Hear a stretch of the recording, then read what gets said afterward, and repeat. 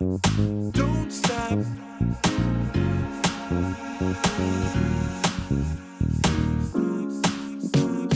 Don't stop, gotta get it going. Keep it moving, won't stop. Rhythm overflowing. Don't stop, gotta get it going. Keep it moving, won't stop. Rhythm overflowing. Don't stop, don't stop.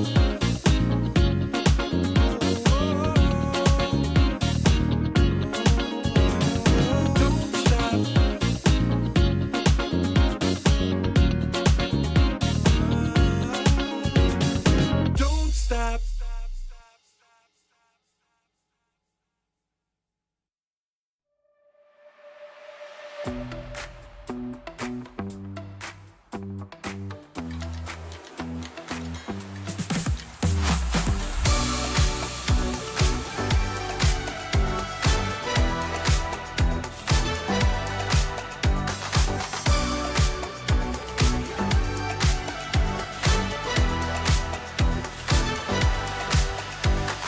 Walking through the bar, all eyes on me. People picking up my energy. The music never stops. They play my song on repeat, on repeat. I'm flying till I hit the sky. The melody is getting high. You know how to free my mind, my mind. When I'm with you, my world is golden, so golden. Baby, you make my heart shine golden, so golden. Feeling so alive, let's dance through the night. Come on, raise a glass, we're electrified. When I'm with you, my world is golden, so golden.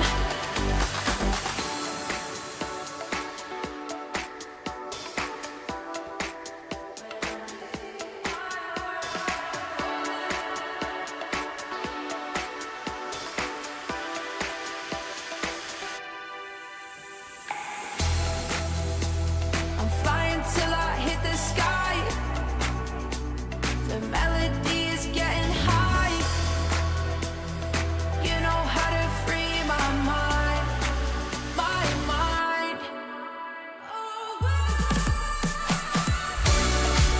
When I'm with you, my world is golden, so golden. Baby, you make my heart shine golden, so golden.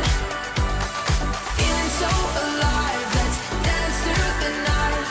Come on, raise a glass, we're electrified. When I'm with you, my world is golden, so golden.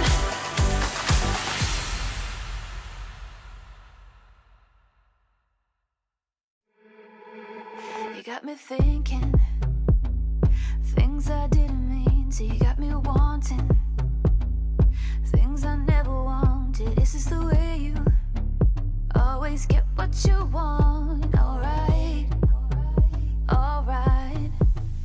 You got me right inside of my head. You got me so, so close on the tip of your tongue. This is the way you always get what you want. Alright, alright. Let's do and say that we're done. Let's do, I know that you want to. Let's do and say that we're done. Say that we're done. Let's do and say that we're done. Let's do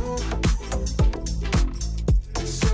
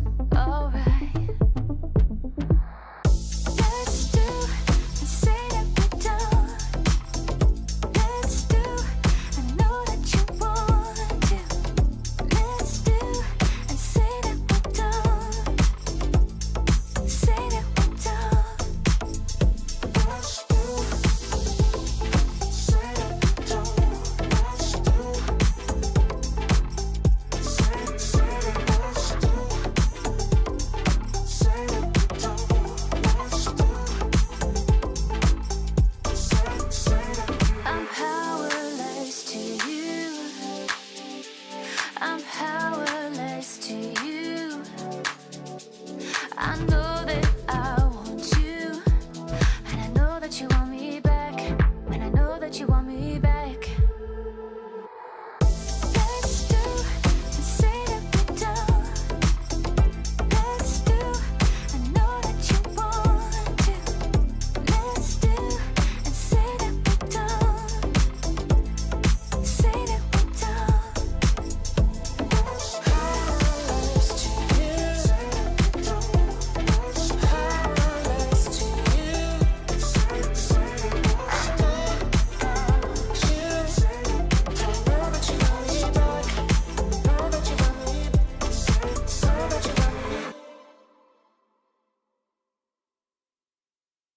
Ding ding.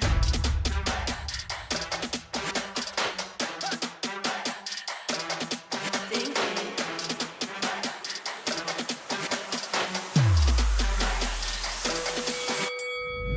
Why you just have that look upon your face with the underestimation? It is so yesterday. 'Cause baby, I can fly without you by my side. I can do a whole lot more than just look pretty. I know that it'll take some time to see, but you're never stopping me. I know that we ain't giving up. If you thought so, well, tough luck. So we're just gonna do our thing. Ain't over till the bell goes ding. We're gonna fight, so step aside and let us sing. We're gonna bring you down. If you think you'll stop us somehow, just let us do our thing. This ain't over till the bell goes ding. This ain't over till the bell goes. This ain't over till the bell goes. This ain't over till the bell goes. If you think I've had enough, well, I guess you don't know tough. I'll never be the one to back down. You haven't been the first one to show me doubt. 'Cause baby, I can fly without you by my side. You're never breaking me, never stopping me, never making me be less than all of me. Know that it'll take some time to see, but you're never stopping me. Hello guys, welcome to the second day of Snapdragon Mobile Challenge Finals MLBB Season 5. Today we gonna witness some epic battles from the team who's are gonna play. And now, I'm with the boys who are preparing for the pre-show. Let the battle begin.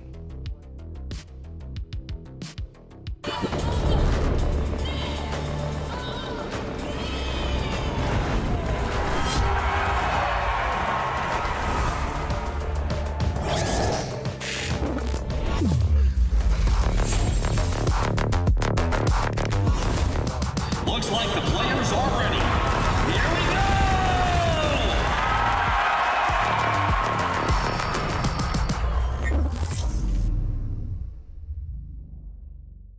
The Snapdragon Pro Series is brought to you by Snapdragon Elite Gaming, Monster Energy, and DHL.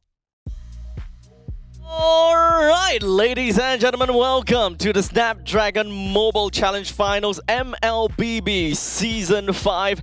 A really warm, welcome to every single one to the show. My name is Abstract, and this is gonna be a pre-show segment together with my Singaporean homies.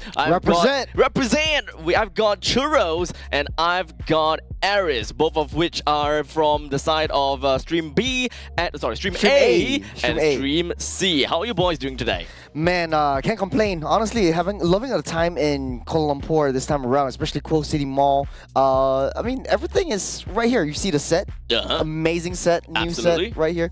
But babe, how are you feeling? Hey, I'm doing fine, dear. Thanks for asking. We didn't really have a good time in Stream C. We had huge games, but I think we'll talk a little bit about the results later on. Yeah. But hey, I gotta admit, the city's fine, the water's fine. Come on in, come on in, the water's fine. I honestly miss casting with you guys. Like back in MPL SG, we've always been together. We're taking over the show today. We're taking over the It's show SG today. show. We've got a nice couch over here. Yeah, but one thing that I would like to address is what is all this bromance without me? You don't know. Are you the host? He doesn't Are you a know. caster? But he doesn't know. I'm main host. Are I'm you the main caster? host. No, but are you a Scoot caster? aside. But- Scoot yeah, aside. Scoot aside Come right on now. in. Scoot Come aside. on in. The water's fine. The water's fine, Water's ladies and fine. gentlemen. Okay, This okay. is it. This It's is easier it. for the- This for the is it. camera This too, is 'cause, way like, right easier. now, They we only just have had like that two camera to really work with. So to be honest, I gotta have to talk about the groups thus far. Whatever that has happened in the past one day, which was only at yesterday. So, Churros, tell me a little bit more about Group A. So Group A, TLPH topping the charts with 5 points, then Homeboys and RSGPH with 4. Geek Fam steady around 3. They They do still have a okay. chance today Yeah. breaking through the top 3. Remember, guys, only the top 3 of each group gets into the finals. The final playoffs that's happening on the 2nd to 4th of August at Quill City Mall. Yeah. Team Flash, man, they had a really rough time, but babe, you want to take this? Yeah, NIP Flash as well as Victor Bad. little Which bit honestly, uncomfortable. both teams, honestly, both teams had good performances, but they find themselves at the bottom of the charts with only 1 point each. Yeah. It is definitely unfortunate. But hey, this is not the true face of NIP Flash. I've been telling my Malaysian homies yesterday the whole time, it's not the true NIP Flash. So if you guys want to see the true NIP Flash, watch MPLSG lah, huh? So for now, we gotta have to talk about Group B as well, right? Yeah, of We've course. got Group A and Group B. So let's just run it on down and take a look at what exactly has happened thus far, Aris.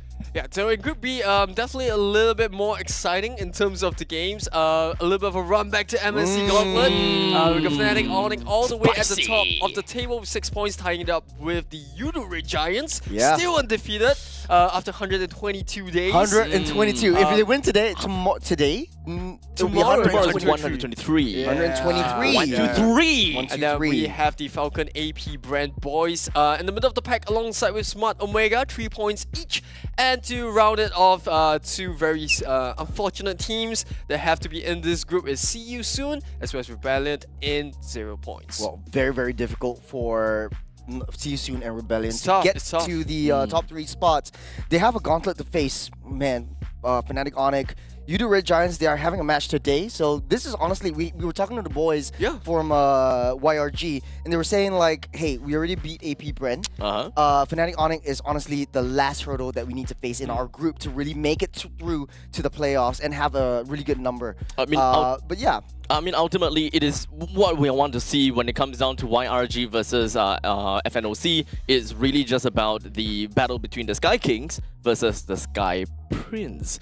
And this is where I really want to talk more about what is about to happen for the entirety of today. Because we, as you guys probably know, if you have been tuning into stream A, B, and C yesterday, you would have known that we have split up some of these games. As such, you will be able to tune into very specific streams for very specific games that you would like to watch. Like for example, if you're a Malaysian who really just want to watch YRG, you gotta have to tune in to stream A and take a look at their game at 6:30 p.m. Well, in the meantime, you know, we have a lot of Filipinos and Indonesian teams over here, so it's pretty much spread all across the board. So take a look at this schedule, tell me what you guys feel about it, and of course, tune into the streams that you would want to watch, or even better, tune into every single one by popping in every single one of these links. Yeah, I'm honestly looking forward to my stream A. We're Asians, not Bishans or Asians. Oh, After okay, all, that's what you're gonna do about it, huh? who would want to miss YRG versus Fnatic Onyx? Okay, you know what? This is where we draw the line. I ain't sitting next to you anymore. No more. The only thing you have is a nice set, and we can all agree with that. He said it, not me. He said it. Overseas for the cool kids. Yeah, anyways. yeah, that's Yeah. it. Okay. Speaking of Udurate Giants, we have to talk a little bit more about them. Sure. Let's just talk about them, alright? Because when it comes down to Udurate Giants, they have been on a 121-day win streak since yesterday. And MSC did not stop them at all. And I gotta have to say, this is amazing coming in from YRG. In fact, not necessarily just YRG, because we are starting to see the resurgence of this Malaysian region too. As we preview what happened yesterday, Homeboys, I believe that they have been technically undefeated in their series as well, right? Yes.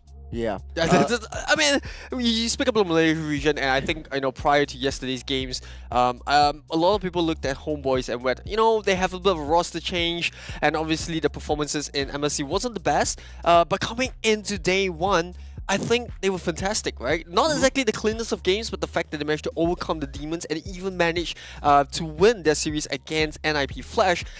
We have to start talking about the region as a whole. They look fantastic in day one. Yeah. Homeboys actually beat Geek Fam, and everyone was favoriting Geek Fam. It was a 1-2 or 2-1. They beat them 2-1. First game, a little bit of a rough ways, a warm-up game for them, and then, oh man, the comeback from the entirety of Homeboys was just on point from the entirety of that team. It really shows that they've played together, although they only trained together 7 days before coming into the challenge finals. They actually showed a lot of synergy coming into this. I gotta have to say, Malaysians, they definitely are the surging waves or the raging waves at this point in time. So perhaps we'll be able to tell a little bit more about how Homeboys and YRG is doing on the tier list as we see all the way at the S tier. Alright, so this tier list is formulated based on the games of yesterday and of course based on how they have been doing thus far throughout their entire career. So at the top, we do have Yudu Red Giants, Falcons AP brand, as well as Team Liquid PH. Any objections from you two?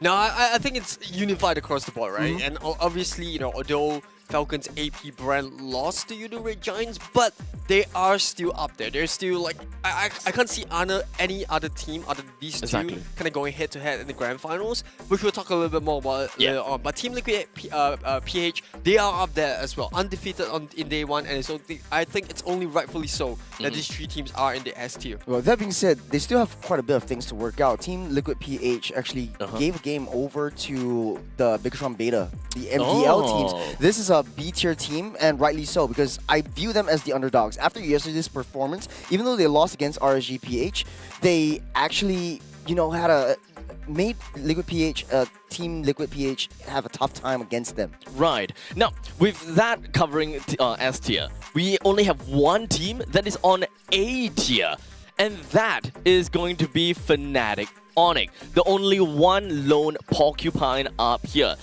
Why is it so that they are alone here? No one else really classified for A tier? I think the A tier list is a very tricky list to work with, right? Because they're just underneath the S tier, but there is still a certain degree of promising performances that they had in day one.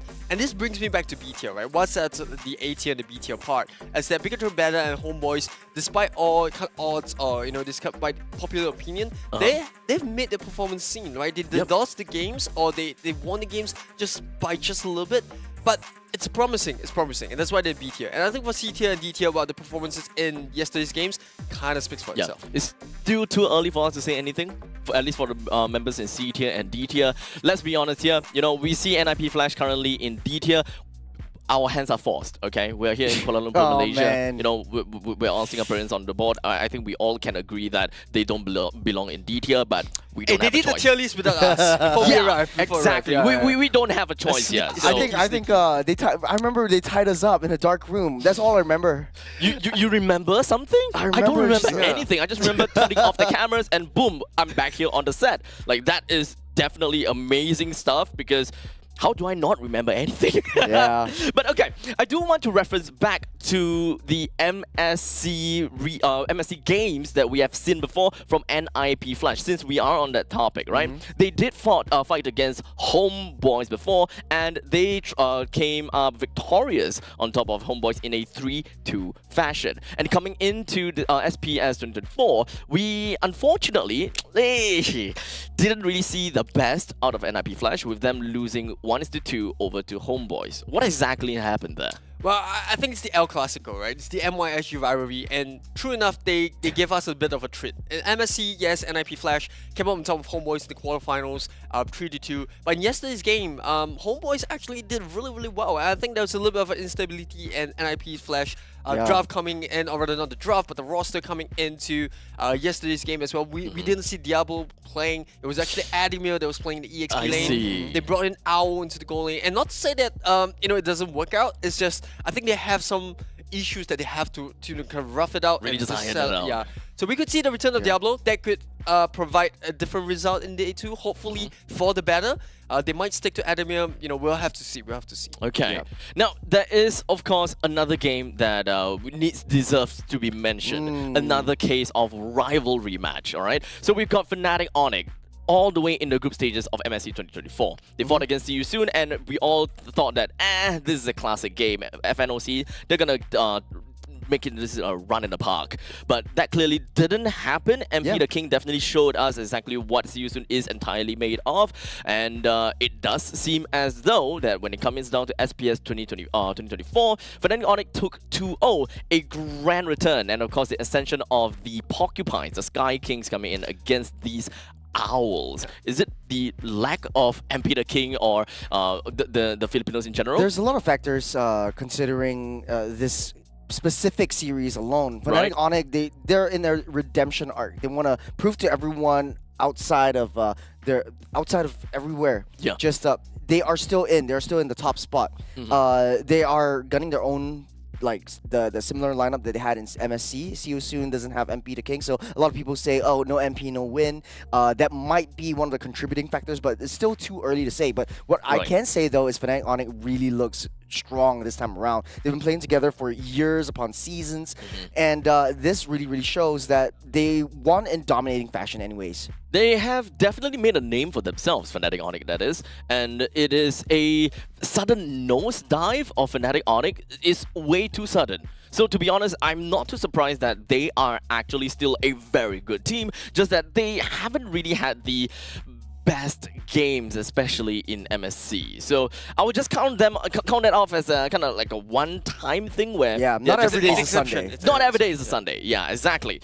Now, of course, we're gonna have to take a look at quite a bit of things next, all right? Because we do have quite some very interesting stuff that has happened yesterday, right? But before that, we are definitely want to taking a look at what kind of plays that we have got, because at the end of yesterday we did have 3 players that have pretty much scored them, the play of the day, and I'm pretty sure that we have got Stream A coming up in here. Stream A, we've got Geek Fam versus Bigatron Beta. That's going to be the first game. It's going to be first game. You do Red Giants, FNOC, and then RSGPH versus Homeboys. Which one we're going to have to look out for? Definitely the Udo Red Giants versus Fnatic Onyx, because they are topping the charts at this point. Udo Red Giants this is their final hurdle if they really want to solidify their space at the top spot of the group stages. Right. We like I said, we talked to the boys yesterday. They're not really scared of any other team except for the respect that they showed towards Fnatic Onyx. So that is the one that we're gonna have to watch, huh? Yes, sir. YRG versus FNOC, Sky Kings, Sky Prince.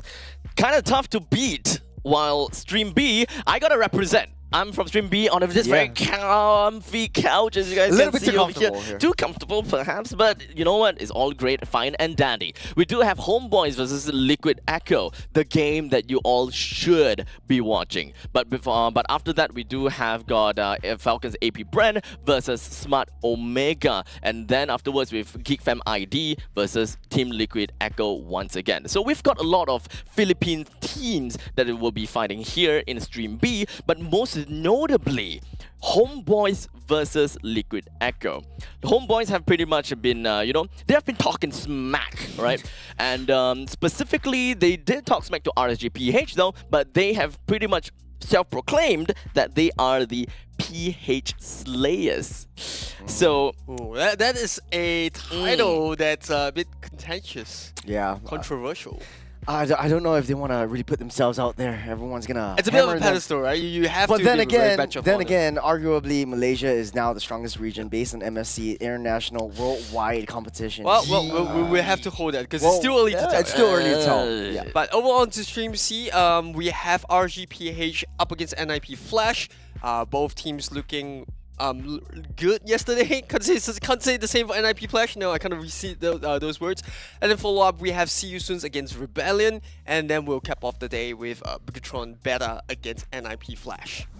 So, of course, we've got a really quick understanding as to what we have seen before between RSG Philippines versus Geek Fam yesterday. Group A, round 2. There's so many things going on about, and I gotta have to say, we've got Group A that have pretty much shown their mettle time and time again, but one of the most important things is the resurgence of some of these heroes. You know, there have been different kind of heroes that's been popping right out, and let's not forget about the difference of the new patch itself, right? New items, new heroes. There's so many things that we can eventually be talking about, right? So honestly, I'm super excited how that will eventually become. However, we are going to go off for a very short break first, as we are going to be settling down in our respective streams, and only after that we will be split up once again into our group A, B, or rather stream A, B, and C. So which stream you're going to be tuning in, or are you going to be streaming to all of them? So make sure you guys don't go away too far. We'll be right back with you.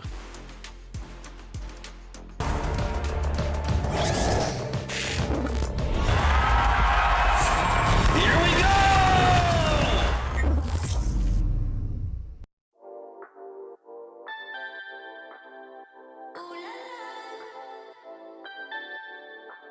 Let's go. Put it in motion. Baby, we're going faster, faster, faster, faster. Seizing the moment. Baby, keep going faster, faster, faster, faster. Speed on, make that thing rev. Foot on the gas till you got nothing left. Let's drive to the top of the mountain and see the view. Let's vibe, looking back on the journey, just me and you. Ain't nobody wanna go slow. Yeah, I was chilling in the past, I was solo. Now that I got you in my life, I'm like, go, go. I be living for the thrill of it. Whoa, whoa. I hear you like to gamble. Let's take the road, let's travel. No, I'm a lot to handle, but I wanna go fast with you. Think we can go the distance, although I know we're different. Together we both fit it, so I wanna go fast with you. Put it in motion, baby, we're going faster, faster, faster, faster. Seizing the moment, baby, keep going faster, faster, faster, faster. It's like they never even seen us, and nothing will ever get in between us. I'ma ride by your side every season, and if anyone try to stop us, we just speed up. Yeah, always keep it at 100. Top down, pretty face, so sun-kissed. Know it's scary, but I swear I really love this. Big shades on, summertime in London. I hear you like to gamble. Let's take the road, let's travel. No, I'm a lot to handle, but I wanna go fast with you. Think we could go the distance, although I know we're different. Together we both fit it, so I wanna go fast with you. Put it in motion, baby, we're going faster, faster, faster, faster. Seizing the moment, baby, keep going faster, faster, faster, faster. Put it in motion, baby, we're going faster, faster, faster, faster. Seizing the moment, baby, keep going faster, faster, faster, faster. Ding ding.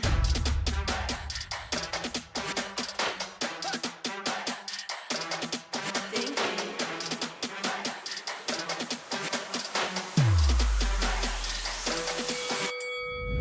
Why you just have that look upon your face with the underestimation? It is so yesterday. 'Cause baby, I can't fly without you by my side. I can do a whole lot more than just look pretty. I know that it'll take some time to see, but you're never stopping me. I know that we ain't giving up. If you thought so, well, tough luck. So we're just gonna do our thing. Ain't over till the bell goes ding. We're gonna fight, so step aside and let us sing. We're gonna bring you down. If you think you'll stop us somehow, just let us do our thing. This ain't over till the bell goes ding.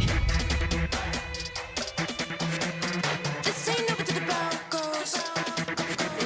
This ain't over till the bell goes. This ain't over till the bell goes.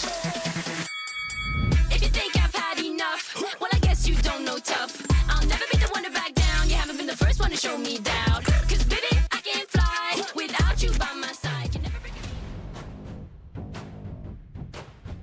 All right, ladies and gentlemen, welcome back to the show. And we have got quite a day for you guys as we have a lot of games lined up for you. With the very first game today, Homeboys Malaysia going up against Team Liquid Philippines. I'm pretty sure that every single one of you guys are waiting, tuning for this because Homeboys, boy, they have been talking smack about Philippines time and time again.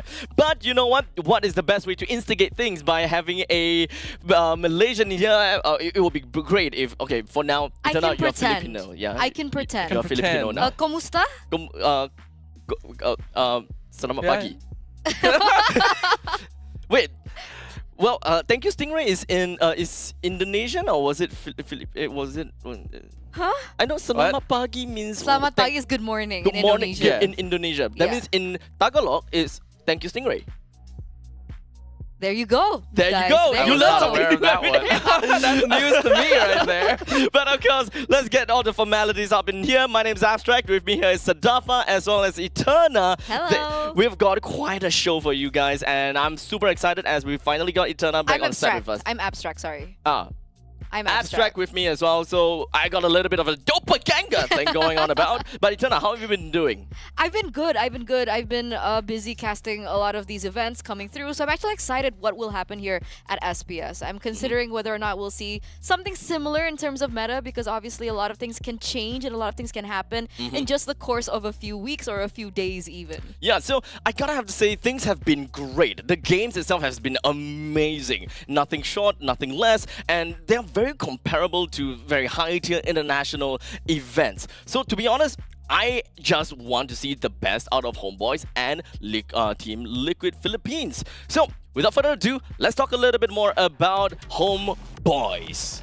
We got the boys right here. We got Yetri, Amal, Udil, Amal, and Nets. And for those of you who may be just joining us today, you may realize that this is a very different lineup than we saw from MSC. Homeboys has been through a little bit of a shakeup, and I have to admit, I personally didn't have enough faith in our boys, but they really proved themselves by winning out their game so far. So I'm really excited to actually get to cast a game personally and see what they truly can do. Don't worry, not just you.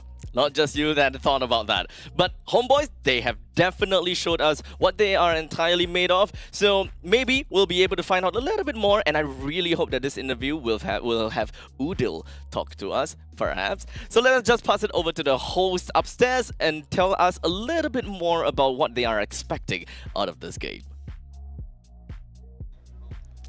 And now I am in the Homeboys player booth with the one and only, the spicy boy, Udil. Hello, hello.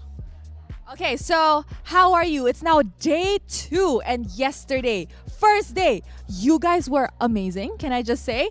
I was at the edge of my seat. I was like, oh my God, we only have 2 representatives and Homeboys is doing an amazing job. Now, going up against Liquid Echo, if you guys actually manage to secure this, the possibility of entering playoffs is very, very high. So, Udil, what do you think? Do you guys think you guys can win this against Echo?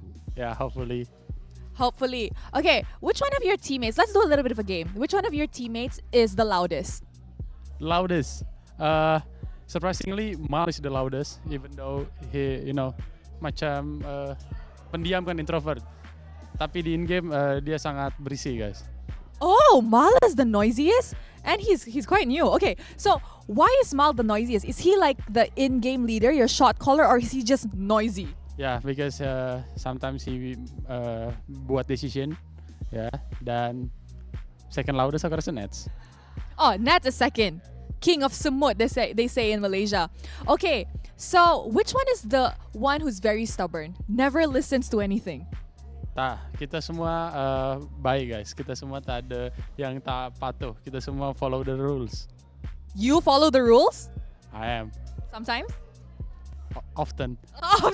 Not always, but sometimes. Okay, I like that. All right, so what about your 2 new players? How are they adapting? Are they comfortable? Do they talk? Is communications okay? Yeah, they were doing good. You guys bisa tengok dari result kemarin. So ya, aku sangat senang dengan perkembangan mereka. Aku sangat senang dengan kerja keras mereka. JG, RSG, ya itu dorang berisik, guys. Okay, since the other booth is saying GGRSG, how about can you guys like cheer? A little bit of a cheer? Can we hear that? Like go homeboys or something? Whatever your cheer is, can we do that? Can we get coach? Coach, lead the chant. So, because they said GGRSG, are you guys not gonna do anything? We wanna hear it. We wanna see it on cam. Okay? Okay, coach is briefing them because that's what the coaches do. Udil, go back there. I want you guys to cheer from there, okay? Okay, all right. Here we go. We're gonna see it firsthand, guys, from the player booth of Homeboys itself. All right, get comfy. Can I join? I'm gonna join. Okay, ready? I'll join from the side.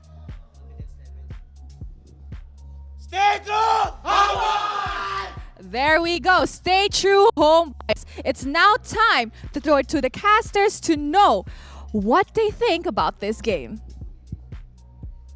Thank you so much, Rose, and of course, thank you so much to Udil. Who would have thought that Mars is the one that is the loudest one, even though he's kind of like a introvert apparently. So, Eterna, well, what would you expect out of Homeboys, especially since like, you know, the PH Slayers, and now technically you are like PH Eterna. Oh yeah, I'm PH PH Eterna. Eterna. Okay, Filipino Eterna here. Yeah. Honestly, I'm actually quite curious what the Homeboys have, right? I mean, even you mentioned that you had a little bit of doubt in them and the fact that they have 2 new players coming through. It's interesting to see how everything has really blended together because from the side of, you know, Echo, it's very different, right? They've been together for so long. We know what they're made of. They have been very strong all throughout MSC and even coming here into SPS. So that difference is going to be one of the main highlights for me personally in that regard. Now, speaking of Echo, I'm pretty sure that we gotta have to take a look and run it down on what exactly we have from Team Liquid PH. Eterna, walk me through this. Yep, we have Sanford, we have Carl TZ, the GOAT, Sanji, JP, as well as Benny QT. And, you know, a lot of people have said, you know, at MSC that perhaps something was kind of off with them. Maybe Sanford was struggling in his terms of hero pool, his picks that was opted for him in the EXP lane. But I'm pretty sure after that loss that they went through, it was a hard loss, by the way. Like, yeah. I actually got the chance to talk to a few of them after their loss, and they didn't expect them to go home that quickly. They expected to go all the way into the grand finals. It's kind of come to the point whereby even they themselves, to a certain extent, wouldn't really know what went wrong. You know that the brand Nokia, like they did so well during in technology, right? But they just went down all the way when it comes down to everything. Shout out. But I mean, they're kind of like that. But back then they were good, but they have no idea why they even fell. They did nothing wrong, but this is kind of like the same situation for Team Liquid PH. They did nothing wrong. Their lineup is still the same. They have been still playing themselves super well, Yep. but ultimately, they haven't really been showing themselves all that great in the international scene. Well, you know what they say about Nokias as well, right? Even after all this time, they're still very sturdy devices. Interesting. So I think gonna that throw it right out. Liquid's still gonna be able to hold on pretty well here, but let's talk about what's on screen, right? Okay, we gotta, right? Because when it comes down to casters' prediction between Homeboys Malaysia versus Team Liquid Philippines, we have one very different prediction. Both Eterna and I have, of course, opted that Team Liquid PH will be 2-0ing out of Homeboys. Now, care to share a little bit more about this, Adafa, other than the fact that you're Malaysian? Oh, can I not use that as a reason? No. Oh, that's not allowed. No. I believe in the Homeboys. I didn't believe in them yesterday. They deserve my faith today, and so I am giving it to them. I've seen the spark, right? I have seen the light, Abstract. Okay. And the Homeboys, I'm really excited to see what they have to bring to the table. I'm doing you a huge favor. The moment that you say, oh, because I'm Malaysian, they're Malaysian, I'm supporting them, that means they are not good, and you're just working on faith. You see? Oh, but I am working on faith, though. But you gotta have to work on their mechanics and macro. And the basis of support is faith. You gotta have faith first. Maybe he's the curse. Maybe you shouldn't have predicted Homeboys this time. Nah, it's okay. I'm not Lavelle. Okay. Okay. Fair point. Let's condolences of Fel. Now, let's just run through onto the pick ban phase right now, because right off the bat, we are already looking at Roger, Angela, Arlott. We've got Chip, Moskov, and Ling that has already been thrown into the banning pool. You know, I think there's one thing that's really important to note before we get into this drafting phases. I think one of the main issues with TLPH earlier on was the fact that maybe they needed a little bit more time to adapt to the meta, right? So we're going to see exactly what prioritizes are going to come forth here, and it looks like the Harith is going to be picked up first by Homeboys. Now, people have found and teams have found a lot of success on blue side. Dafa, do you have the same sentiment? I do think that having blue side is very valuable nowadays, because with the way that the meta has developed, yes, there's a lot of different power picks that are available, which would ordinarily be a sign of red side superiority. But because of the strength of each of these picks individually, being able to choose the one that you want to draft around the most at the very beginning has increased a lot of value. That's why you push the pressure onto the red side to have to get rid of heroes like the Ling, like the Moskov, to make sure that these kind of picks don't show up. But I'm quite surprised, right? Moskov being in the first phase of the ban. Is this respect or not? Because usually we see the Moskov getting banned in like the second phase. I will admit that Nets doesn't play a lot of Moskov overall. Harith is actually a lot more of a comfort pick from him. But we already watched the games yesterday. Moskov was basically responsible for turning games around multiple times. It's just the sort of hero that scales so well that he's going to be scary no matter what. Now, I think it has come to the point whereby Moskov is so annoying in the end game, and most of these teams are generally wanting to play over to the end game scenario to really find themselves a win, whereby they can be more comfortable with how the state of the game is going through thus far. Sir, but for now, let us command? just run Your through team the is picks coming in for both of these teams, with Homeboys picking out onto the Harith, Valentina, and Terizla, while Team Liquid PH have gotten themselves the Edith, Zask again, and Hayabusa. Yeah, it's a strong lineup here from Homeboys, right? And it's definitely setting up for an assassin pick, with the Terizla being placed in the EXP lane. We do have a lot of mid prio as well, with the Valentina, and of course gold lane prio with the Harith. Now, I think Team Liquid PH, they understand this. That's why the Fanny has been respected out of the board. And they're also trying to make sure that this Harith has a good lane, right? Carry gets taken off the board as well. I think one of the things that we found really succeed against the Harith, however, was the Melissa. What do you think about Melissa in the gold lane against the Harith? We haven't seen Melissa in Stream B thus far. I'm not too sure if the other streams have seen any gameplay of her recently, but she's definitely not one of the gold lanes that you see prioritized these days. Yeah, it can work because she really hurts in the early stages. It's so hard to lane against her, and especially when you're on a hero like Harith, you really aim to win the gold lane. So if you're already put behind early, it loses out a lot of that window of opportunity. The problem of Melissa is that her ability to carry games is a lot lower these days, because even though she has that ultimate, assassins jump on her very easily. So speaking of the Melissa, we've got a lot of talks about the marksman that Team Liquid PH gonna have to pick up. But unfortunately, with Claude and Carry out of the picture, that Melissa pick might actually just surface, unless Team Liquid PH understands that there is a possibility that Homeboys will want to play something even more aggressive, despite the fact that Fanny and Ling has already been banned out. There could still be assassins that is available for Homeboys. And you know the drill. Whenever there is an assassin on the opponent's side and you are super afraid of giving them that kind of snowball, you naturally just revert over to a Ruby gold lane, where you are just sandbagging your own lane.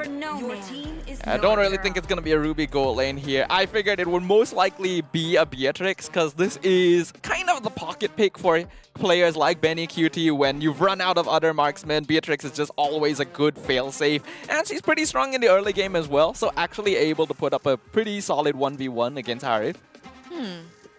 I don't know. I'm kind of worried about the Beatrix, honestly, in lane against the Harith. I agree with everything that you mentioned before that, but the lane with the Harith, I think that's going to be very interesting to see.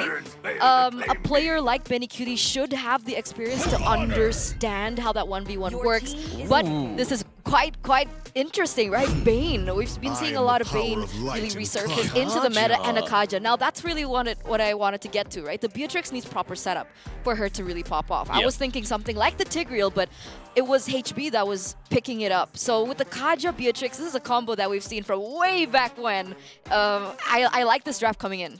I absolutely understand how they have drafted a Beatrix leading into a Kaja now. Understandably, whenever you want to, whenever you have a Zask, you will want to play a little bit more pick-off, especially since you can ramp up the damage coming in from the Death Ray. But not only can they take advantage of this Zask, they can use a Beatrix who can really burst people down that is within the Divine Judgment, or you can even double dip into having some nice zone control when it comes down to Neighbor's Passion or Banet's Rage. And that is where Beatrix really shine, being able to dip her toes in every single segment, whereby she has high ground, she have wave clear, she have crowd control, or not crowd control, but she have aerial denial, she got burst. It's pretty insane of a marksman, and I'm super excited to see what exactly Team Liquid PH have got in store for us. As for now, we're going to be jumping into game number 1. Thank you over to Eterna. We'll invite her back over to the game right after this game. But for now, how is this gonna be between Homeboys versus Liquid PH?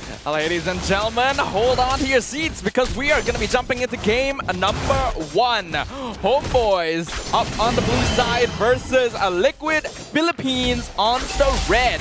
And I think this is gonna be a very interesting battle as well because it does seem clear to be Homeboys, they've got a team fight lineup. Liquid, they got a pick-off lineup. It should be pretty fun.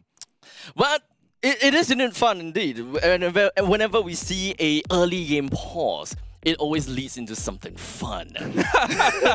You can't disagree with that, right? Fun with quotes. Fun with quotes. I mean, subjective. But now at least we have a lot of time to really just kind of digest what is going on and what we can expect coming in from Homeboys lineup or what we can expect from Team Liquid PH lineup. I did very briefly talk about the fact that Team Liquid PH kind of thrives in that pickoff, considering that we've got JP that can literally just Divine Judgment someone. Benny Cutie can take advantage of it. Sanji can take advantage of it. Heck, sometimes even Carl Teasy can take advantage of it. And I believe that they still have pretty strong game when it comes down to team fight. But how about Homeboys? This kind of look like they are just going all in on the team fights. Homeboys is just straight up really strong at 5v5, right? They have Penalty Zone, they have Implosion, they have the Deadly Catch. If Liquid decides to go for a direct 5v5 lineup, Homeboys should win on paper almost every single time. Yes, Liquid's still gonna have a pretty good team fights, right? They got strong AoEs with Beatrix and the Zask, but it still doesn't quite match up if they all get caught together. So they want to be the ones controlling like how the fight is ongoing, I think. I would believe that Team Liquid would be the one that really wants to control and be the pace setter, especially since you would want the Kaja to constantly be roaming about, open up the river a little bit, trying to get the true dominance around. Understandably, yes, we're looking at Tigreal. He's a lot more beefy as compared to Kaja, but you gotta have to understand that Kaja definitely have got the range to outpoke against this Tigreal. Now, I personally do want to ask, right? I think it's pretty easy to look at the lineups and say Homeboys is team fight, Liquid is pick off, right? Yeah. But how about phases of the game, right? Who should be at the advantage in the first few minutes, and who should be playing more like aggressively or defensively? So at least what I believe, right? You can verify for me after that, right? We've got Edith as well as Teresa in the EXP lane. You will want to leave these two alone. It's just a wet noodle fight all day, every day, probably all the way until 5 minutes until one of them gets unlocked. Now, at least when it comes down to Harith versus a Beatrix, we know that Harith is outright just going to be sandbagging the lane and being able to use a Synchro Fission to, number 1, poke Beatrix, and number 2, clear the wave at the same time, giving this Harith great lane priority. But now it leaves over to the question about Zask. Is he really all that meta? How does he play onto Valentina, having Valentina being one of those mage heroes that have the best, which is the best in lane priority, probably fighting against Novaria as well as Lilia. So to answer that, I would say that Homeboys very likely they are the one that would really want to encapsulate the entirety of the river and try to put themselves on the map in the goal lane as much as possible to really oppress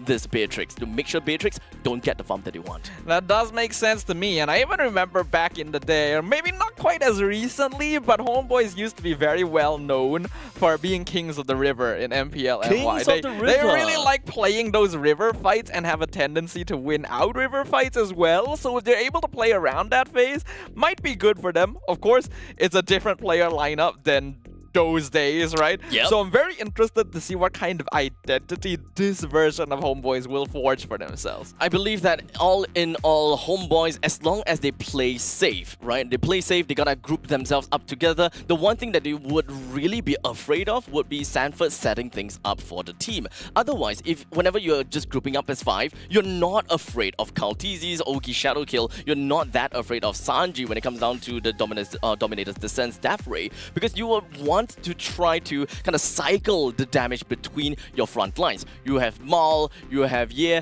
and you have Amal. They all can really cycle all these damage relatively effectively. And let's not forget about the fact that IMU coming in from Udil would be able to play a very major part. What kind of roles they want to fill, or rather, what kind of gaps they want to fill. Do they want more catch and they can actually get the Divine Judgment? Do they want to clear waves, or do they want to just deny an area, deny a zone that Sanji has managed to capture for himself through the Nightmarish Spawn? Then Nibiru's Passion, Bennett's Rage, all these are relatively good ultimates that you may potentially steal. You want to get out of situations fast? Ogi Shadowkill.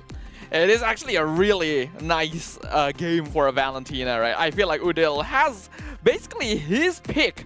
Whatever he needs is already available for him on the side of Liquid, like you mentioned, right? You have Setup in Divine Judgment, you have Escape in Ogi Shadowkill and Dominator's Descent, and then you have Damage in Primal Wrath or Nibiru's Passion. It's just so many different things you can go for, but we also have to note, when it comes to drafting, right, there's usually 2 ways to counter Valentina. You either don't give them any good ults at all, or give them or you everything. give them so many that they can't choose one. And well, I think this very clearly falls into the latter. Could that be a problem?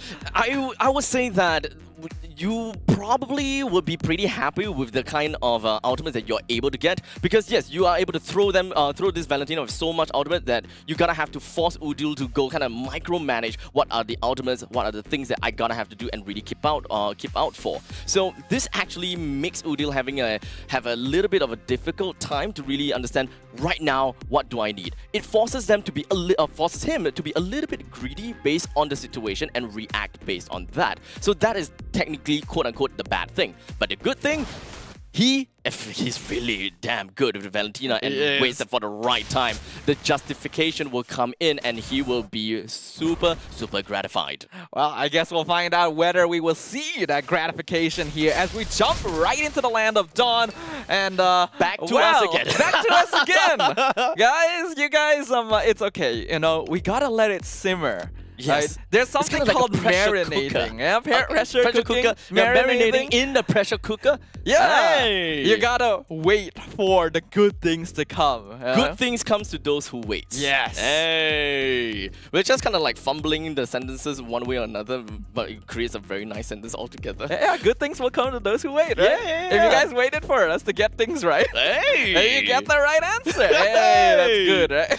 Now, of course, we have more or less been talking about the lineup that we expect out of Homeboys, what is going to be their win condition in the early stages, Team Liquid also in the early game and such. But let's be honest here, most of the time, it is not about the early game. We have seen from many of these teams, they win the early game very well, but the late game just kind of meh. I do agree. The early late game phase kind of question, I think, has become a lot bigger in the current meta. In the past, you can kind of argue between playing different phases, because when you have tank junglers around and you have really bulky roamers, then you can kind of get away with making mistakes here and there. But now, when there's so much aggression, so much damage flying all over the place, you make a single mistake, your entire lead is gone, you fall super behind, you don't have any late game scaling, and you realize, oh, I'm just stuck in a bad situation. So looking at the drafts, who do you think is more likely for that to happen to? Honestly, it kind of falls to me to be Liquid PH. Their draft is a little bit more difficult to execute, in my opinion. While for Homeboys, all they gotta do is throw ultimates, right? You got the Tigreal with the implosion, you got the penalty zone from yeah. As long as you see the right moments, and if your team is able to catch up to you, it's pretty normal for these teams to know what they want to do. It comes very instinctually. Yeah, like when you have all these big ultimates together, when you have so much AoE and teamfight capability, it seems like it'd be a lot easier to approach things, right? You go in, penalty zone, implosion, deadly catch, the entire enemy team is just almost dead already. Easier to execute. But Liquid it needs a falls bit hard. more finesse, yes. But I think anyone who has played pub games and has had heroes like Tigreal and Terizla on their team and watched them whiff time and time again may not agree with you. You know, you happen to be on the unfortunate side, you know. Once you fall hard because there is a long cooldown off of that, and there's really nothing much you can do during that situation and during that time. But for now, while we have the time, it's great for us to be able to talk a little bit more about the team head-to-head between Homeboys and Team Liquid PH. And as you can pretty much tell, we've got quite a bit of a interesting pick when it comes down to the most pick from both sides. Homeboys, especially when it comes down to their season, or rather when it comes down to their career, we've got Xavier, and we have seen that ourselves with our own eyes in MSC. Udale, he loves Xavier, he loves to be aggressive, he loves playing on these mages that are able to do that damage. But let's come back to that a little bit later, because we are once again back in the land of Dawn. Thank you for your patience, ladies and gentlemen. It's time to get underway. Again, this is Game 1 between Homeboys and Team Liquid Philippines. I can already tell that this is gonna be a good game, because good things come to those who wait. Every single one of you guys that have been waiting, this is gonna be a good game. You guys have been marinating. Oh, hold on, Ogi Shadow kill. Okay, not gonna be enough here for CallTZ to get a kill. Yep, a quick little poke ought to be enough for Team Liquid PH, but the purple buff is eventually going to be waiting for Team Liquid, or rather the other way around. CallTZ is going to be waiting for the purple buff, while Homeboys can actually take this advantage to try to gain control over the turtle as soon as they can, just so that they can kind of push this Hayabusa away, gain themselves quite a little bit of a lead before they even try to put themselves in their tougher spot 3 minutes into the game.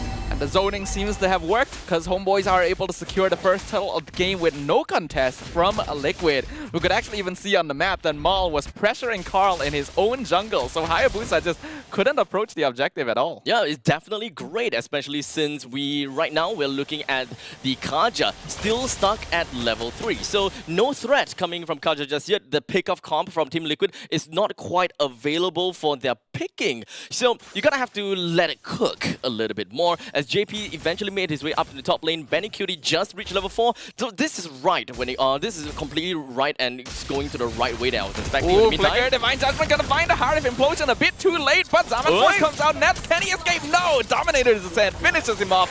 First blood gonna be claimed by Sanji. Sanji now gonna need to escape from Udil, who's taking a lot of damage. Ogi Shadowkill gonna finish out Valentina, and the Daily Cat comes out, not gonna find Carl, who is right on top of Maul. Penalty zone going to miss completely, and Maul will pay the price. Triple kill for CallTZ, and make that another, as Homeboys are effectively wiped out from the top lane. Well, that's a good game indeed.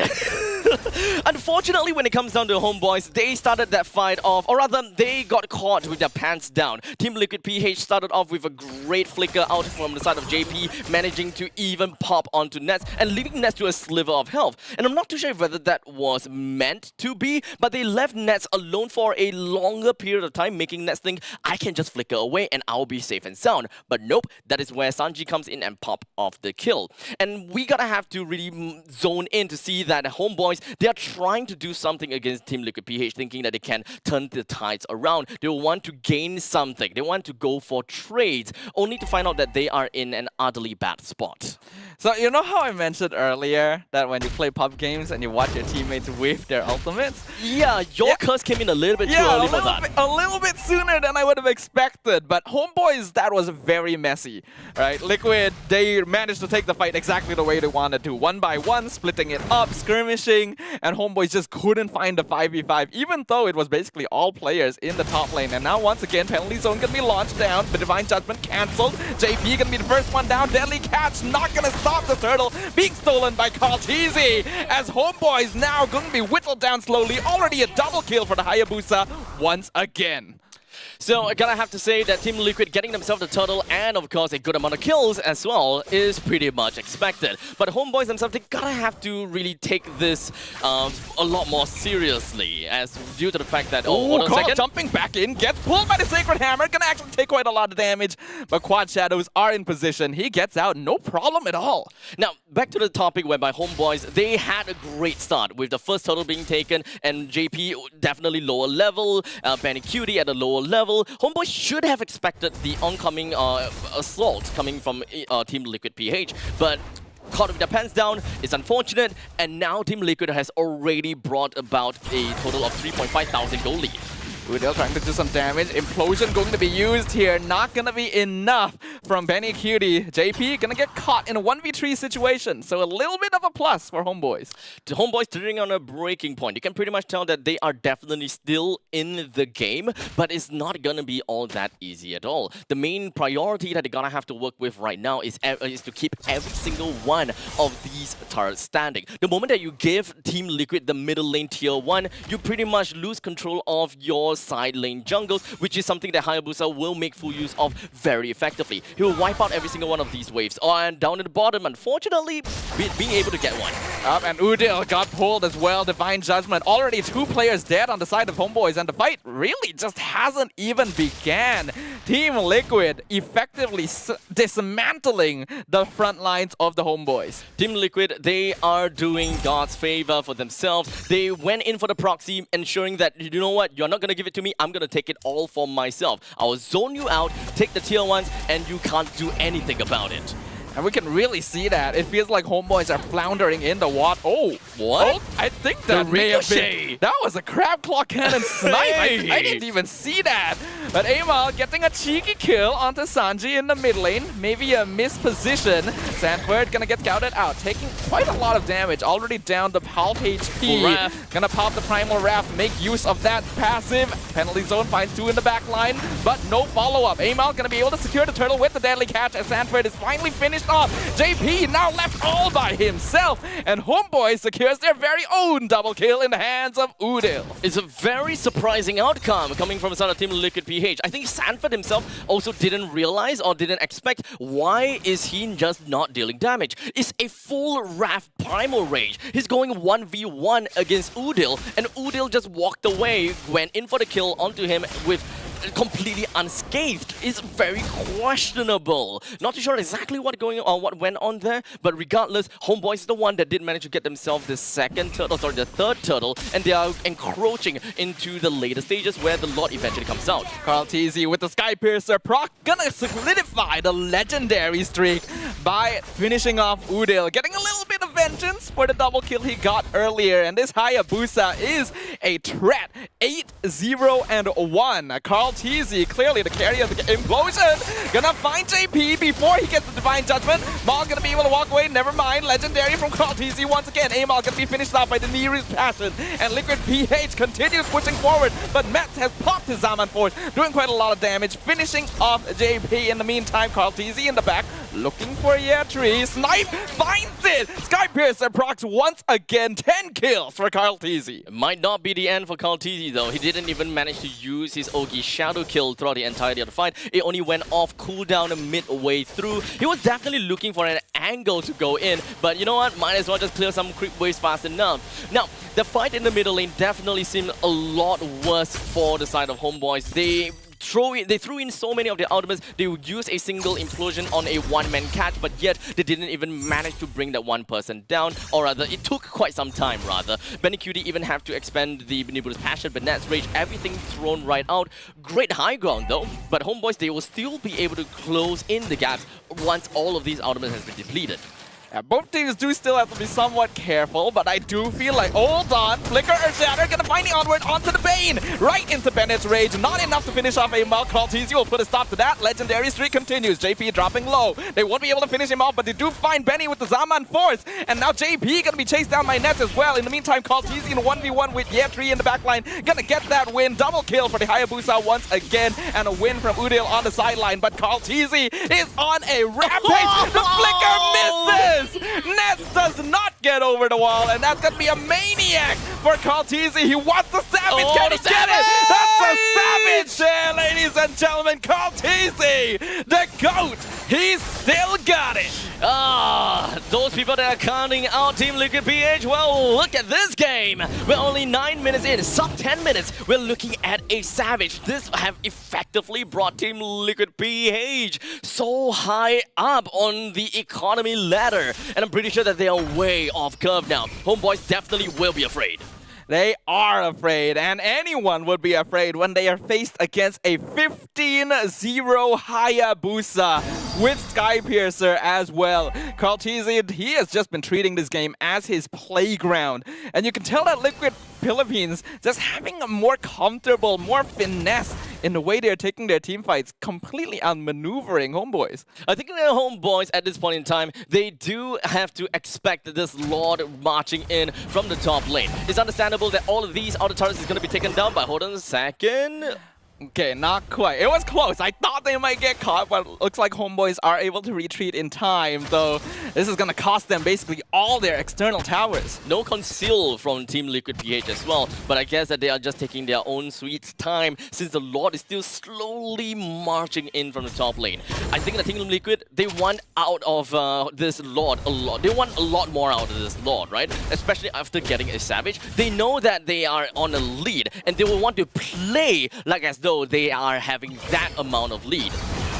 Oh, Crawlteasy looking for Udil. He does so much damage. Udil's just gone. The Valentina, a non-factor.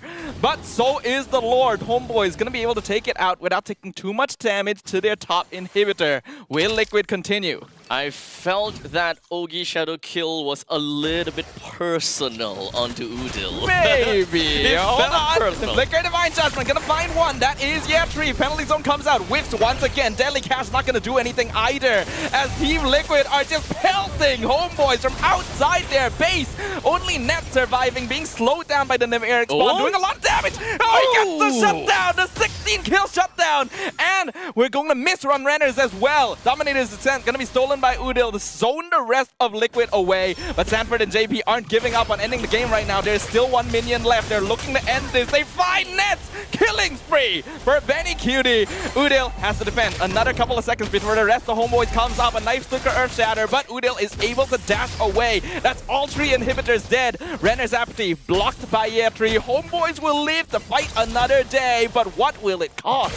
Team Liquid got a lot more than they asked for. I'm pretty sure that they wanted to get one of the inhibitors, but with the unfortunate situations coming from the side of Homeboys, with a little bit of mistakes here and there, Team Liquid PH ultimately took advantage of every single one of these mistakes and broke down all of these turrets. I gotta say though, Ness just sacrificing himself in order to keep the core intact. Very much worth it, but unfortunately, how far can they go since we are looking at a 9,000 gold deficit? Yeah, the gold deficit is just way too high. Normally, getting a shutdown on a 16 kill streak should really pull you back into the game, but Homeboys are so far behind. Full item Hayabusa, by the way. Yes, I think he's been full items for a long time, honestly. For a long time, really? Yeah, I wouldn't be surprised. I can't confirm, but I would not be surprised. 12k gold, yeah. It's fair enough. Roughly about 10,000 gold is where you will be able to max it out, especially since the Skypiercer is deathly cheap. Homeboys maybe a little bit too far out here, not able to contest the Lord, but looks like Liquid isn't planning to full dive. They know they have the Lord now, they have the wave advantage, there's no need for them to commit here, they can just end with the next push. There is still a lot of respect that Team Liquid PH have gotten for the side of Homeboys. They know that they don't necessarily have to force it, they don't have to be desperate. It's only 13, close to 14 minutes into the game. Crawlteasy is already online, Benny Cutie is going to be the next on, so they can wait all they want, but unfortunately, I don't think that they are gonna give Homeboys that luxury. Definitely not. No towers left, barely any minions to play with. The waves being synced by Liquid Philippines. This could be the end of game 1. Flicker Divine Judgment finds the bait. Amal's just gone. Mega kill for Benny Cutie. Meanwhile, Cortese comes in from the side. Ogi Shadow kill, dropping all of Homeboy so low, so fast. Udil's already gone. Implosion comes in from Maul, but there's no one to follow up on it. They're already dead. And so is the Crystal. Liquid Philippines will clear game 1 with no sweat at all. I gotta have to say, this game definitely seemed pretty darn easy for the side of Team Liquid PH. And as for the side of Homeboys, I think that we don't have to rub salt into their wound at this point, right? They definitely know what is the problem with the micro, and not necessarily macro, it's mostly on the micro side, I gotta say. So, but you know what? I'm just gonna leave it as it is. But I do want to invite Eterna back onto the panel here with us. And Eterna, tell me a little bit more. Do you manage to learn anything, or anything that is worth mentioning? I learned today that Carl Teasy has a thing for revenge. Oh. And, like back at MSC when he started to pick up the assassins, a lot of people are like, yeah, maybe Carl Teasy's the GOAT, but maybe his time has passed. Ooh. Maybe he's unable to pick up the assassins anymore. Who Maybe he said don't that? got the micro skills. I will not mention who said it, but he said it in an interview. So I'm pretty sure a lot of people out there can actually pick up that clip.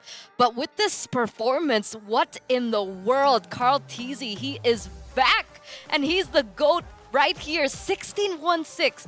The fact that he was even taken off, that was a surprise for me. But I think that was like a, you know what? I might as well just die here. Yeah, It doesn't matter one-off. anyway. Yeah, the bounty, it doesn't matter. Because like even when he got that shutdown, he was still like a 1K gold lead below of the Beatrix of Benny Cutie. So it didn't really matter in the grand scheme of things. And the fact that he was so far behind for Nets, right, straight from the beginning, he couldn't even go for Holy Crystal, right? He had to go for Divine Glaive. You already saw that there were a lot of Athena shields being built up from the side of TLPH. That power spike that we expected from Ahara didn't come up until, well, it didn't even come at all.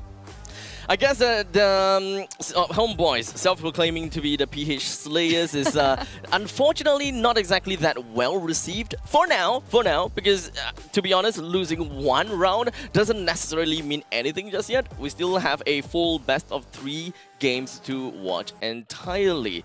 But regardless of all of that, I gotta have to say there is a lot of things that Homeboys gotta have to iron out, and perhaps ban the Terizla and not play the Terizla instead. That is probably gonna be my my suggestion to Homeboys.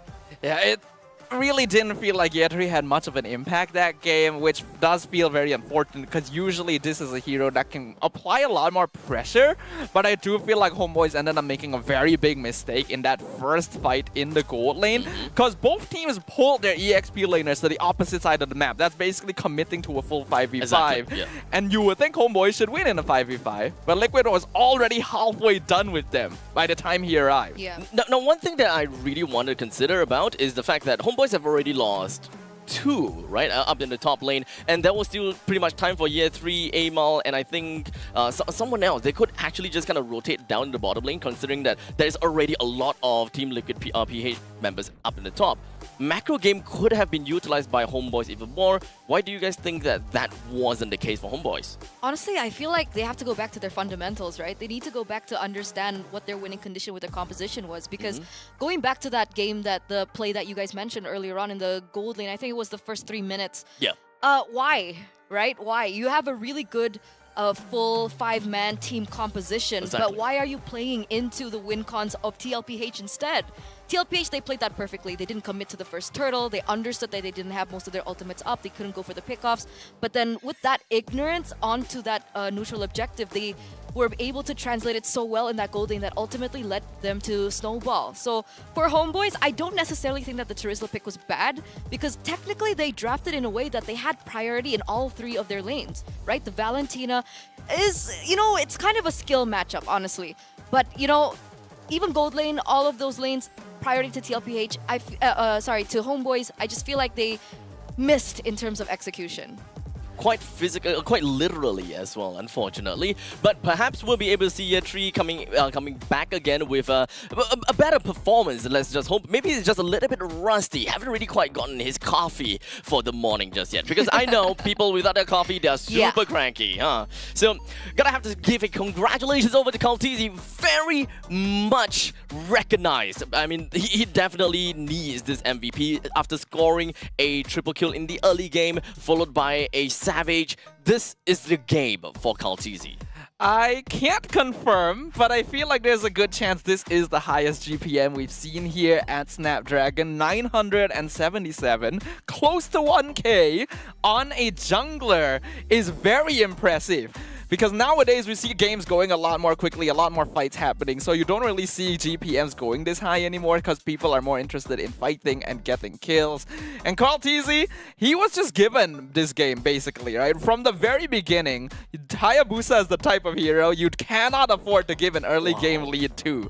But homeboys, they did that. They fell into that trap. And when you saw Kaltizi go for that Sky Piercer second item, you know that he's already feeling it this game. I think he was already feeling it when he went in with the Warcry emblem to begin with, right? He understood his advantage and he understood and was very confident with the impact that he had in the game that he went very aggressively as well in terms of his item build. I can pretty much tell that Team Liquid PH, they are pretty much enjoying the entirety of this game. They are quite literally having fun. Even if they were to leak out a couple of kills or two, they wouldn't have completely minded it at all. As through the highlight, we did manage to see, you know, Sanji was pretty much chasing Udil in the middle lane with the Nightmare spawn. And he landed the perfect stun right onto Udil. He walked back because he had absolute faith that the Savage is already crowned onto Kaltizi. Man, is that the first Savage at SPS, by the way? Yeah, I believe it should Well, be. for us, At least anyway, for right? For us, definitely. Okay. Definitely. In fact, probably the first Maniac? Okay, maybe not the I first think Maniac. Maybe we've not had the a first Maniac. We had a Maniac yesterday. Yeah. It was Skies. It was Sakai's. Ah! Yeah, on the lane. Yeah. Sakai's. Now, Sakai's, you know, the pressure's kind of on you now. You're gonna have to make the Savage play next. So, I am super excited to see what Team Liquid PH have got for us in game number 2. But I really want to see Homeboys being able to come back on top. Because, you know, Malaysia, this region, they are definitely showing themselves to be very strong this meta. So, we're gonna go off for a short little break. And once we are back, we are gonna be taking a look at game number 2 of Homeboys versus Team Liquid Philippines. Don't go anywhere. We'll be right back.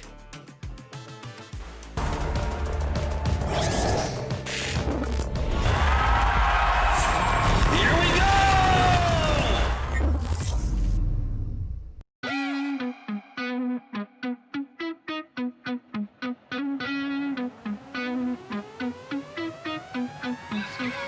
I can feel it in my bones, yeah. I can feel it in my bones. I've been waiting for this moment. All my life I've been waiting.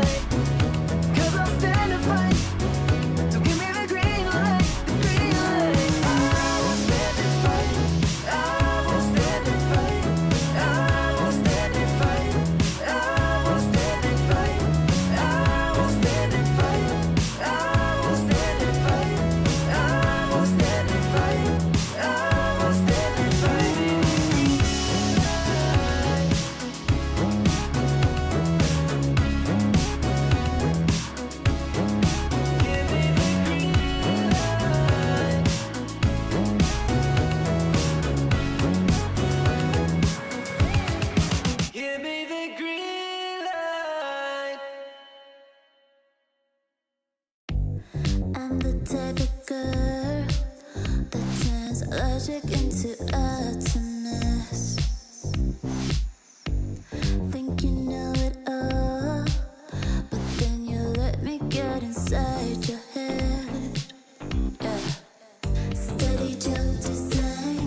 Think I know your kind. I'm about to break another code now. Pretty in disguise, bugging up your life. This is my syntax. 3, 2, 1, deploy. XOX cutthroat code. Run it again with it. XOX cutthroat code. Run it again with it. Steady jump design. Think I know your kind. Yeah. Steady jump design. Think I know your kind. Yeah. Steady jump design. Think I know your kind. I'm about to break another code now. Pretty in disguise, bugging up your life. This is my syntax. 3, 2, 1, deploy. XOX. Ladies and gentlemen, welcome back to the show. In the previous game, we managed to see the conclusion of Team Liquid Philippines scoring their first win on top of Homeboys Malaysia with that savage play. How does it feel? Doesn't feel Indeed. good. How does wait, it does feel? not Technically, he good. went 2-1 in his prediction, so he's still on Yeah, I'm the still on roll, track. Okay, you okay, know, okay, still But okay. I will my faith is being a little challenged. just a little bit, bit you know. rocky, But huh? it's okay, you know. The thing about our Malaysian teams is they like to challenge our faith You know what? quite a lot. It feels it feels so good to be that Singaporean here on this set, no longer having the two Malaysian over on that couch attacking me. Man, who could have Are done you such a usually thing? attacked? Yeah, like who could have done such a terrible thing to you, man? I wonder. Right? I have no idea. I really don't know who he's talking about. I think, you know, sometimes I just make up delusions, you know. I thought that I was being attacked, but no, I was just attacking myself all this time. Maybe That's a bit scary. I think you need some. I need some You might counseling. need to see someone for that. Okay, I'll probably see someone after that, alright? That seems like some kind of abstract thought. Oh my god, that was so good though. Usually it will be like, but that was actually not bad. But you know what else is not bad though? The very fact that we are going to be jumping into game number 2 real soon, right after Kaltizi gotten themselves the very first savage, probably in the entirety of SPS, but very damn sure it is the very first savage in Stream B. Are you guys not entertained? Yeah! I'm entertained. You guys better be entertained. It's a great start for Etona, Thank actually. you. Thank you Oh, so yeah. much. Thank you so Is much. there welcome You know, to you? Back in the day, in MPLID, I'm Yeah. actually Liquid's lucky charm. So Wait, every no time way. I cast, Liquid always wins. So Oh, maybe really? it's transferring over, Hey. or maybe it's just the fact that, you know, Liquid Echo, they're goated. But we don't talk about that. Have you ever tested that against any of the like caster curses? Yeah, I always win. Oh wow! Really? Yes. Okay. This is supernatural. Yeah, even Yawi's mom, she came up to me. I call her mom too. So mom, she came up to me and she was like, my child, my beautiful daughter. No, I'm kidding. I wish. Delulu. No, that's the Delulu. Man, I was That's believing you. lost track. I actually believed you there. My faith is being challenged by multiple things Both today. of us is way too gullible for this woman over here. You Yeah. sly fox. We'll have fun, guys. I'm pretty sure we have a lot of fun right now. But you know what? I gotta have to say that when it comes down to Caster's Curse, you know, that kind of topic is something that I embody a lot, and I'm not happy about it. Time and time again, whenever I'm given a jersey from a Singaporean team, I join them in the regional, or perhaps even in the locals. Yeah. I wear their jersey, immediately they lose. Or maybe they're just not performing abstract. Did you ever think about that? That was. Sorry. It's just way too coincident. Like how many times has this happened? Is the question. 3 of the top teams. Wow. Oh. That's pretty bad.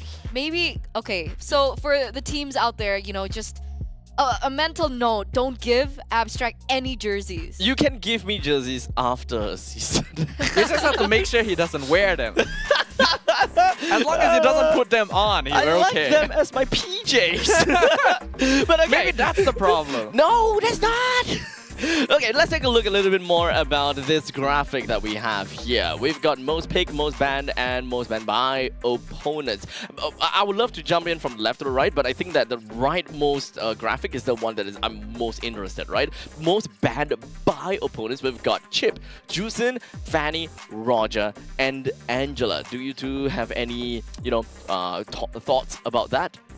I feel like a lot of these heroes are just the default bans, especially when you're Feels on the very red meta side. bans. Yeah. Right? Like you always have to get rid of Chip on the red side. You get rid of Fanny sometimes. What I'm surprised about is the fact that we don't really see a lot of Ling being banned out That against is true. Liquid PH, right? Does that So mean- maybe this is some information? Like, has Cartesi played a lot of Ling recently? That's a good question because I think he didn't perform as great on the Ling at MSC, and hence the statement coming in from his opponents. And hence why Ling is the number 3 top ban from them? Maybe.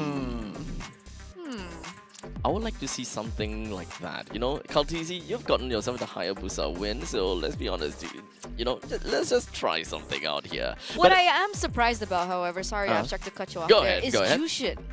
Right? Why is Jushin not as popular as I thought it would be coming into Yeah. SPS? It's kind of in a weird spot, right? Because Juicin being the newest hero and definitely a lot of potential, but there has always been a lot of questions regarding what exactly Juicin really is. Marked as a mage, you would want to have Juicin in mage. However, Juicin, when it comes down to Roma, she does seem to be pretty effective. Wait, because sorry, Jushin roam? Juicin Rome. We've seen Jushin roam. I think We have seen... not seen Zeus in Rome Not yet. yet, not yet. But it's a concept that we discussed as being like something people consider, right? Okay. Especially when Zeusyn first came out. I know that a lot of my viewers actually thought that she might be better as a roamer, but well, it doesn't seem like the pro players are really doing that. How about Juicin EXP as well? No, Wait. This is the concept excuse as well. me? It's very abstract. I'm sorry. Very okay. Now the thing is, right? Whenever we are thinking about a mage, right? What's the first thing we are looking for? Is it burst? Is it utility? What exactly we are It looking at? depends on the composition. Depends Do on the you not composition. think? So technically, yes. So in some of these situations, like for example, Faramis utility, Valentina is kind of like a double dip on the both, but really great when it comes down to being able to steal utility ultimates as well. That is kind of like the same thing for Juicin whenever we are trying to think of the Lantern as a displacement tool. The same way we can see that over at the EXP. Whenever we think about EXP, we know that EXP gonna have to be the sandbag. You're gonna have to think about crowd control, someone that can really stick in the fight. And one of the main 3 items that is really good for Juicin right off the bat, number 1, Glowing Wand is one thing. Number 2, technically speaking, Ice Queen's Wand can come in a little bit later, but the Clock of Destiny is the important one. Yes. It gives you so much durability. You supplement that to a Brute Force Breastplate. You get damage, you get the durability as well. That immediately puts Juicin as a mage who can really tank very well, and that pretty much puts her in the EXP role pretty effectively too, although it is just a concept.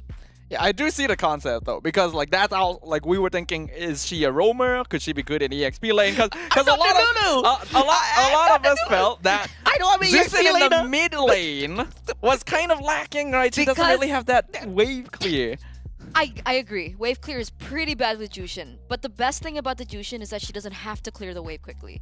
All she needs to do is put that damage, right? Just how do you even go for wave clear if you're dead, right? That's the concept that we're getting from Jushin in the mid lane. So I understand going to roam. I still think that there's an argument to be made there, but EXP lane is just kind of crazy for me. I can dig that. Low DPS is better than no DPS. Am I right?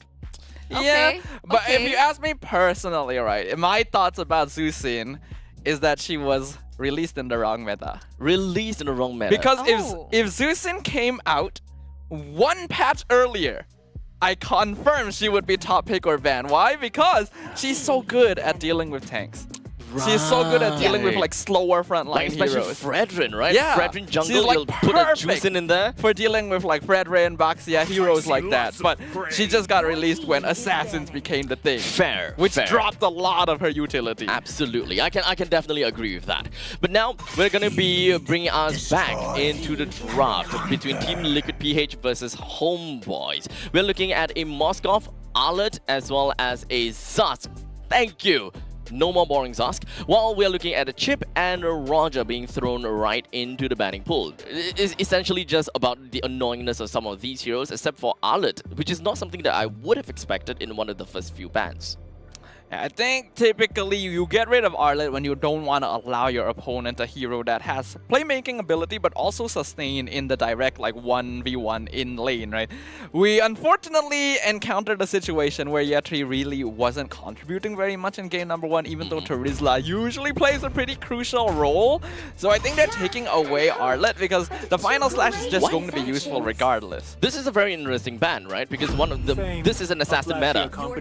This is an assassin meta. Ling is not banned. Yeah. We talked about the Ling. We get the Ling. Finally, right? I mean, we were talking about it right before we went into this. We were We also talked about talking about the Jushin. We Jushin. get Here, this is the thing, right? With the Zask being banned out, Jushin is a really good pick up. Because usually in that mid lane, when they go in for the clear, the Jushin has a big problem against the Zask because of the lack of range. Exactly. So this has played out quite perfectly, honestly, and I'm really excited to see how this pans out. Harith now being picked up. Okay, so I kind of definitely dig that. Now, with the Juicin being picked out, and we have talked about this many times before, whenever you have a Juicin in mid, you don't have very good wave clear. So you gotta have to go for this tag team scenario between the mage and the roamer. So you gotta have to pick out heroes that that possesses or requires the concussive blast. Unfortunately, Edith is definitely one of those those said heroes. But Homeboys have already set up with the Harith for themselves, which pretty much tells us that they are really looking out for the Minotaur. Yeah, some of the more obvious hero picks that you would want to pair together with the Zeusin would be, like you mentioned, Edith, Grok, Minotaur. So Edith has already been taken away by Liquid to make sure they don't have access to that. Still a very strong hero as well that can be flexed, and Faramis. they get the Faramis as well. We know how strong Faramis is in teams that like to team fight. So that's the thing, right? Because earlier on, the Valentina was still left open. And I was like, sure, that should be the pick for TLPH, the Valentina. But they picked up the Faramis. And then I was like, oh, okay. Because Homeboys picking up the Zushin, obviously they can't go for the Valentina anymore. And I think a lot of teams, even in MPL, PH, MPLs, and MSCs, just all these really high tier tourneys, they still kind of forget to ban out the Valentina when you go for the Faramis. So now TLPH, they're going in a direction where, are they going for more team fight now?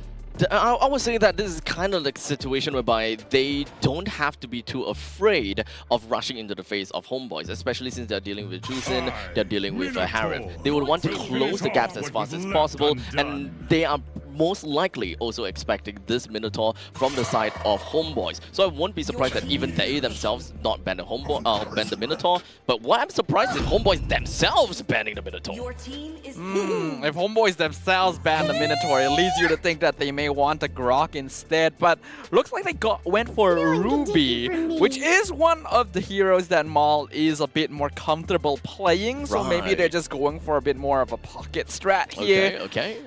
This is not the conventional draft, the trio draft that we expect to see, right? Juicin, a jungler, Juicin, Harith, and a Minotaur. These three, very stable. But do you not think that the Ruby is flex? Is this not flex for Homeboys? It's possible, but I don't personally think so. We'll have to see for the last pick to confirm. I personally do think that Maul plays Ruby a little bit more than Yetri. It's not like Yetri doesn't play it, but I'm just going off of player preference here. So with the Carmilla locked in and the Claude, Liquid is going for team fight. Yeah, so now that we are looking at Claude, we could very definitely look and expect EXP laners, which innately uses Vengeance very well, which we have come to the point where we have seen the high loss XP with Vengeance, or back in the previous seasons, we have been looking at a, what's that again? Thamus. Thamus with the vengeance, and especially since Homeboys right now their jungle is an alpha, it could lean a little bit more towards a Thamus and the EXP, and that is definitely nice and dandy. But that would also mean that they don't really have a lot of crowd control to work with. Yeah, I'm thinking setup hero here, right? I mean, I guess they do have the Ruby to go for that setup, but in that kind of regard, they would lack. Wipe out all the injustice Okay, in the world. Joe, I was thinking something like the CC, if they want a little bit more damage. You Okay. were talking about Vengeance, I think CC Vengeance, Vengeance CC, plays yes. quite well together, especially against the Claude. We've seen actually Claude find problems against CC Vengeance. But Cho, what do we think about this Cho? I have not seen Mulch play Cho very often, so Very I'm not often. too certain about his That's overall not a good skill sign. level with it. Hey, Yeah. Homeboys have surprised us before in the past, though, and maybe I'm forgetting something here or there. Mal has played a lot of different roles in the past. He's actually quite a veteran in MPL NY, so maybe he could surprise us. I think there's one thing to note, right? On top of that is they needed someone to lock down the lane. We saw what Carl Tizzy was able to do on the Hayabusa, and maybe they're coming in with a little bit of PTSD. So the Cho single target should be able to deal with the Ling, and I think that's what they're expecting. But of course, everything can change in the Land of Dawn, and it all depends on execution. Now, good that you said that, because now my question is, even if they have the single target lockdown coming from Cho, do we have someone that really works as a battery together with Cho to really fully utilize that entire time lockdown? Will Juicin be able to do enough damage? Will Nats be able to do enough damage? That is the question coming in to this game number 2 between Team Liquid Philippines versus the Homeboys. Team Liquid Philippines on the blue side, Homeboys on the red. Liquid currently 1 game up after an impressive game number 1. And already starting off game 2 with JP actually taking quite a lot of damage in the mid lane.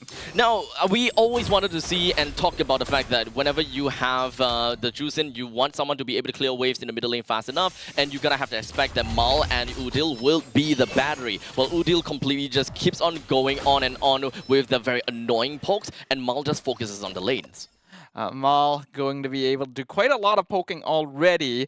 While I personally haven't seen a lot of Mal playing Cho recently, I also have to note that I haven't seen a lot of Mal playing at all recently in the first place.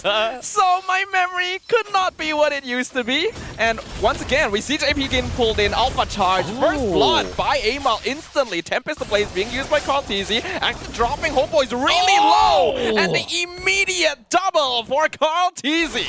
That was that 4-blade Carl Tizzy that we want to see, that we haven't really been able to see. But in the meantime, we have also managed to see how Homeboys set up for the Jit Kundo. So whenever you see that Udil is pretty much preparing with the lantern, you know that someone is going to be tossed right back. It's perfect time. Udil dropping real low. Mal gonna be looking for JP. It doesn't have level 4 yet, so not gonna be able to kick them into the tower. Homeboy started off really nicely, but Liquid have already gained a lead by giving Carl Tizzy an early kill. Right off the bat, with 2 minutes into the game, with the turtle currently available, Homeboys is the one that is trying to grasp that priority for themselves. Carl Tizzy gonna be focused here again. Mal doesn't have level 4, but JP gonna be pulled forward once again. Carmilla, definitely a hero that Zeus can abuse. Though Udil gonna be forced to use ultimate since he is very deep in. Actually chasing JP down, gets the kill. NetherRealm a little bit too late, but enough to get rid of Udil. Sanji gonna take some damage. Earth Shatter gonna stop Homeboys from advancing, and now they're gonna wanna look to back off and peel here. Sanford pops the Primal Wrap out for charge. Gonna CC him once again. Mal doing a good job, gonna trade his life for that, but ends up giving Sanji the killing spree. 3 kills on the Pyramis. Feels like they're overstaying their welcome, Homeboys that is, and they pretty much will be looking at Sanford just peeling for the team crazily. Ooh, Sanji doing God's work right now. Gonna be able to get the final hit with the Shadow Stampede. He may pay for it. Nope. He walks out with literally an empty health bar. Even rejoins the fight to make sure they're able to take the turtle. He gets it! Sanji, the man! Showing that you don't need help to contest the objective at all. And the rest of Liquid just walk away. Looks like they'll be able to pick up JP. Way of the Dragon lands, pulls him back. Not enough damage, but they will finish him. At least a Crimson Beacon was up and available for the side of Udil to really do something. But Carl Tizzy seems to be really wanting to bite on this bait, but that's not gonna be happening. But that is definitely all fine and dandy from the side of Team Liquid PH. Sanji already starting the game with a total of 4 kills and stealing the turtle. That's quite a name for himself. We already know that every single member of Liquid can become a beast as long as they're able to snowball. And looks like Sanji already on the path to doing so. Ferm is definitely a hero he's quite comfortable with, able to pick off Amal and even steal the turtle at 0 HP. One thing that I remember is the fact that Udil that's playing as the Juicin is exceptionally good when opening up the brushes. You do have the range that you can just kind of scan around onto these brushes to ensure that your team just don't get caught all that often. And I absolutely respect that. I love that. But how exactly is Homeboys going to be making full use of that concept? Oh, I do think they want to go for a little more aggressive play. I mean, if you're able to pull someone in or Way of the Dragon someone, Amal does do a lot of burst damage. So ideally, they want to snowball on the Alpha, but he's already died twice, so not a good start for them. Good point there, because now we were asking about the question, do they even have enough damage? We want to see the battery going on.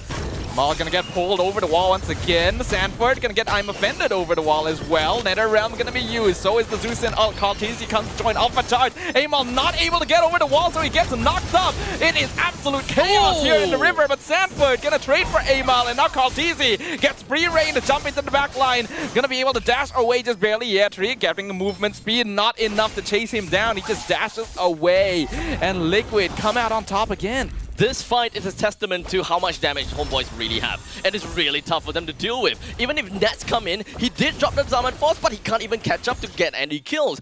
It has been a long, drawn-out fight for Homeboys. So now they gotta have to crack themselves the questions. Where are they getting the damage from? Will Yetri gotta have to open himself up even more in order to join into these battles? How are they supposed to supplement even more? Will Udil need to change his items a bit? How about Amal? You do typically encounter a little bit of difficulty when you're playing more of a pick-off style comp and the enemy team has a fair miss, right? You just pop the Nether Realm at the right time and whoever is being targeted will be saved. So Homeboys needs to kind of manipulate the map in a way where Liquid is split apart, and I'm not really sure they have the tools to do that.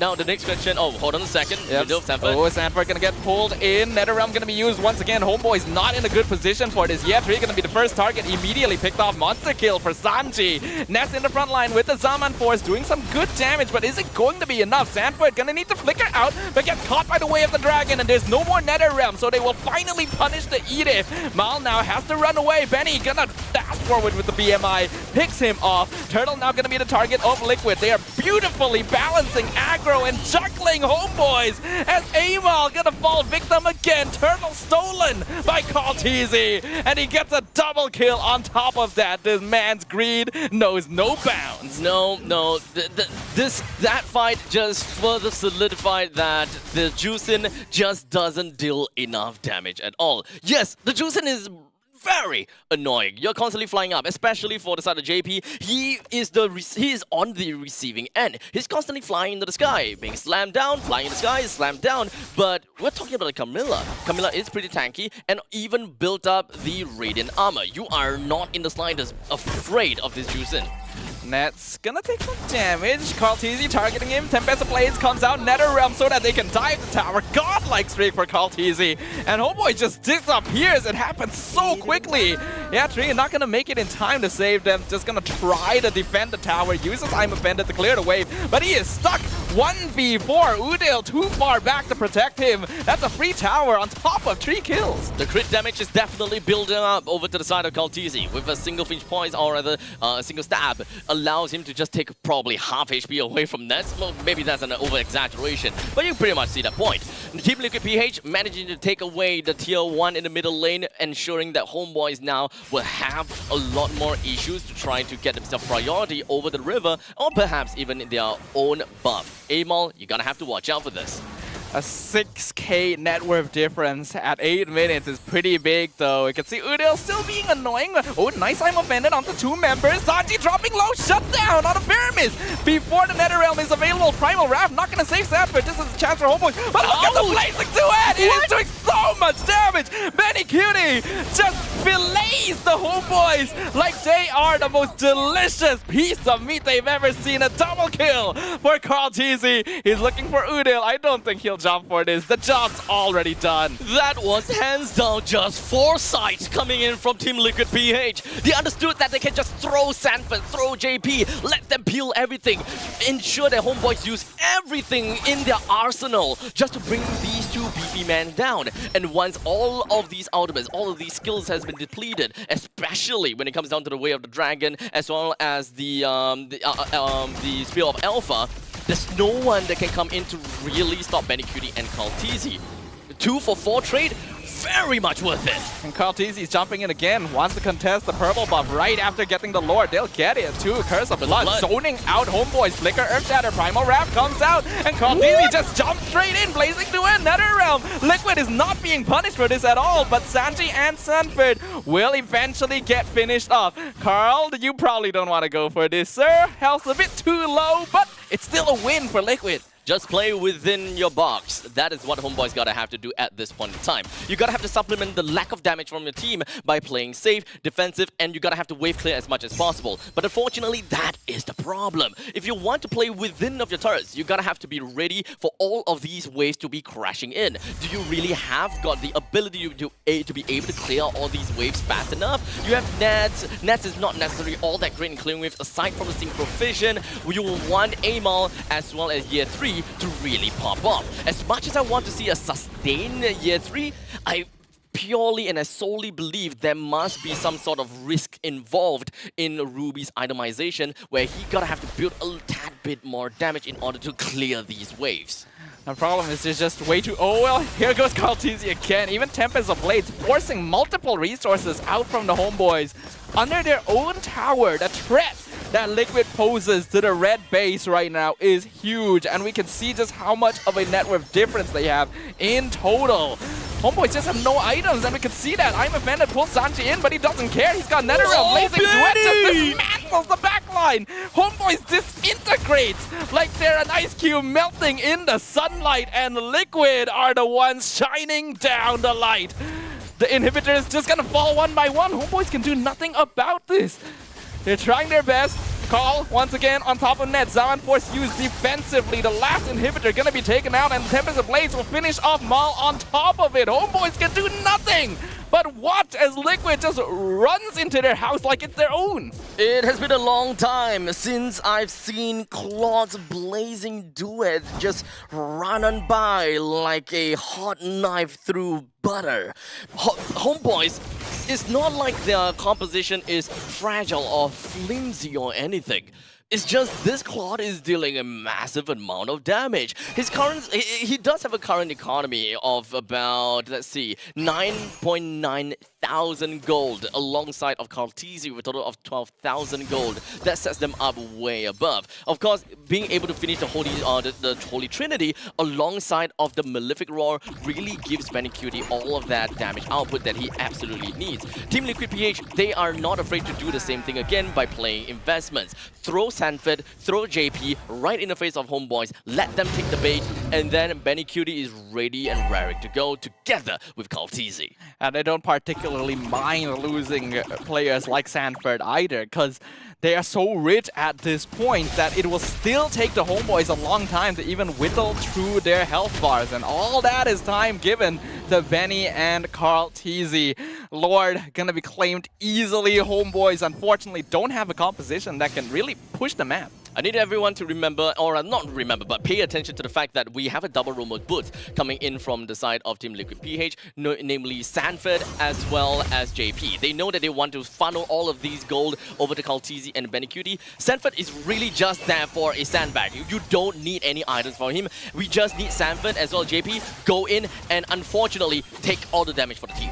And that's what they're doing. We can see Udil trying to pick someone off, but it's not working. Carl even just dashing away from another Alpha Spear being used by Amal.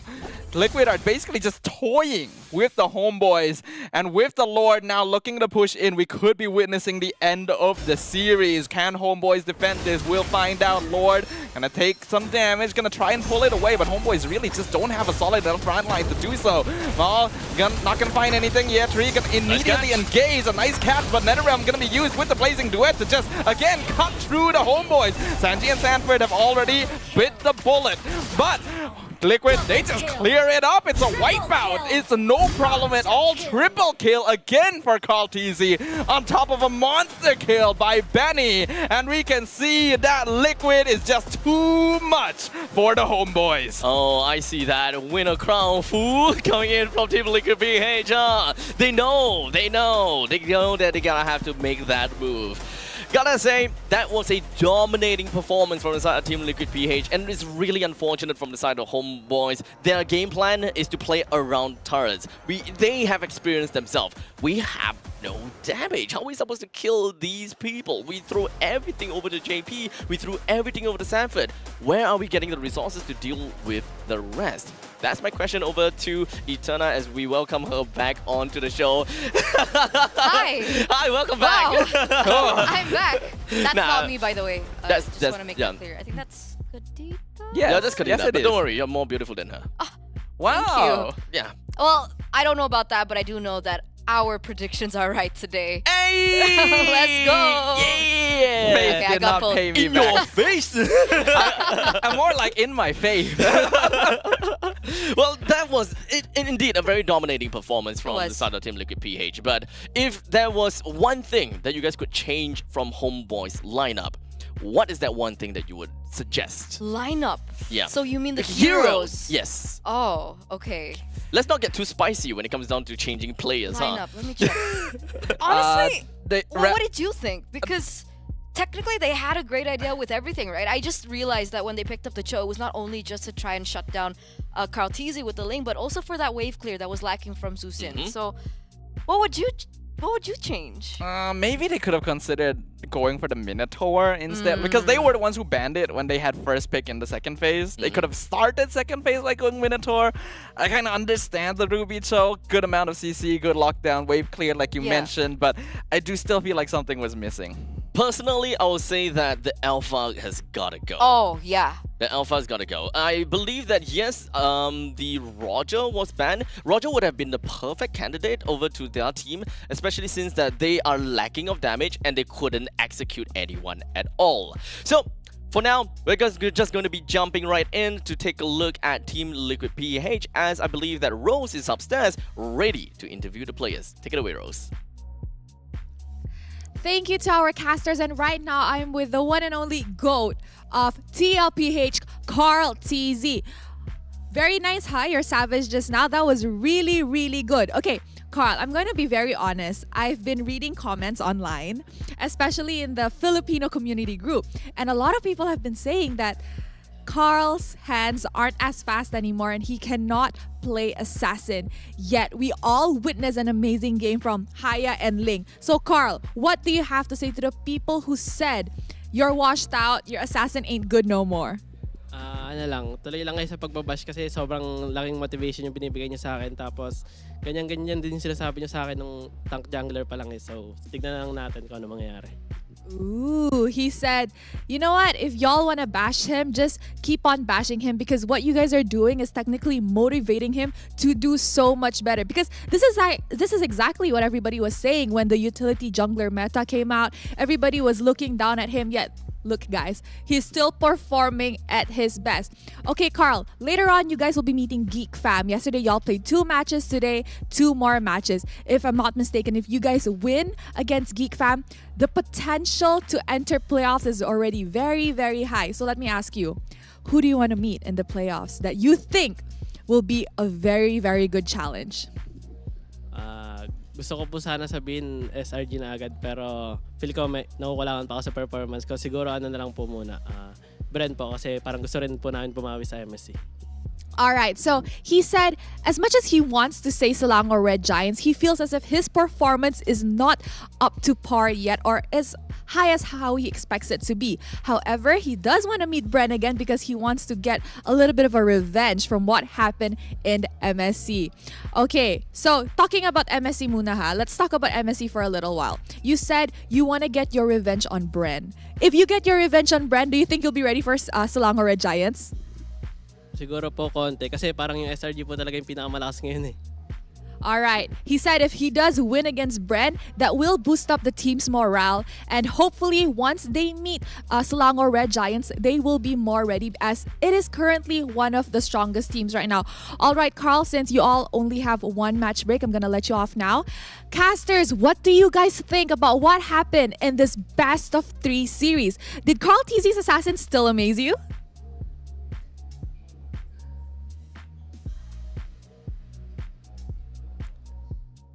It is a savage after all. Definitely amazed every single one of us. And I gotta have to say, this guy, he's not washed up. You can pretty much tell from me and Eternal's prediction, we expect something out of that. We know what's up. We know what's up.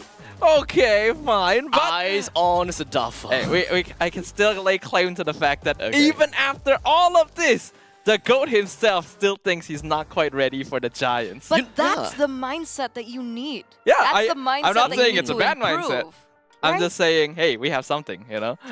But you know, it's kind of surreal to me, right? Even as a Singaporean, it's kind of surreal to me that big teams like Team Liquid PH, AP Bren, they are looking up on to Udu Red Giants or Selangor Red Giants. We don't really expect so much out of Udu Red Giants before MSC. We're just thinking, yeah, they are strong on paper, yeah, they're strong in scrims, and right after MSC, hailed as gods. Sorry, talking about gods, 1,094 GPM on Carl TZ right Oh, there. what? Whoa, what? So he just topped his own GPM, 977 on the Hayabusa, now 1094. That's got to be the highest. That we've is seen. 100% the highest GPM. That is such an impossible number to hit most of the time. 6 gold to 1100? And mind you, guys, from Homeboys, we kind of skipped through the items earlier on, but there was a blade armor on the Ruby. So even with the blade armor, he's dealing that much damage. I want to pull Icy Baby back onto the set and tell him, hey, blade armor doesn't matter after all, huh? Maybe you need anti-cuirass. Yeah, maybe But actually, so. but you know what? Unfortunately, it is because there's many QT. Yes. So you're gonna have to get the blade armor. Yes. Yeah. So it's a separate occasion. It's a separate occasion, a little bit different. It doesn't apply. Yeah. But you know what? Maybe this is the case where year 3, good itemization. You know you gotta have to look out for Benny Cutie because ourselves we even see how painful this Benny Cutie really is. Did you know the first time when he did that Blazing Duet and you guys were like, whoa, what is that damage? He didn't even have the Holy Trinity yet. Oh. He didn't have the Wow. corrosion scythe yet. Where did all that damage came from? I think it's less of Benny But not more like on having Homeboys. items and more on Homeboys having like nothing. They were so poor at that point already. And if you are behind in the early stages of the game against a comp that has a Ling and Claude, your game is basically already over. Like this is a comp that's supposed to win a little later on. So if they're already winning to start, you've done something wrong. Okay, so when it comes down to gold is definitely important. You don't have enough items that can really help you to suppress the damage coming in from Benny Cutie. But I think it's more so from the EXP. You actually don't get the levels, and as such, you don't get the progression from all that hybrid defense, or rather all the kind of defenses that you are able to get per level, which makes things a lot more difficult for you to really deal with the massive amount of damage coming in from Team Liquid PH all across the board. And Wow. there we go. The man, the myth, the legend. 12 to 0 is to 14. 1094 GPM. The GOAT himself getting MVP once again and proving to all of the haters online that he does still have it. All while being very humble and understanding that he still got work to do to be able to catch up to the strongest teams once again. He was just having a fun time this whole series, I feel like. This is truly a chance for Carl to show his fangs to the world again. He even picked up the GDS on a Right? lane. Oh, yeah, what? That's dominance. That's dominance. That's aggression. And it's going to be very interesting to see when Team Liquid PH goes against SRG. Or you do Red Giants in this case, right? Because a lot of people have been saying, you know, best assassin right now, probably Sakai. Probably right? Sakai's, yeah. So with this performance, I'd love to see that 1v1 come through. But looking at the highlights once again, even from the start, it was just a dominant performance. There were so many times that he even stole the turtle on separate occasions. A lot of utilities were also picked up by him. What can't he do right now? He can't beat Red Giants. I mean, it is what he said himself. Okay. It is what he said himself. Not yet at Not least. yet. Not yet We'll at see least. again. We'll see. He's got to level up a bit. I was swallow my tongue. A little bit too quick to jump on that. I didn't know that I converted to Malaysian already. And I do also feel like there was a very clear swing moment here. In game 1, what really swung was the very first play where they lost in the gold lane. In this, I feel like it was when they weren't able to pick up Sanji.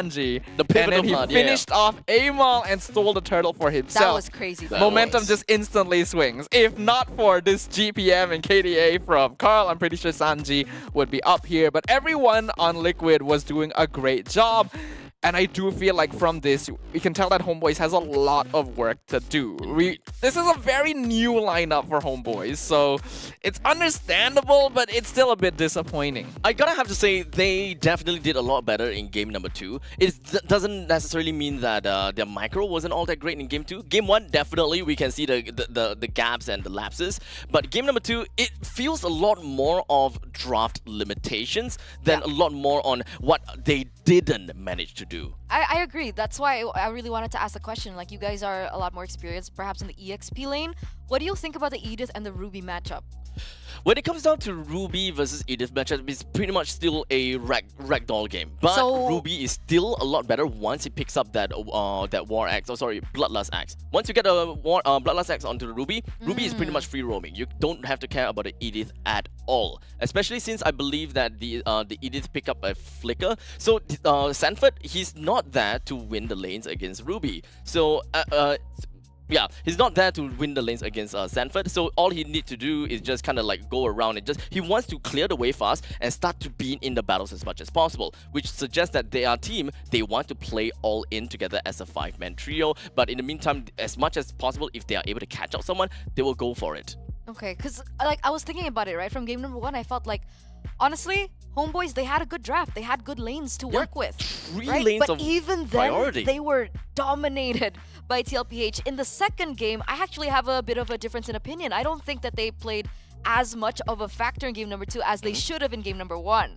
Which is why I agree. asked about the EXP lane. Like, what is that matchup like? Because technically, if they lost the matchup between the Edith and the Ruby, then okay, that's fine, right? But if it's in a situation where the Ruby should have a little bit more to work with, then it's a little bit of a question mark to me. There is still a certain amount of limitations for Ruby, in my opinion. Yeah, the thing that really kind of set it in here, and I really don't want to have to say this, is that some of the players on the Homeboy side have had difficulty really showing their stuff. Even in MPL MI recently, like some of the newer players.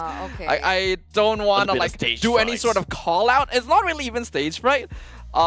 Unfortunately, I do think that Amal and Yetri fall into a category of players who debuted with very high potential, but have been chasing that high ever since. Ah. I mean, it's not to say that Homeboys are quote unquote bad, right? Because they're going against an all-star team. Yes. Exactly. We gotta still have to give credit where credit is due. Exactly. Liquid PH is still a dominant team regardless. And Homeboys, we have mentioned this before the game even started. We didn't think so much about their lineup. Yesterday, they have proved us wrong already. Yeah. So honestly, after Team Liquid PH, it doesn't really change too much about what I feel about Homeboys. So I'm still very much looking forward to see what Homeboys have got for us tomorrow or maybe after this series. So, ladies and gentlemen, we're gonna go off for a short little break, and once we are back, we are gonna be looking at the next game between Falcons AP brand versus Smart Omega. Essentially, MPLPH Season 13.5. See you guys soon.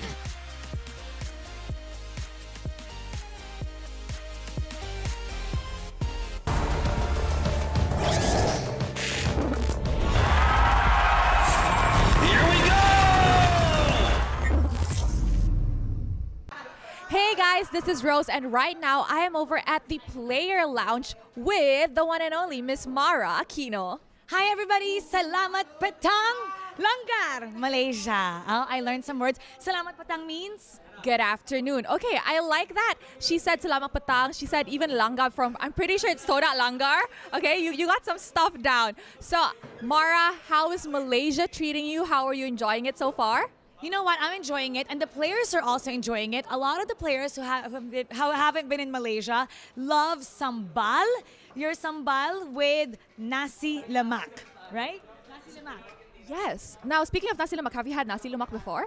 I've been here 5 times. So nasi lemak is like this Malaysian dish that's fried chicken, spicy with some peanuts, right? And the sambal is the hot sauce. So that's something that you really have to try in Malaysia. But Rose, in here, we have some Malaysian fruits, and I guess we get to try. Yes, so we have mangosteen. It's quite famous in Malaysia. It's a very tropical fruit, and Atimara is going to teach you how to open it because it's not that easy. Yes. You remove the top, and then you just press it together. Ta-da! Oh, okay, now we're going to test it out. Okay. Now, while she's enjoying her mangosteen, Mara, yesterday, Selangor Red Giants once again won against Falcons AP brand in a 2-0 game. What do you have to say about that? Okay. The competition is getting more intense. I mean, we're trying to change the tides of destiny here in Snapdragon. So we're going to see what happens. I'm pretty sure Philippines and Malaysia, they're going to be at the top, but there's also Indonesian teams that are here. So it's going to be one tough fight. So you guys better watch out for Snapdragon Mobile Challenge Finals MLBB Season 5.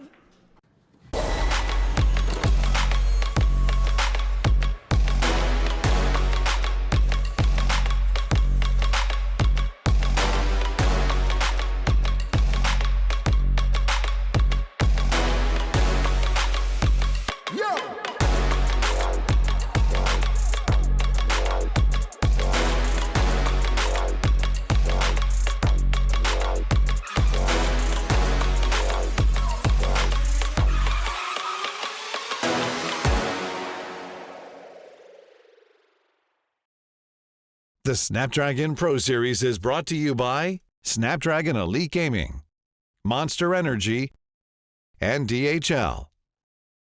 I'm the type of girl that turns logic into atoms.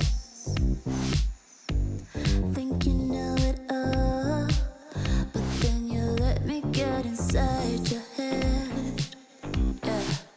Steady jump design, think I know your kind. I'm about to break another code now. Pretty in disguise, bugging up your life. This is my syntax. 3, 2, 1, deploy. XOX cockroach code. Run it again, I bet. XOX cockroach code. Run it again, I bet. Steady jump design. Think I know your kind. Yeah. Steady jump design. Think I know your kind. Yeah. Steady jump design. Think I know your kind. I'm about to break another code now. Pretty in disguise,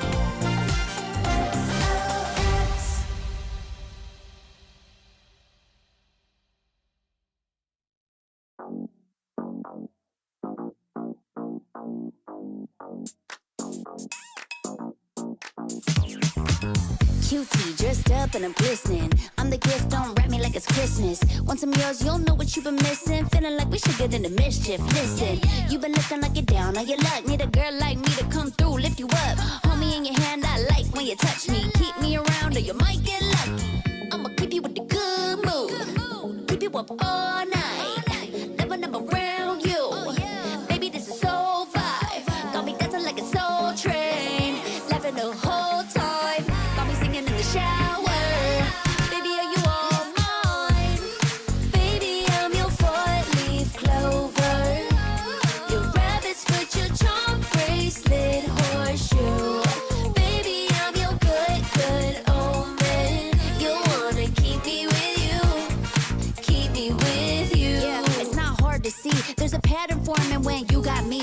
777 all wins, big money. The tramp over here never see me coming.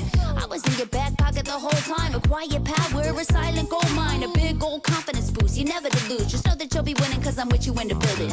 I'ma keep you with the good mood. Keep you up all night. Never, never around you. Baby, this is so vibe. Got me dancing like a soul train. Laughing the whole time. Got me singing in the shower. Baby, are you all mine? Baby, I'm your four-leaf clover.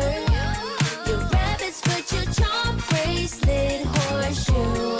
Baby, I'm your good, good omen. You wanna keep me with you. Keep me with you. You been looking like you're down on your luck. Need a girl like me to come through, lift you up. Hold me in your hand, I like when you touch me. Kick me around and you might get lucky.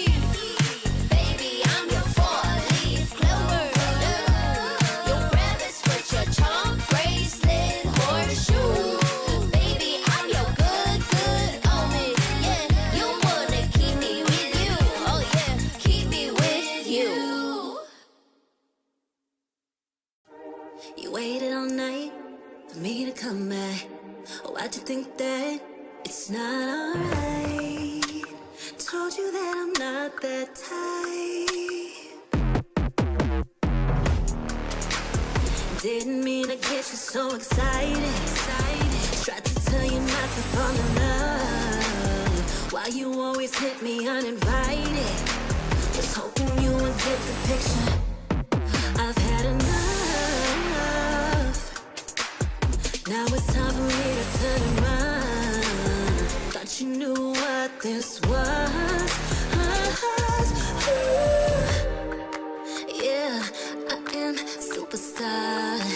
You were never the one for me. Never should have fell for me. Take back your heart. Why don't you take it back? You never had a chance. I'm gonna take back the one heart. Call it a savage love. Just till I had enough of us. I'm good, babe. I'm on my own. This ain't a phase.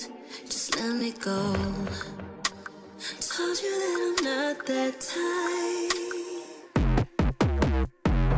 Don't bother wasting breath. Begging for one more chance. Yeah, know you got carried away. Ooh, you made me to say.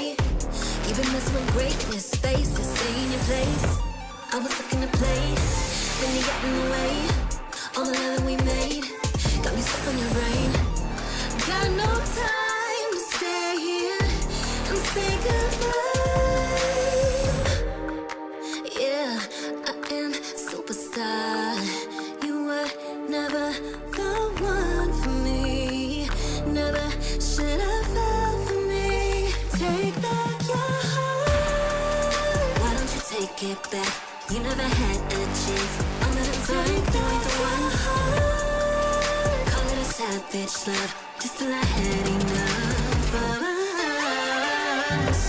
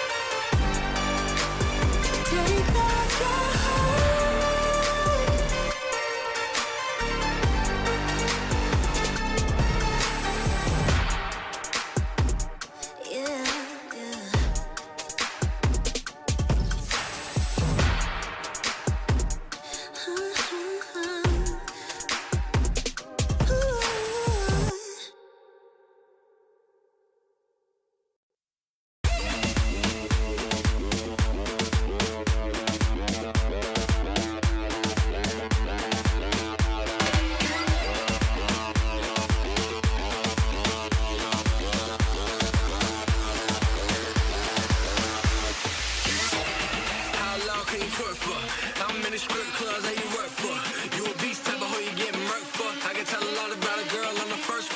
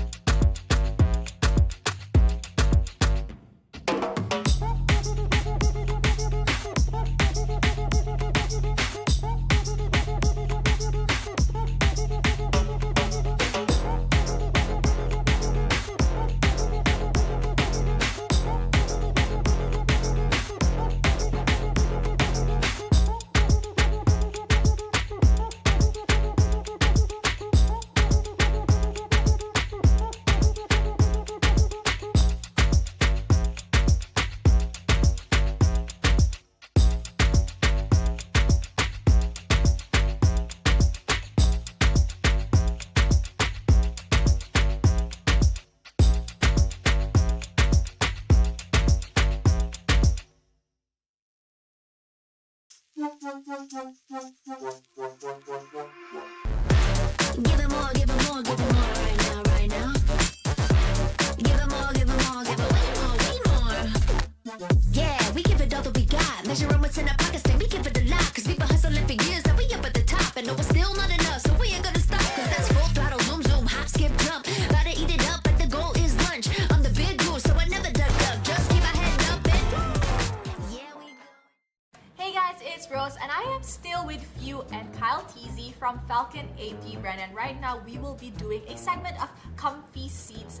Okay, in your opinion, which team is the most consistent as of now and why? Ooh, why?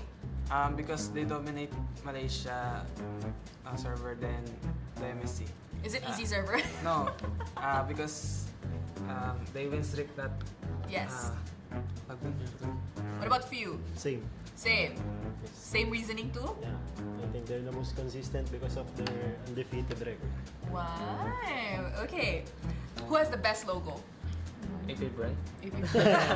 Wait, where is that? I say Falcon say brand.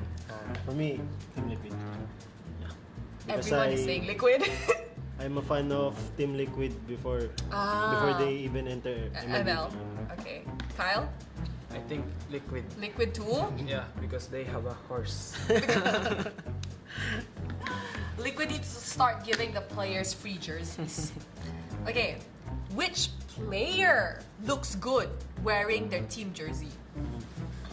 Oni. Who? Kyrie. Kyrie. Because he is handsome.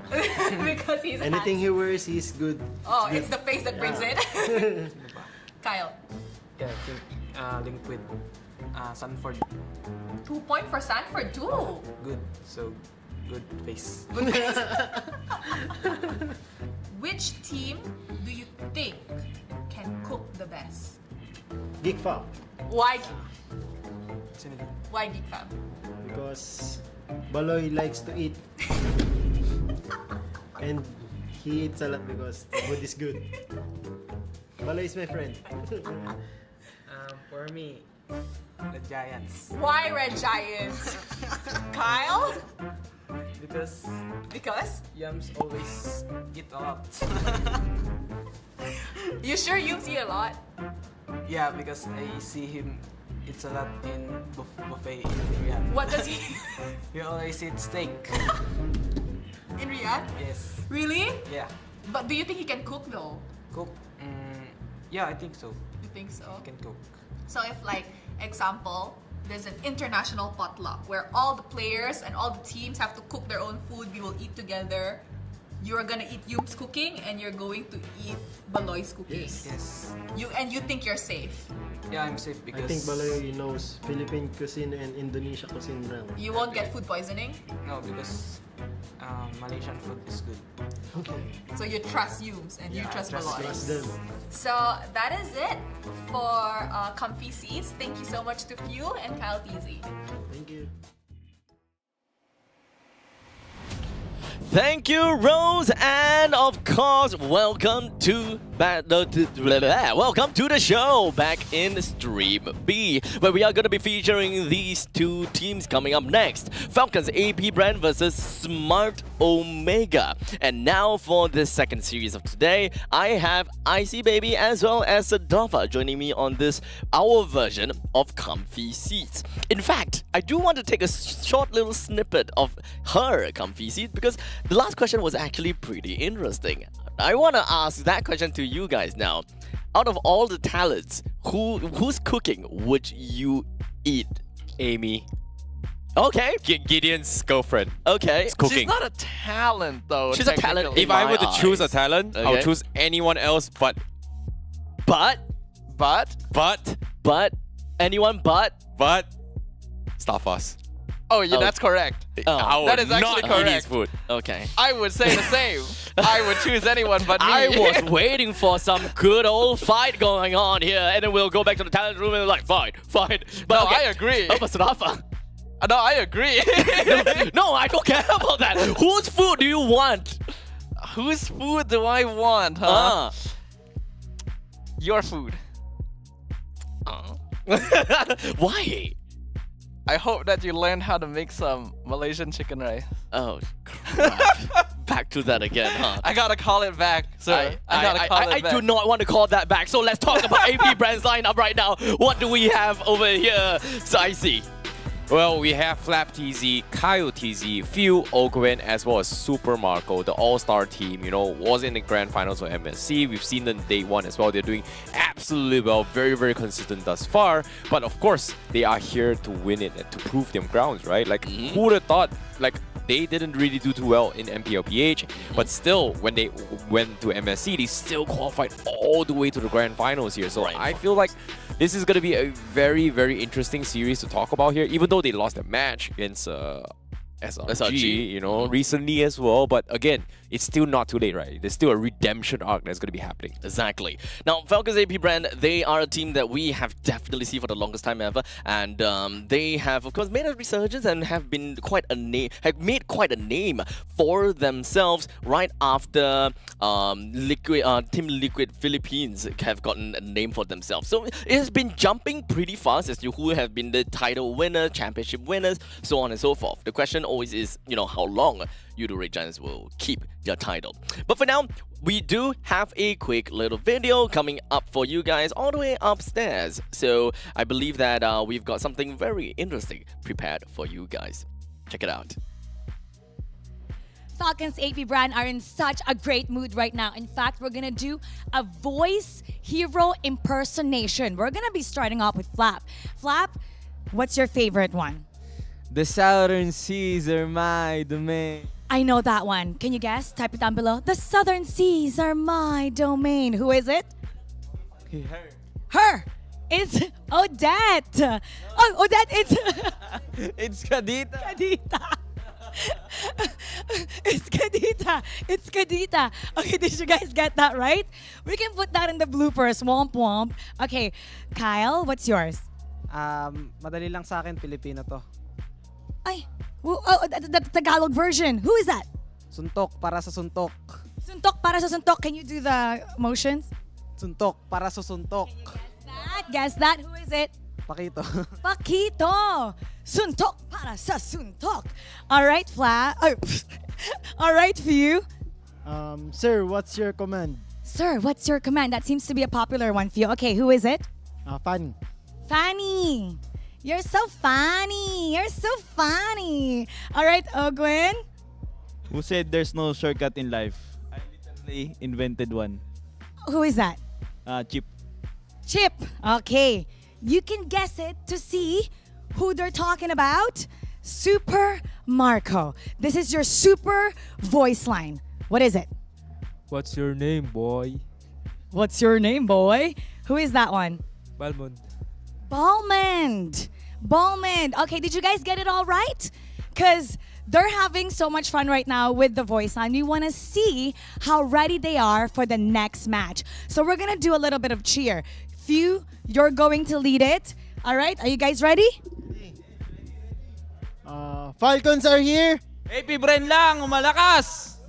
Falcons are here. AP Bran lang malakas. We're going to be starting the match in just a short while. Thank you so much, Amara. And of course, Falcons AP brand definitely showed that they are having a lot of fun. Now, boys, what do you guys expect for this game? Okay, so for now, let's talk about Falcons AP brand a little bit more. We're just gonna deep dive in. Which is the few player, which is one player that you are gonna look out for? I think Ogwen. Ogwen? For me, Ogwen is a very underrated player that you have to pay attention because he's always doing things off the map. Okay, how about Sadafa? I feel like a lot of the players are really someone to keep an eye on, right? Exactly, that's why I made you choose one. Yeah, it's hard because like we want to see what Kyle can do now that it's assassin meta. We want to see whether Few might be able to bring Zaz to bear, and Super Marco is always consistent as well. Super Marco? Yeah, Super Marco. I think we Gold lane seems to be playing a pretty big role now that a lot of damage is flying around. Positioning's important, scaling's important. I'll say Super Marco. Okay, that's neat. Now, we are going to be taking a look at the matchup history for Falcons AP brand. When it comes down to fighting against Udurate Giants, a little bit of a rematch of Grand Finals. Unfortunately, it didn't really quite work the way that they want. On the other hand, we do have Falcons AP brand that manages to take a win on top of See You Soon 2. Yet another rematch that we have seen before, but unfortunately, See You Soon didn't manage to hold on to that win that they have managed to, not say win, but that one win that they have seen before. You know, it's interesting because like it's hard to kind of gauge how the meta is going to be shifting, right? Like we've seen a lot of adaptations, but again, the moment Shusin was allowed, everything kind of switch up the tempo and what their priorities are when it comes to the drafting. So I think because of that little rule change, kind of shifted everything. I wouldn't really say so. Like, yeah, Zusin has been introduced. She's definitely going to shake things up a little bit, but we're actually seeing a lot of teams not even really pay a lot of attention to her, right? There are certain teams that will always ban her or pick her, but there's also teams that we saw yesterday who just ignored her completely, right? Exactly. Because we already discussed this earlier, the meta right now is not the best for Zusin compared to before. So it's kind of interesting to see the opinions of different players about this new hero. Right. We also managed to see Homeboys rocking a Juicin on their own, but unfortunately, it seems like there is definitely a certain kind of limitations when it comes down to their lineup. Not enough damage is definitely the name of the game for that one. But moving on forward, we do have Smart Omega that we're gonna have to talk about. Sadafa, walk me through this. We got Ryota, we got Andoryu, we got Ukir, Taknu, and Jome. A team that closed down yesterday by being able to secure a victory and are looking to push their momentum even further.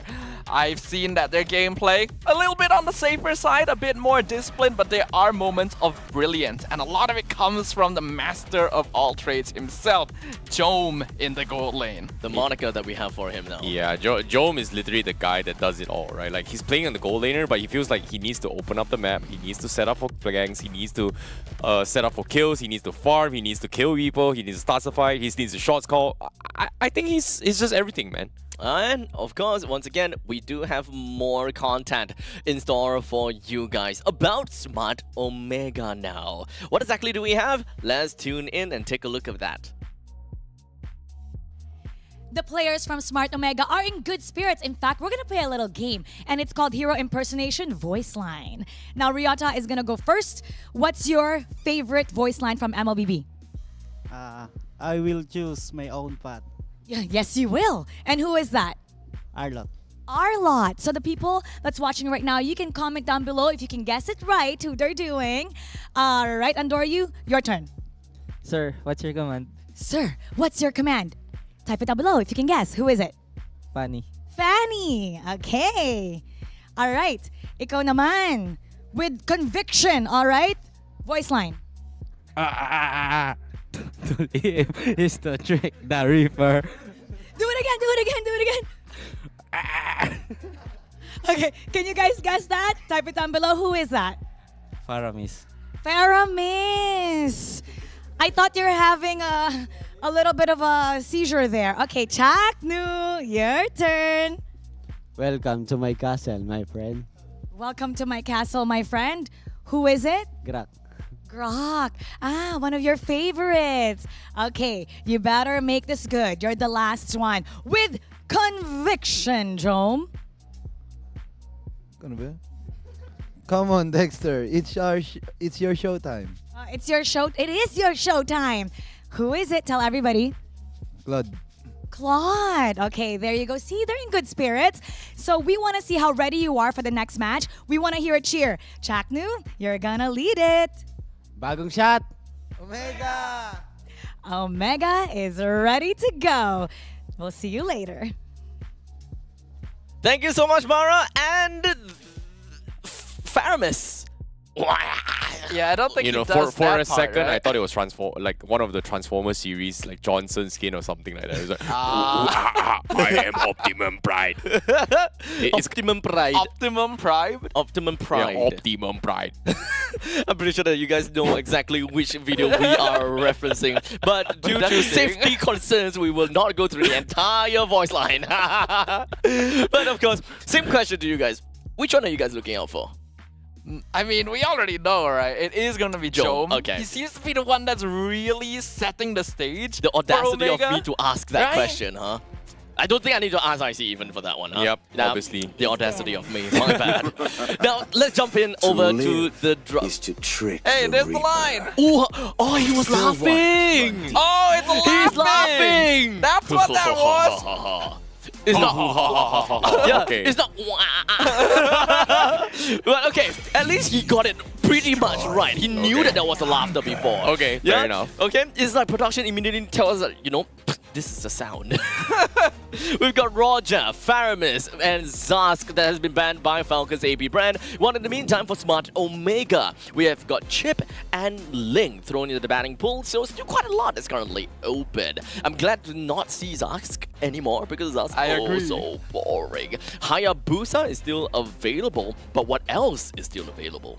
I think they are going to be opening things up to kind of try out a little bit more flexibility, right? Like AP brand, they have been known for flex picks as a priority. Like they will just completely ignore meta priority picks. They will just prioritize on heroes that can just confuse people. It's kind of like an Arlet, for example, right? Yeah. We have seen Arlet being banned a few times, but this is not going to be the case. The Juicin pick! Okay. Juicin first pick would not have been my prediction.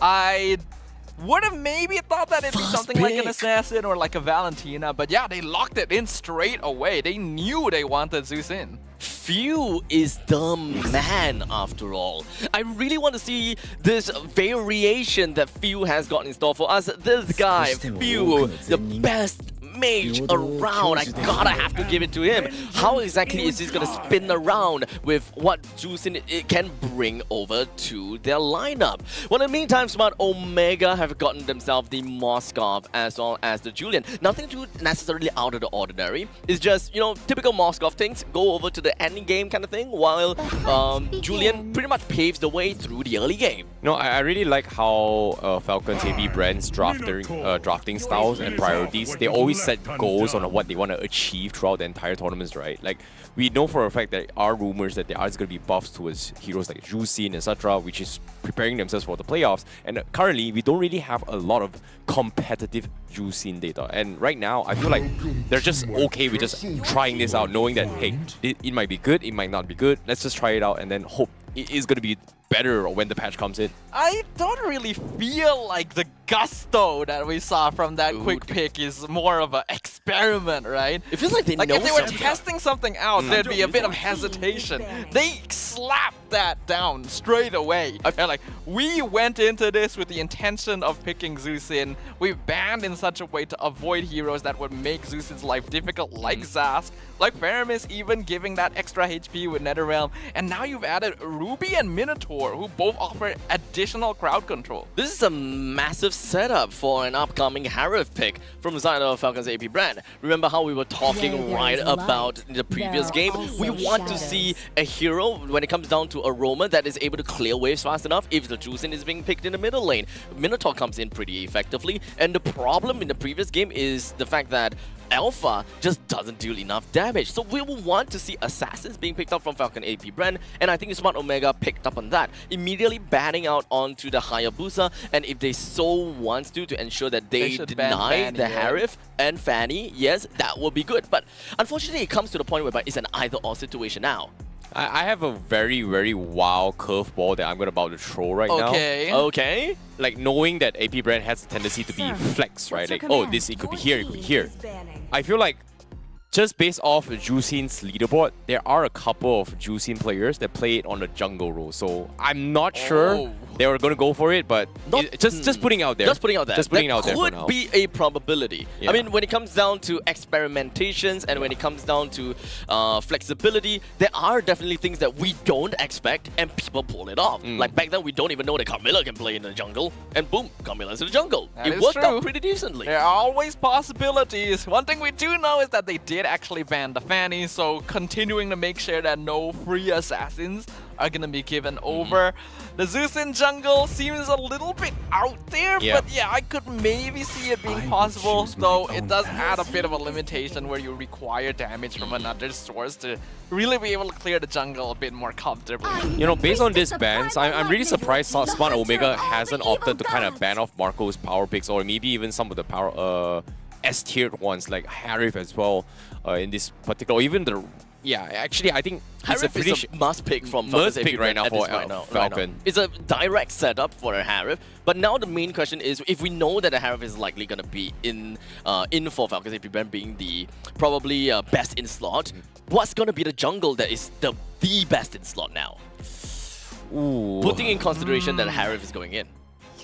A lot of the assassins I think are Lancelot gone. is still okay. Lancelot? It isn't that bad against a Julian. I'm not a big fan of it this game, personally. We just need damage. How about Roger? Oh, okay. Alpha Harif. no. Alright. No, Roger was the first banned hero. Oh, right, It was yeah. so long ago, I don't blame you for forgetting, but looks like Wait. it will be the Alpha, which Wait. you Hold on a literally second. mentioned earlier you hoped we Wait. wouldn't see. Oh no. Is this Falcon AP brand telling us no casters, or rather no abstract, you're wrong, Alpha has damage, it's just Homeboy doesn't know how to pilot this draft? Honestly, I will tell you that. I think it comes down to experimentation, right? Like recently on the YouTube algorithm, there has been a lot of teams highlighting on how Skies played his alpha. Skies? Yeah, Okay. Sky. When he brought in the MC, it was like a wow factor, and somebody actually experimented the emblems that Skies use and prioritized. I think what War X as well as Thunderbelt as a third item for Alpha. War it X was really Thunderbelt. disgusting. Really? It was really disgusting. I can understand that a lot of people are picking up onto the Thunderbelt just because of the fact that it have growth inbuilt into it. Infinite growth, right? Infinite growth. And once you're done with it, once you're all the way in the late stages of the game, you have enough of the growth. You don't need Yeah. to grow. You don't need the growth anymore. You can just sell it away, and you still have that growth that's inbuilt onto you. I think beyond experimentation though, now that we're in day 2 of the cruise stages, teams have kind of actually locked this in already, where if all of the assassins in the meta are not available, the next hero they go to is Alpha. because we know that tanks are not really that efficient Yep. anymore, and Alpha is one of the fighters that can actually True damage, I match guess. Assassin somewhat in terms of burst damage output. So I think that's what they're really playing around. And we already saw that Homeboys did actually combo Alpha with Zeus in together. I think if piloted correctly, it can really delete someone.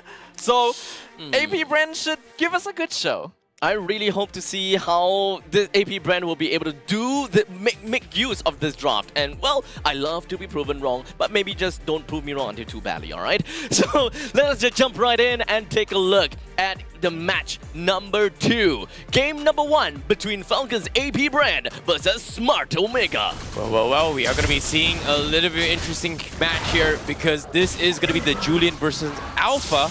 And I want to see who is going to be able to dominate in the early stage of the game here because rumor has it Julian has been the go-to majority over Alpha.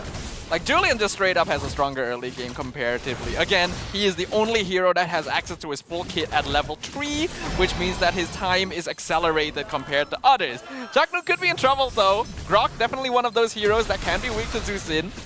Well, I like how Few is just abusing for the fact that, you know, level 1, level 2, there's not a lot of mages who almost has close to infinite amount of mana to actually kind of contribute in team fights. So in this case, I feel like Few had a very, very good start right now, able to get a couple of harassments in, you know, setting up for level 4, but it does delay up on the rotations coming from Kaltizi for now. But even if I say that, he was kind of annoyed. Look at him, he still hits level 4 before Anduryu.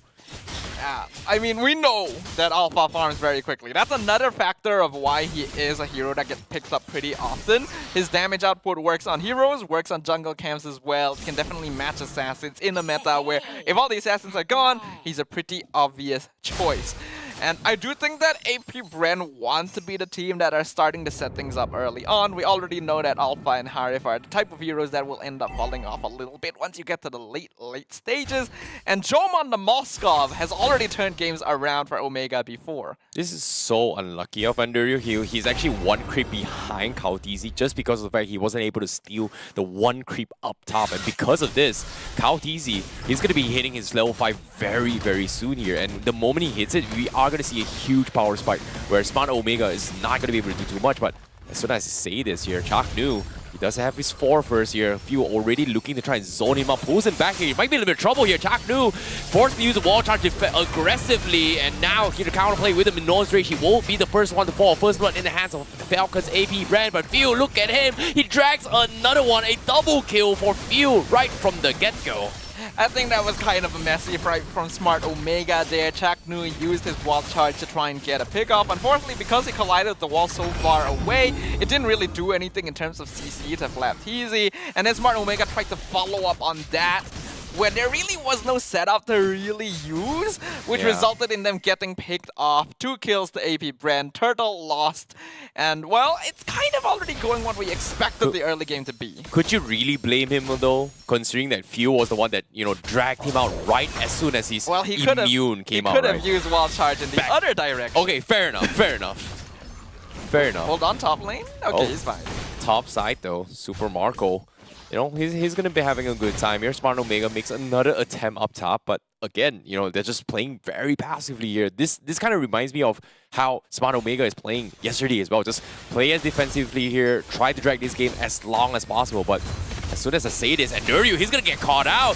He dropped all these spells in front of FCAP, expecting that they wouldn't punish this. My face is just kind of full of judgment. Why did Anduryu do that? He just dashed over the wall and then did nothing with it. He literally dashed over the wall and changed his mind and said, wait, let me out of here instead. And that is not going to work. AP Brand. Oh no, Kaltizi gets... They will be able to punish Chaknu as well. Few was able to drag him out. And who said Jusin wasn't strong? But in the right hand, dang, this Jusin is kind of annoying now. Zeusin as a hero will be weaker in the early game if the opponent's side has a little bit more setup to play around and a little bit more frontline presence, which Smart Omega should have, but I don't really think they're doing a good job with it. Ooh, tough, but Kaltizi now, level 8 as compared to Anduryu. He's having a fun time as he's got 2-on-2, going to build up a little bit more stacks here and there. Ukir, however, it does have a glowing wand, so I'm not sure it's gonna do too much, but you know, it's still something for Smart Omega to kind of take themselves in these upcoming fights. It will be useful to try and burn down a little bit some of these tankier, more sustainable heroes. I'm just worried if it's going to be enough, because Falcons already have a 2k net worth lead. Turtle seems to be free. Oh, Ogwen making the dive here on towards the back lines of Ryota, forces a flicker, gets a free turtle in the process as well. Falcons AP Brent just, you know, winning on all fronts at this stage. From what I can see here, actually, Zuzin may be the type of hero that allows you to balloon leads rather than claiming them for you. Oh, hold on. Oh, hold that thought. Bottom lane, Flapteezy. Oh, what a flicker. Baiting out spells here. Smart Omega, unfortunately, not going to be able to get any kind of kills here. Unfortunately for him, Few, he's looking to try and drag Chengdu back, but thinks it's just not worth it. Only the Grok is available. Yeah, they don't really need to do that. AP Brand are already in a pretty controlling position. As long as they're able to keep this lead intact, it will be difficult for Smart Omega to do anything for the next couple of minutes. The main issue, though, is that Jome actually has been uninterrupted. Yes, he lost his tier 1 tower, but the Moskov is still 0-0-0. I imagine his farm isn't too far behind that of Super Marco's. So I'm curious whether the Master of all trades can turn this one around. Yep, Conceal plays here, trying to catch on to Kaotizi. He smells something, immediately pops his out to actually back off. So that's not going to be an attempt here from Smart Omega. Completely thwarted here in their plans. Looking at the gold, yeah, actually, Jome only 300 gold behind Super Marco this far, despite a 3k net worth difference. So his farm is still keeping up pretty alright. But Omega need to make sure that they don't fall too much further behind, because we already know how consistent Falcons AP Brand is as a team. Once they have that lead, they're going to make sure that they don't lose it. And I imagine that this Moskov is going to start becoming a target of interest very soon. Yeah, Jome has been playing very, very safe as well. He needs to make sure that he doesn't get too far behind there. But middle lane here, they do find Ogwen.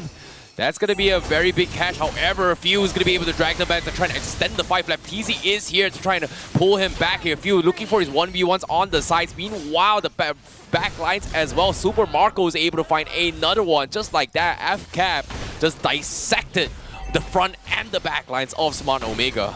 Smart Omega stood no chance in that situation. Kaotizi gonna be able to get the turtle for free, though Jome also trying to split push. Oh no, Jome, he's in trouble. Oh, what an escape, but Few is gonna be able to have his lantern on him. He drags him back in. There's no way out there. Great little nitty trick here coming from Jome. Chagnu, however, will be dived in under turret by Super Marco. Gets a tier 1 as well for FCAP. An impressive mechanical play there, using Moskov Spear to try and escape. But unfortunately, a 1v3 is not going to work very well there. And we can see that Jome, who has been trying so hard until now to keep his farm up to par with Falcon's AP Brand, has finally met his first demise. And this is not looking good here. If we just look at the items, it's very clear that Falcons are way richer compared to Smart Omega. And I'm not too sure if they're going to be able to make much of a difference here. They really got to play for late stages when Jome comes online. There's no way to really make a comeback before that timing. Oh, combo coming from Endiryu. They are going to try and catch Flapteezy, but this Ruby is extremely tanky here. Forces a flicker out as well. Does have the sustains, and Omega, they can't seem to get the kill. However, they need to run now.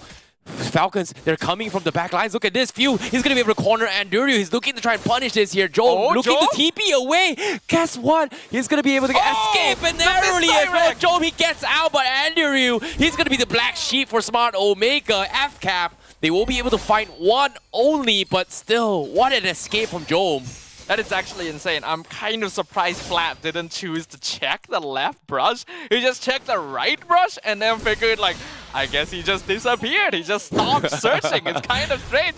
What an outplay here, but still, Falcons AP Brand, they still have the lead. They still have the net worth advantage. They are going to continue to press this here. Super Marco, with the Salmon Force here, does a serious damage onto his Ook here.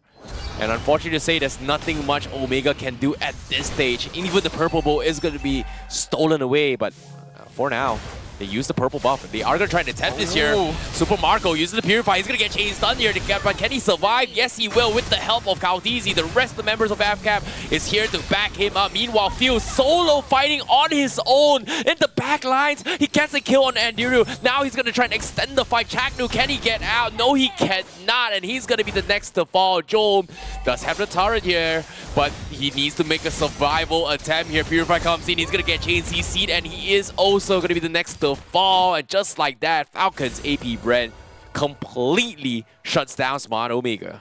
10 minutes into game number 1, and the kill score is 14-1.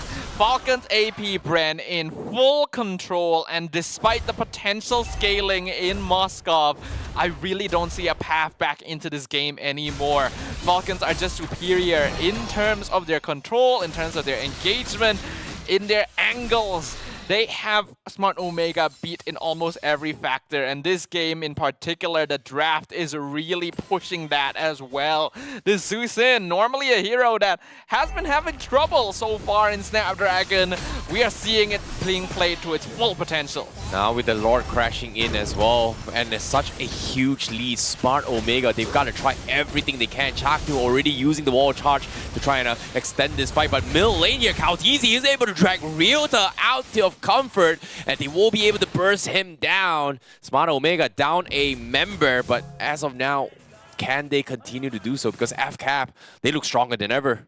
Another item offender, Jom is gone, and so are the chances of Smart Omega winning this game. Oh boy, this is tough. This is so tough for Smart Omega, but AFCAP, they're doing really well, and they will continue to do so. And with 3 members left, all they gotta do is just get one more pick. Ryota respawns back into the safety as well. He needs to do something about this, but the minions are starting to hurt as well. But look at Fiu, oh my goodness, this is dragging members left, right, front, and center. They isolate the fight. They find a pick on Chaknu. Omega, what can they do at this point? There's absolutely nothing, because the crystal will be destroyed, and AFCAP takes a very convincing game 1. This was a one-sided demolition from Falcons AP Brand, showing the world why they are still one of the strongest teams in MLBB. Not allowing Smart Omega any chance to play around Jom or scale or make any comeback. This game was theirs right from the beginning. I gotta have to say, this game is very convincing from the side of Falcon AP Brand, with almost the similar lineup from what Homeboys have gotten for themselves. As such, I have come up with a theory about how Falcon's AP Brand is able to work with this composition. Very simply, it's really just Phil doing few things. The best mage around that knows how to use a Juicin. Yeah, I think. Would you agree? Yeah, I definitely agree, because Phil was doing a very, very important role, like in the sense where he's playing as like a hybrid roamer. Like usually roamers are going to be the ones that actually, kind of check the brushes and some etc. It becomes Phil instead. Exactly. But in this case, I feel like Phil understood the assignment, what it was given, which was instead of having those secondary tags, and usually secondary tags are XP laners, he played that role for Flapteasy. For Flapteasy, and did really, really well. That is the strength of Susin, right?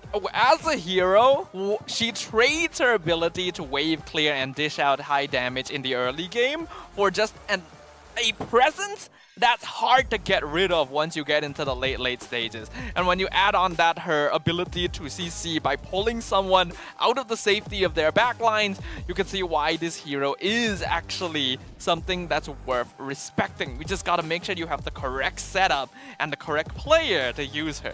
Most importantly, I would say that not only just the correct player, right? The roamer that is in question must be a very specific set of heroes that clears certain conditions to be able to clear waves. That is by far the most important thing that Juicin will require in the middle lane. Otherwise, you will be giving a free lane over to the opponent's mage. In fact, giving in a free priority over to them, while you have no idea what you can do. You're just merely touching and tickling them, unable to pull anyone because you can't stand your ground long enough. Yeah, I think it comes down to a situation where you need to understand your spacing and distance here. And, I think Jusin is in a situation where it's not super far in terms of range, but it's not that short either. So if you can understand those distance and spacing, you're going to be A-okay. As long as you do not give Jusin 10 stacks, you're good, right? But in this case, Shangnu thought it was like, hey, it doesn't really hurt. Oh, I'm immune, I won't be dragged off as well as much as I thought, but it doesn't matter. Once those stacks are up, and if the moment you don't have those immunity, you're dead. You're going to be dragged out. You're just going to be dragged out. Yeah. It's time and time again, we're just looking at these dragons. Pretty darn annoying, and I think that Smart Omega gotta have to respect that. They know that FCAP is a team. They can definitely pilot the juice in now. I feel like a big problem with Smart Omega is that I'm really not seeing a lot of the impact of a lot of their players, especially of their setters, right? The fact that Chaknu decided to start the game by invading the jungle against an alpha jungle and Zusin mid speaks to a bit of a lack of forethought. Like, this is a duo that can easily pull you out and finish you at level 1. Like, I know that Grok is one of the safest roams that you can use to invade, but that also depends on your matchup, and this is not one of those games. Him dying at the beginning was already bad, and then trying to use the wild charge to set up a fight when he wasn't really in range to actually stun and make an impact, thereby kind of leading his team into a trap, made the early game just go completely sideways. I think to add on to that as well, I don't think the level 1 invade wasn't that biggest issue. It was the first turtle fight was one of the big issue right there, because he disrespected Fuse Jusin, and because of that, he trigger-figured, fired the gun, and everyone from Smart Omega kind of committed to the fight. But nevertheless, here, Fuse did a fantastic job. He is undeniably the MVP for this game. Yep, I gotta have to say, Fuse knew what he wanted out of this game. Grok, when it comes down to Chaknu, to further elaborate on that, you know, Chaknu, or rather, Grok is super good when it comes down to opening up brushes and, of course, to give very early game information, something that I am very familiar with because of NIP Flash's JPL. His style of heroes is Cho or Grok, and all he do is tag the opponent's roam. As long as he's able to see the opponent's roamer, he's done. He's good. He don't have to do anything else. I think so. At this point in time, it's really about Chaknu's being able to position himself in a way where he's not too close and really respect the personal space that Jusin provides for this game. Yeah, I think prior to these highlights, we saw a perfect example, right? Like, you know, I think Chaknu made a mistake. He got dragged in by Flap and by Few, and after that, just immediately just fired a shot. He fired the first shot, and everybody just started shooting and, you know, hoping that somebody's gonna die. And eventually, it just didn't pay out for Smart Omega because they weren't in position to do so. Time and time again, you can pretty much see Few also outplaying opponents. We saw in the previous fight, alright? We can pretty much see that we really wanted to see Endoryu to be able to kind of turn things around against Few, but fast fingers Few immediately popping off with the Crimson Beacon as well, allowed him to get himself right out of dodge. So it's pretty much all about micro game. We don't have to focus so much about the macro of Falcon's AP Brand versus Smart Omega just yet, because you focus on the micro, you win your lanes, and that's pretty much what Falcon's AP Brand has been doing. You win lanes, you know your heroes well enough, and you defeat them through raw power. This is not even the true power of Falcon's AP Brand, to be honest. Yeah, I agree with you say, right? Like, it's all them, every lane pretty much out micro their opponents. But now here comes my question. Was it a draft issue? Or was it just straight out micro? I think the draft was workable. I do think that it was mistakes in terms of microplay and even some like teamfight decision making. Again, Chaknu's choice to engage at level 1 and then try to force the turtle fight when his team wasn't in the right position to do so already cost something. And when they were behind, we have to note, Smart Omega was playing a front to back lineup, right? They have the Edith and the Grok for the front line, and then they want to make sure that like Julian goes in and out. Vexana is doing damage at the back, Moskov is doing damage at the back. Zusin is very good at dealing with these sort of lineups if she's ahead, because you pull the front line away from the back line. And when that happens, you saw that every single fight, Smart Omega just scatters. Once Ryota is gone, once Chaknu is gone, there is nothing protecting Endoryu and Ukir. They just have to run, and they cannot run because Few is chasing them down. And you cannot run from a Zusin that is ahead of you. It's just impossible. You also gotta have to remember, once that glowing wand plus the Ice Queen's wand pops up, you know that you're pretty much dead the There's moment no way out. The moment the lantern touches you even once. The amount of snow is just way too much for you to work with. Yeah. The DOT of the lantern actually ticks off pretty fast. I So think what's disgusting is just his first skill. Like if you hit multiple targets, you're stealing all everyone's movement speed. Straight up. It's just disgusting. It contributes to that because you want to be able to stay on top of Yeah. people. But Zusin as a character, we've already seen, has actually failed in multiple other situations, right? This is a clear like demonstration of what she's truly capable of, but you also gotta make sure that you're able to set up the situation for her to be this ahead. And if it was another opponent, if it was not the case of Smart Omega unfortunately losing the early game quite badly, then we could have seen a different result. Because if Zusin doesn't have the items necessary to keep up, then we see that she is a hero that actually does have trouble because of the lack of mid lane priority. But perhaps we'll be able to tell a little bit more if whether the Juicin will be contested or not in the next game, right? Because Falcons AP brand, perfect game number one. Smart Omega, they gotta respect that. What exactly are they going to be banning out, and what are they gonna be looking out for? When it comes down to drafting, they also didn't really quite manage to nail onto the head the fact that they are gonna be running with a potential Harif by the end of the day. I'm not sure whether they believe that, yeah, we can deal with a Harif, or do they just not know that the Harif is coming? Because it was a setup. It was pretty obvious Yeah. as well, right? Like, hey, instead of choosing to ban and focus on towards Marco's hero pools here, they opted to focus on the junglers. And guess what? It didn't really matter here because it feels like everybody was just winning regardless of the drafts here. So Yeah. it came down to just individual skills. So the question will always be, would it have mattered if they banned out the Harif, or would it still be okay to ban out those subsequent assassins coming in from Hayabusa and Fanny? Let us know your comments down below, and just let us know maybe a little bit more about what you think about this. But Sadafa, what do you think about it? Do you think it would have mattered?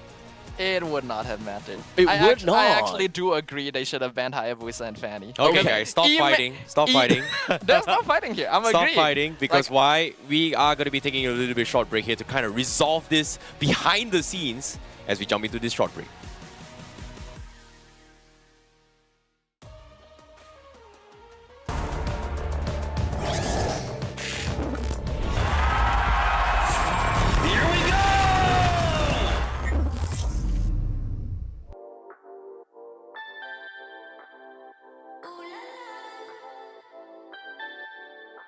Let's go. Put it in motion. Baby, we're going faster, faster, faster, faster. Seizing the moment. Baby, keep going faster, faster, faster, faster.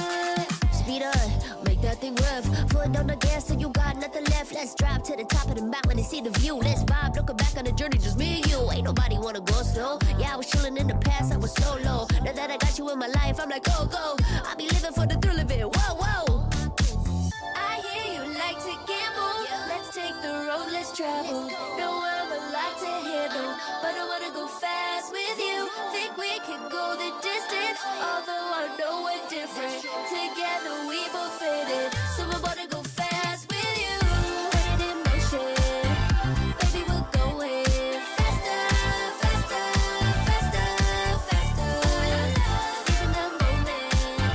Baby, keep going faster, faster, faster, faster. It's like they never even seen us, and nothing will ever get in between us. I'ma ride by your side every season, and if anyone try to stop us, we just speed up. Yeah, always keep it at 100. Top down, pretty face, so sun-kissed. Know it's scary, but I swear I really love this. Big shades on, summertime in London. I hear you like to gamble. Let's take the road, let's travel. Know I'm a lot to handle, but I wanna go fast with you. Think we can go the distance, although I know we're different. Together we both fit it, so I wanna go fast with you.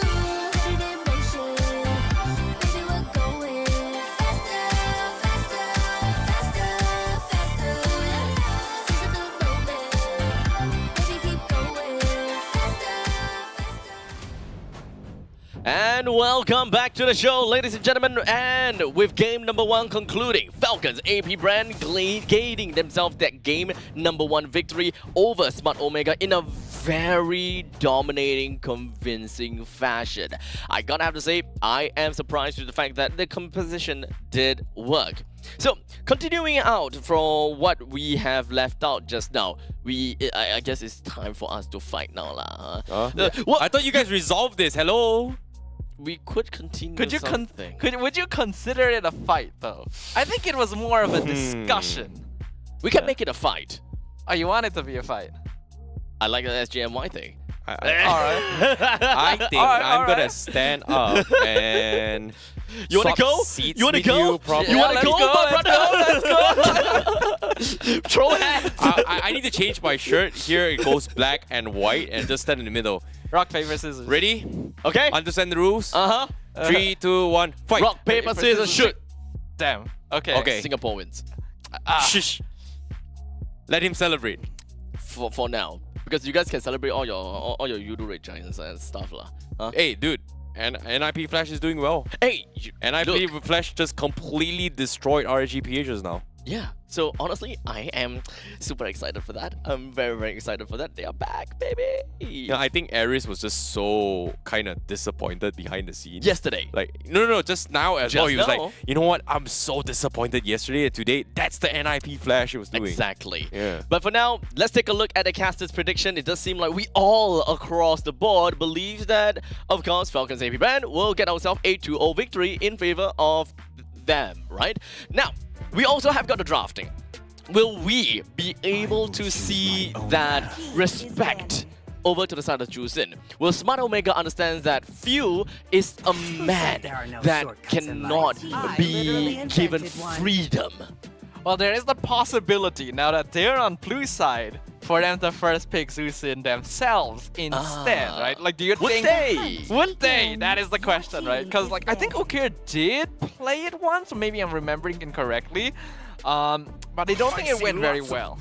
I think they gotta respect the Ruby. Like, to be honest, I feel like Flap TZ was just doing so well in the prior game as well. It's a very good synergy with both the Zusin, and alongside himself, it's just so difficult to kill, right? It's great for setups, great for sustains, great for baiting up fights as well. And I think Smart Omega, they made like a couple of attempts to try and shut Flap TZ with this Ruby. They just couldn't set up those fights. So I guess now they're just taking away kits away that are comfortable so that they can actually find one lane and just go in and set up for those ganks. I like how Falcons AP Brand themselves acknowledge the fact that Jusin can be a threat, and Jusin is, of course, a value that can even be made out of within of Smart Omega's draft. I thought that it could be kind of like a bait and switch kind of thing, whereby Falcons AP Brand, we show you how Jusin is meant to be played, and then pass it over to Smart Omega. You try now. It's not as easy as you think, huh? Well, I think typically teams that know how to abuse a strong hero are the teams that will respect it the most, right? Because they Fair point. know intrinsically the fear that comes from playing against it. But giving the link over the Jusin though, would you have that much respect for Jusin? I think it's less of a... Actually, yes. Basically, what they're saying here, they have more respect for Zusin as a hero than Andoryu as a Link player. Oh! Whoa! That's the impression they're giving That's me. the impression. You know what? I can back you up just so that we can make that content. Yeah. Falcons AP Brand headlines, Andoryu with Ling is nothing as compared to Jusin as a hero. I don't think they're that worried about Ling. Just because if you base on historical data, like during MPLPH as well, like there was just so many links here coming from during MPLPH, you know, even MSC as well. There's just so many as well. It's just adjusting and adapting, right? Like, Right. So I feel like in this situation, Falcons IP Brand, they can deal with Link, but they need other toolkits to kind of respond to this. And knowing their trends of playstyles, they do like to have those flexibilities to kind of adapt. And that's the Falcon AP Brand that I know. Being flexible. Be water, my friend. Be water. If you pour water in a glass, Be the glass. you become the glass. The shape. But is it half full or half empty? It is. Doesn't matter. It has water. It has water. That's true. Smart Omega now, they do have a Ling Minotaur as well as a Pharaoh. no. Falcons AP Brand, they are pulling in the Kyle TZ, Fatty TZ. Okay, so some words. Firstly, I actually do quite like Smart Omega's draft. Minotaur and Faramis is a really powerful combination for straight up team fighting because you have Mass CC and then you have the Netherrealm on top of that. But the Fanny is really scary here. We know that Kyle Teasy can play this pretty well. No, I think like we have to thank Mara for all the spoilers because think about this, right? Voice impersonation. How would you be able to speak a hero's voice impersonation if you don't play it a lot? You wouldn't be able to know anybody's impersonation. So And whoever they impersonate is the hero that they either number one Most likely played the play. most, Yep. or number two played the most recent. like I think when you guys were watching, right? I knew it was a chip's line. You know? Who says shortcuts doesn't exist in life? I literally made one. Everything else I didn't know. That is quite literally. Oh right, because you're a tank main. Yeah, I'm a tank main, so I knew about it. So I was like, Oh yeah, by the way, Blade Armor didn't work earlier. unfortunately.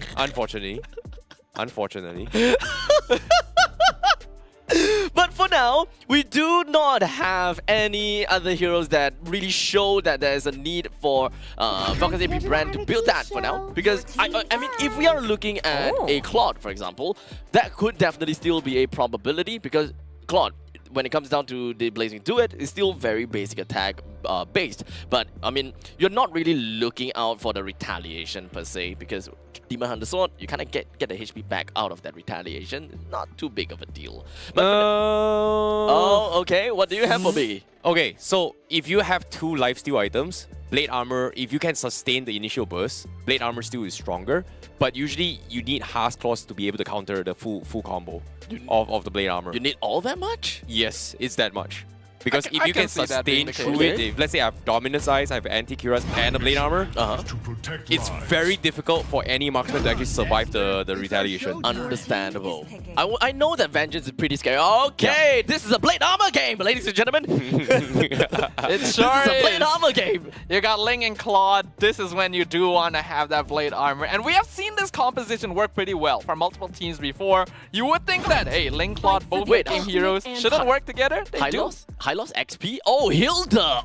Wow. Rome. Okay. Okay, Interesting. This is a very interesting draft. Wait, Hylos XP. The thing is, whenever I'm looking at a Hylos XP, I believe that the main reason why you would want to do that is because the Ring of Punishment, it slows down enemies' attack speed. It's great with auto attack heroes, but Falcon's AP brand don't have anyone that really uses that. Number 2, the other reason you pick up Hylos is because he works great with Vengeance, with the max HP pool being the highest of all MLBB heroes. So it gives you so much reason to use Vengeance, but now from the sound of Falcon's AP brand, you don't really quite have a reason to pick that Vengeance up. I'm not too sure, but I'm gonna leave the time over to you guys. You can talk all you want about this very interesting draft. I will be back again later to really just digest and dissect it again once we are done with this. Game number 2 between Smart Omega versus Falcon's AP brand. Who's gonna be the one that takes this game number 2? Let's tune in. Well, we are going to be jumping straight into the game right here, right now. And Nuryu on the link. And Cal TZ on his Fanny. Who is going to be the better jungler here? That's going to be my question here, because as of yet, Cal TZ already having a very early XP lead, actually. Yeah. You are right. So that means that Endoryu has already been potentially messed with a little bit. No. Like, I'm kind of curious. Where did Kaltiza get that extra EXP Well, he from? started on the on the purple side, whereas Anduri started on the red side. But I'm surprised he didn't go for the purple side, anticipating that Ogwen is going to be here. And guess what? It kind of paid off, and now they are going to try and extend this fight. Ogwen forces a very early flicker by Smart Omega. So beautiful start here coming from Smart Omega. Yeah, good pressure there. Oh, unless the Fanny comes in. Oh no, I spoke too soon. I think Endoryu did get it. He does have his purple buff. Yeah, he does. My goodness, the pressure from AFCAP is just unreal right now. Initially, we thought that maybe the early game wasn't like as effective because Hilda and Lilia should usually win an invade, but Smart Omega planned for it and positioned 3 players there to stop them. But then Kyle TZ just comes in and gives them another heart attack. That is the thing about Fanny. You always got to be worried about it somewhat. Ryota trying to cut waves. Okay, Ryota, you know, he's going to try and buy a little bit more time. He does have a little bit of Purify to just get out, but unfortunately, none of his members is going to be able to do so here. First blood in the hands of Falcon, AP, Brent. I feel like there could have been a bit more communication there. You gotta tell him Lilia's coming. Hold on though. Oh, and Yuryu. Here comes the Blade of Tempest here, going for the combo. Ogren is able to buy a little bit more time, but still, that was the last tick. They cannot commit to the fight, and this is why you gotta respect Ogwen's robe, just making so much space. Yeah, and Ryu actually made a slight mechanical misstep there.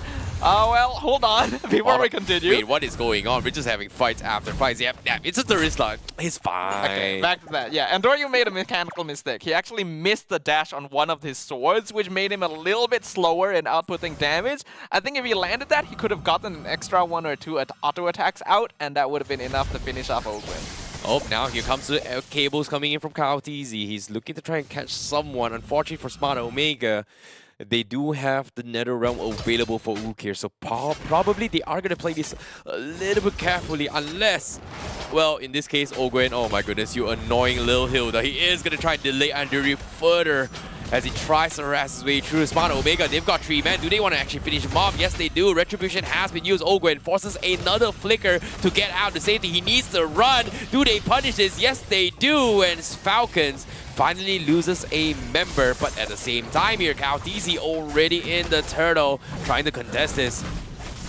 Oh boy, can they steal this in time here? It looks like the rest of Smart Omega's looking to try and finish boss, but Kyle TZ still gets it as well, but he needs to get out because now he is going to be scouted out by Anduri. The rest of Smart Omega looking to finish them off, and they will get 2 more kills in the bag. I'm personally not too sure if that was worth it. Well played by Kyle to steal Turtle away. Oh no, Ogwen, oh! Okay, he's fine, he's fine. Andrew, he's going to be able to get out here on this link. This time, Smart Omega on the driver's seat.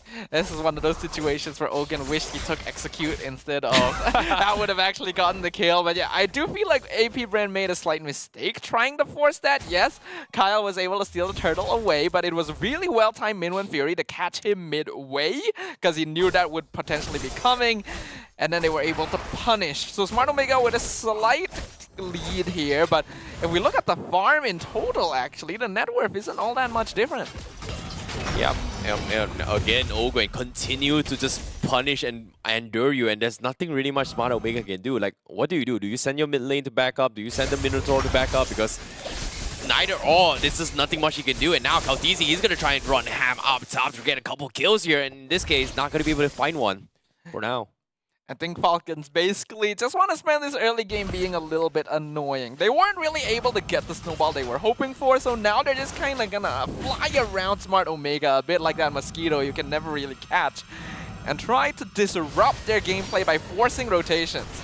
Oh boy, now Ogwen, he needs to make a run for it. He's been extremely annoying. Nice sidestep with the Cyclone Eye as well. He's actually able to get out. And Kautisi looking to try and catch even more. The Nether Realm has been used to disengage, but the damage is a little bit too much. Fuse will be able to find one. And now Ryota trying to get out of safety with this high loss. One more tick. Is it enough? No, they do not, unless Ogwen. Oh no, Ogwen! He is gonna come in out of nowhere. Surprise, brother. Surprise, you ain't running, brother. That is the art of hunting, and it looks like Ogwen had a centaur on his hunt list here. Falcons AP Brand, they found the rotation they were looking for. They were kind of flying around, being annoying to Omega, wanting them to use resources to commit for a fight, and Omega bit the line, hook and sinker, falling into the trap.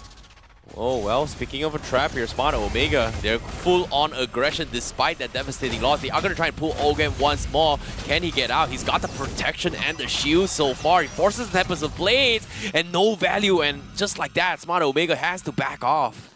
All things considered, though, Smart Omega not in a too bad spot. Only about a 2K net worth lead for AP Brand right now. And if they're able to continue maintaining this difference, Joman and Doryu can reach the point where they actually scale up to do a lot of damage. That is just disgusting. Like Ogwen, yeah, this is why you gotta pay attention to Ogwen. Like him on the Hilda, he's just breaking every single tempo and rotation that Smart Omega is trying to do, and because of just him, he's forcing fights now. And guess what? They do find few in the process. Magic Black Shoe comes in. Can he buy a little bit more time? He's gonna get King comboed all the way through. Ukir finds the kill, and FCAP, they're not even fighting.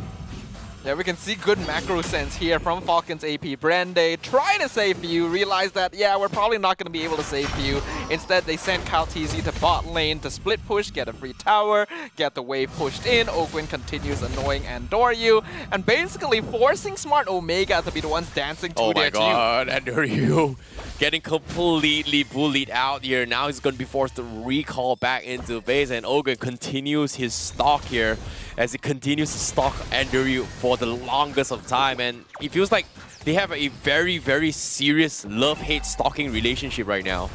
Would you really call it love-hate? I'm pretty sure that AP Bren are very happy to be chasing them down. If it's love-hate in terms of AP Bren loves it, Omega hates it, then yeah, I agree. Okay, now Ogwin, he's gonna try and back off a little bit here. We do see the rest of Smart Omega calling in the cavalry to kind of stop Ogwin from chasing Andrew, and it's somewhat working out right now because FCAP, they're just body checking, they're just, damage testing, checking the waters here. But as soon as I say this, Kaltizi, he sees Joel, he's looking for a couple of jabs here. Joel forces the Blazing Duet to disengage, as well as the BMI. But aside from that, FCAP just, having full control. Kaltizi, however, though, in the back lines, he goes in for a penalty zone. He catches on 3. He is going to be able to catch a little bit more. That's going to be 2 down from the side of Smart Omega. While you're so focused on Ogwin, Flapteezy is going to be the ones that sneaks up on you and jumps on you.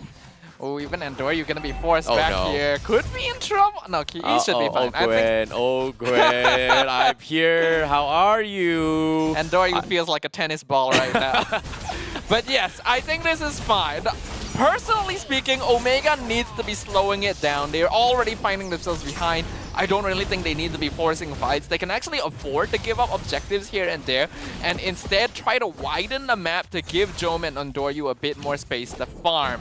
Unfortunately, they did still try to commit. Ogwin, again, so adamant, so insistent against on Andrew, and because of his resilience, he is able to force the Tempest Blade as well as almost force a Retribution, but it is good enough to slow down Andrew even far further because look at this, Kaltizi, he's level 12 now.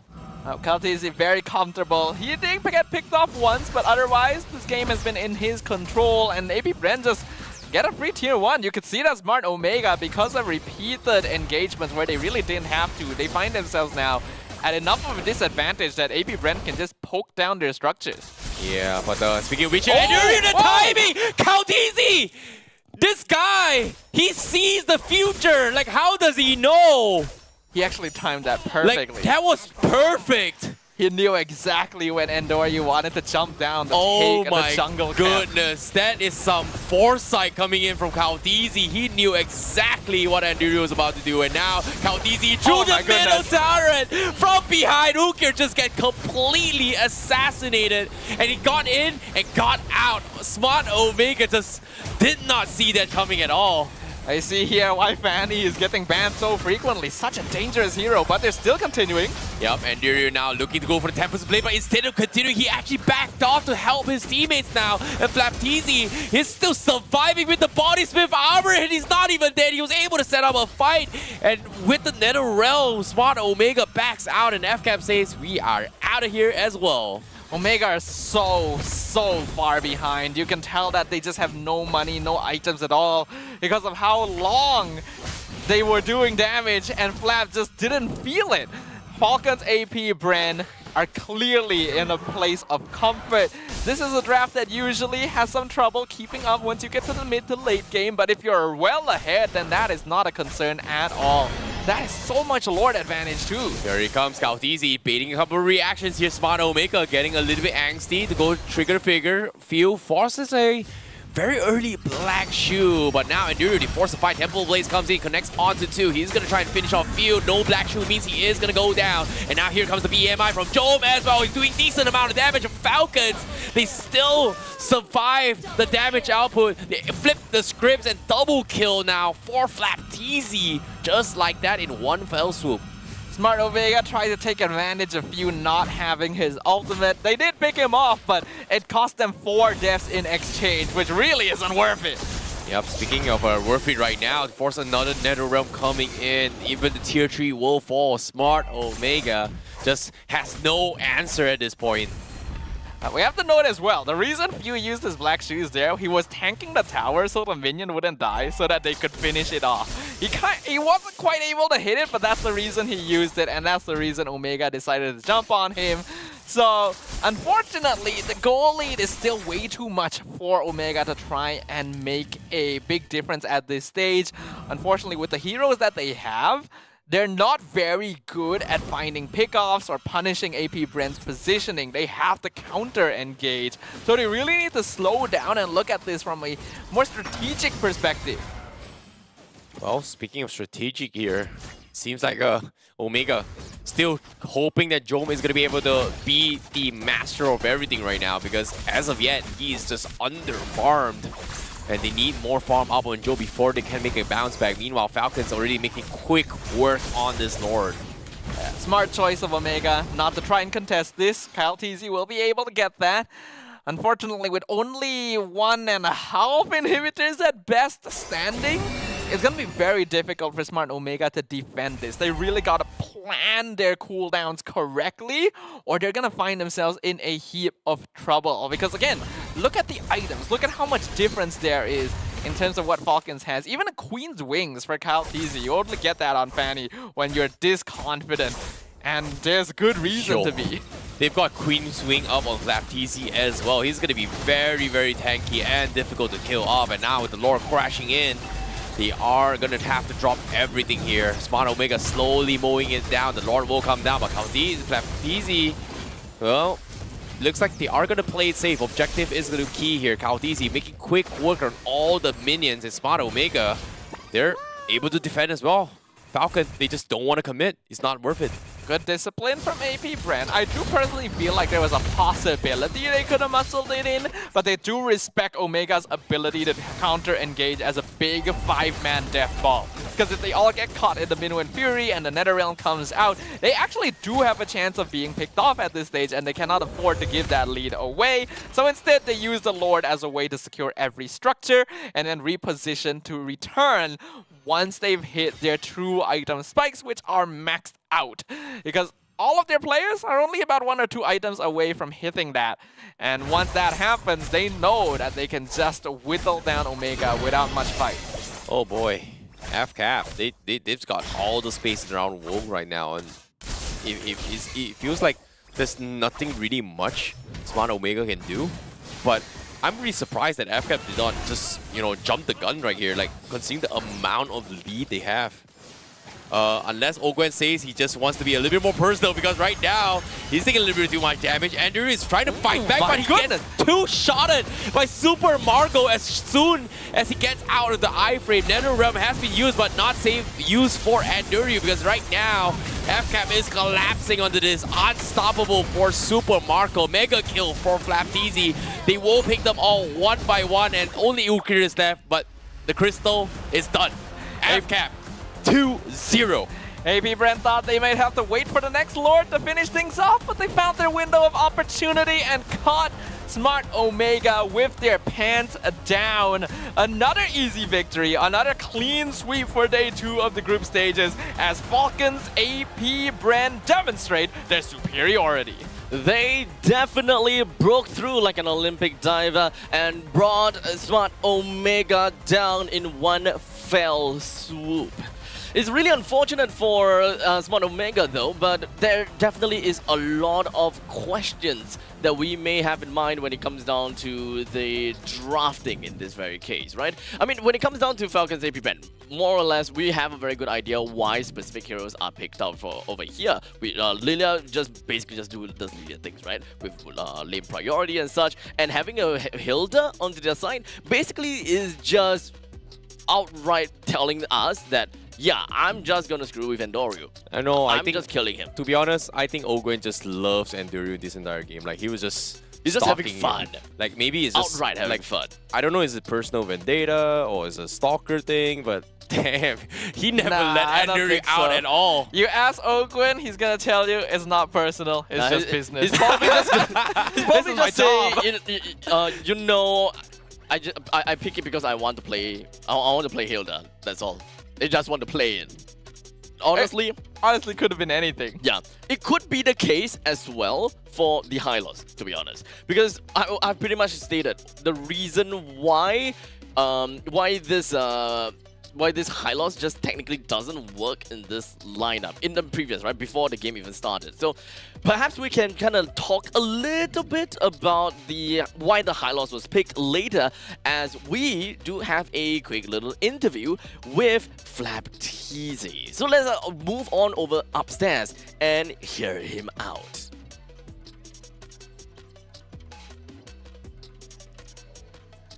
We're here with the winning team from Falcons AP brand, Flapteasy. Congratulations! Another sweep. You know, prior to today, you guys were saying you had some errors, such as rushing in the game. It seems like you guys were able to have more discipline, more control. How were you able to do that today? Ano po, pinanood po namin yung mga games namin kahapon, kung saan kami nagkamali, ganun, para mag-improve palalo kasi itong tournament na to, yung stepping stone din namin para parang practice grounds, training grounds na rin namin tong tournament na to para sa ibang parating na tournaments namin kasi wala kami masyadong preparation.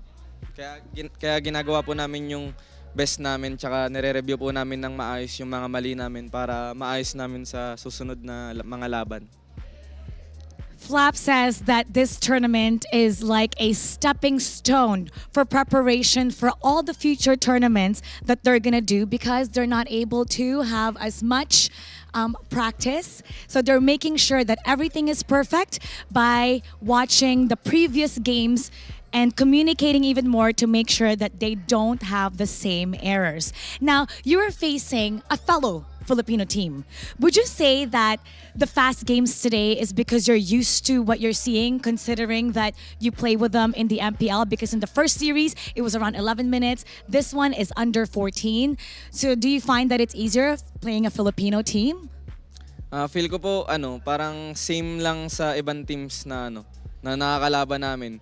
Yung problema lang is yung nagkaka-error. Tapos ngayon namin na-apply sa mga sarili namin yung mga errors namin kahapon. He thinks it's the same, doesn't matter if it's Philippines or another country, it's just the same, and they're able now to fix the errors that they were talking about yesterday. So, quick fight today, 2-0 quick games. What are you planning to do after this? Kakain po tapos siguro magte-training ulit kasi kailangan eh. So just eating and just training because they said they really need it. Why do you think you really need it? I mean, like, it seems like you guys are having an easy time right now. Parang kulang pa kasi gusto namin mag-champion eh, kaya kailangan namin ipakita na nagte-train kami ng seryoso para makuha namin yung mga pangarap namin. They said there's still a lot of stuff missing because their goal is to become the champion so they can achieve all their dreams. If you can say what's missing, what exactly is it?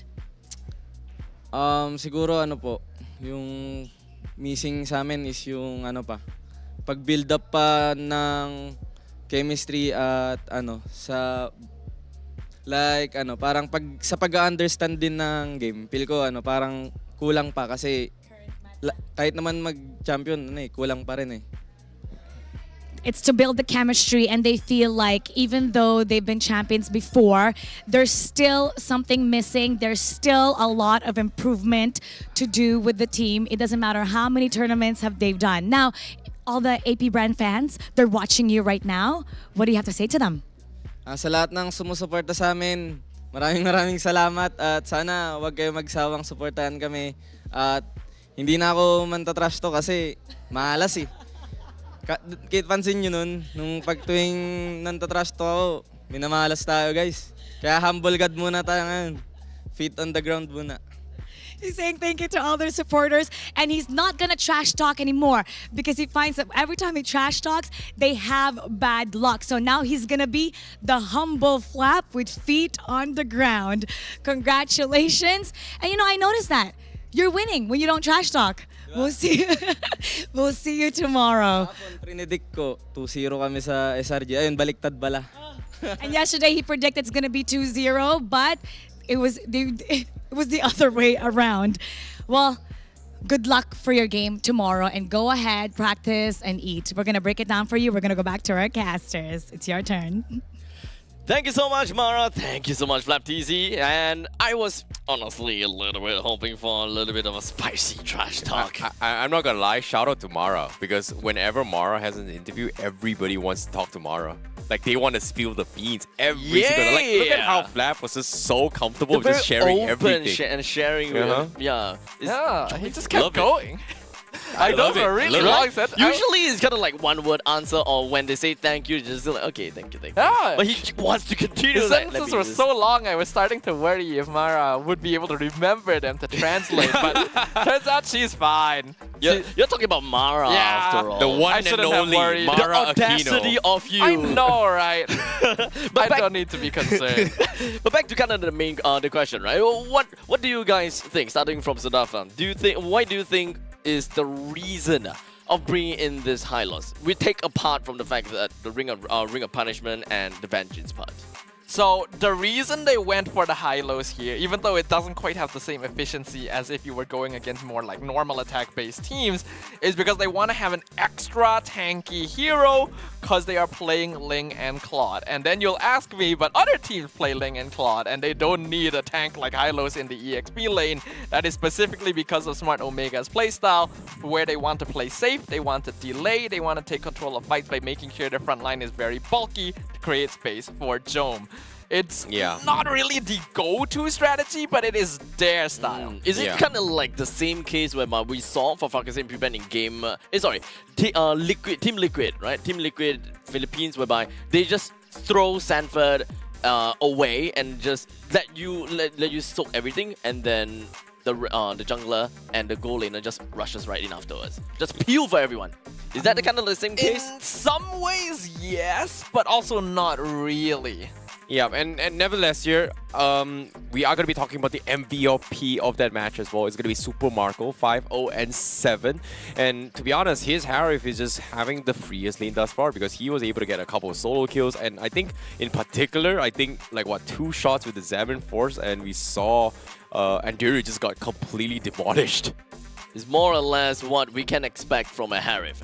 A farmed Harif, which you having the Feather of Heaven, as well as the what's that again? I would keep thinking of it as Calamity Reaper. Starlium Scythe. Thank you. But of course, once he picks up the Holy Crystal, you more or less know that the game is over. Yeah, I think it came down to a team effort here coming from Falcons AP brand. They just dominated. Like, they had a very, very clear understanding on what they wanted to do in terms of objective, right? Like, slow down jungler, make space for a team, and then just win the game. But in this case, Calteezy was given so much free reign. And Smart Omega was just playing extremely passive in this game. And I like how Staffa was able to dissect that as well.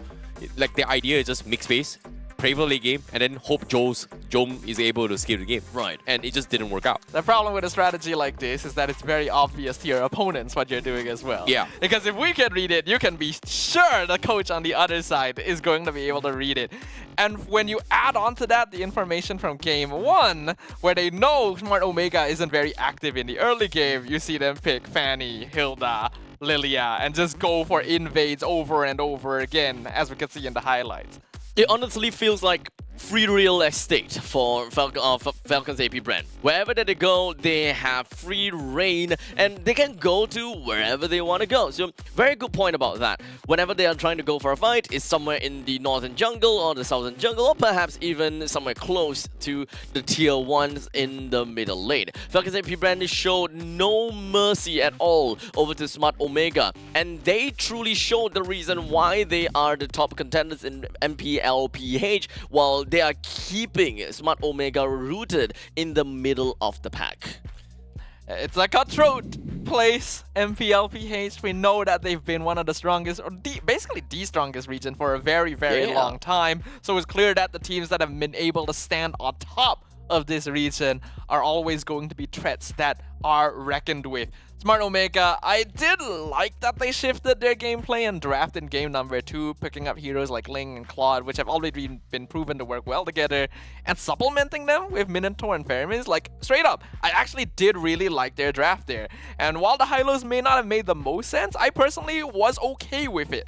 I just feel like they're still lacking in terms of their execution compared to a team like AP Brand. Yeah, I really like the high-lows in the current patch, but how is it played in XP, or is it going to be played Roam? Is it going to be a completely different meta as well? It's just very simple to use, right? It's very strong, brain dead.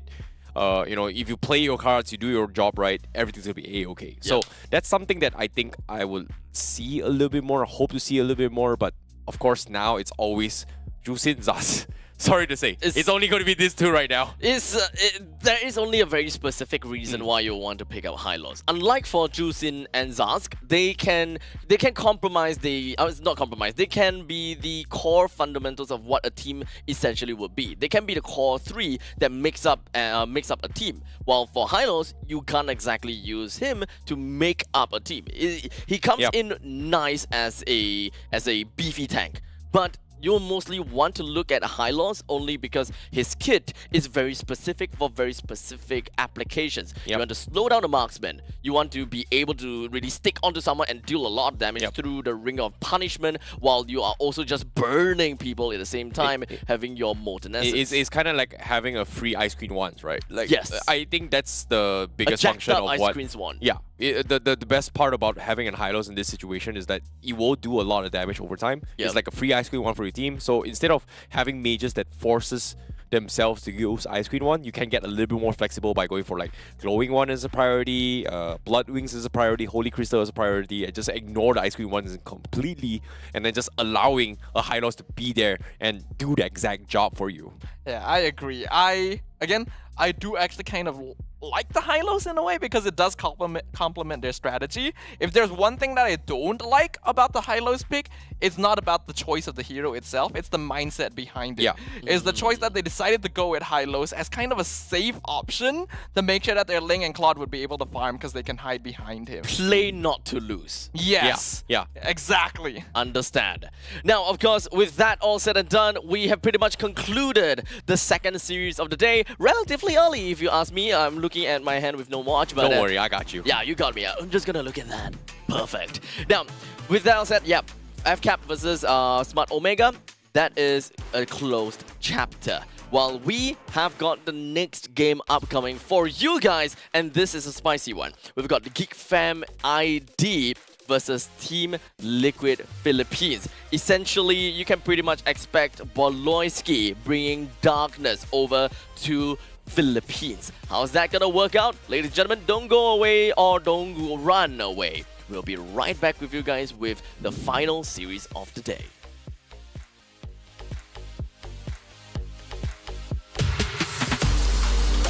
So yung last experience po namin nung SPS nung last sa Jakarta is parang nakita po namin talaga na parang kaya po talaga namin manalo, pero parang kinapos po kami ng konti, and parang ngayon nililook forward po talaga namin maglaro ulit, and nakita namin na parang sobrang excited po namin lahat para sa paparating na tournament na. Yung last SPS po kasi namin parang naglaro po doon si Zaida pati si Outplayed, and yun parang yung first international tournament nila. So knowing na first international nila is parang hindi talaga maiwasan na maging medyo kabahan sila, or parang hindi nila alam masyado gagawin minsan pag mga crucial. And ngayon parang andito na yung talagang main roster namin, like si Benny Cute and si Carl Tidis. So yung impact na parang mabibigay nila sa amin is parang wala na kaming parang isipin na kailangan buuin na chemistry, parang andito na agad and maglalaro na lang talaga. Siguro yung makikita ko sa sarili ko na parang nagbago is siguro mas naging matured ako, or parang mas naging open ako sa lahat ng parang kahit pag sinasabihan ako ng mga coaches, parang tinitake ko talaga sila as parang motivation, kasi knowing na sila yung mga coaches namin, so parang gusto lang talaga nila kami mag-grow, and siguro yun yung pinaka nakita ko sa sarili ko na parang maturity lang talaga, and parang yung able to adapt in every meta. Yung mga lesson po siguro na parang madadala ko this year is parang yung mga reminders lang din po sa kampi ko na parang huwag madaliin yung laro and take it easy, parang slowly but surely na parang tatapusin yung game. And ayun, kahit parang palugi kami, parang kailangan na pa rin namin mag-isip ng paraan para manalo. Hanggat di lumalabas yung parang defeat or victory sa screen, di tatapos yung pagpindot dapat. Yung pinaka-memorable po siguro para sa akin is yung mga fans sa pumupunta, kahit parang knowing na Filipino team kami and sobrang daming sumusuporta sa amin. So parang yun yung feeling na di mo talaga parang may express sa maayos dahil sobrang saya nga talaga and speechless ako pag ganun talaga yung mga ginagawa. Yung gusto ko po siguro may experience mula last year is parang yung suporta naman ng mga Malaysian fans kasi last year sobrang suportado talaga kami ng mga Indo teams. Sana suportahan din kami ng mga Malaysian fans. Thank you pala guys sa mga sumuporta sa amin since nung last SPS. Sana suportahan nyo kami ngayong paparating na SPS and tatry natin bumawi and di panalo to para sa inyo. Hey guys, this is Rose and right now I am with Beloyski and Vincent from Geek Fam ID. Okay, so today we will be playing a tier list game and you guys will have to put it on the board. Team 1, see you soon. Oh, but because no more MP the King. Oh, no more MP the King. So you think MP the King is like the hard carry? Yeah. See you soon. Homeboys. Oh, dear. Oh. Just now have GBN Sword Light. Okay, so what about Odile? Yeah, Odile is strong, but changing 3 players from the lineup is quite hard to adapt quickly. Rebellion Esports. A fellow. We gotta give it to Yeah, we Vincent. gotta give it to Vincent. Come on, your ex-team. Oh, by the way, before you rank, I'm gonna tell you what they said. They said Paxia 1, Vincent 0. Let's prove it. See. Oh, okay, say. He's still being nice. Oh wait, what do you wanna say to Rebellion? Good luck, semoga juara. Oh. Kita yang mau juara. Ya, dia juga harus berada di grup sebelah. NIP Flash, the only team from Singapore. Hades, you need to be careful.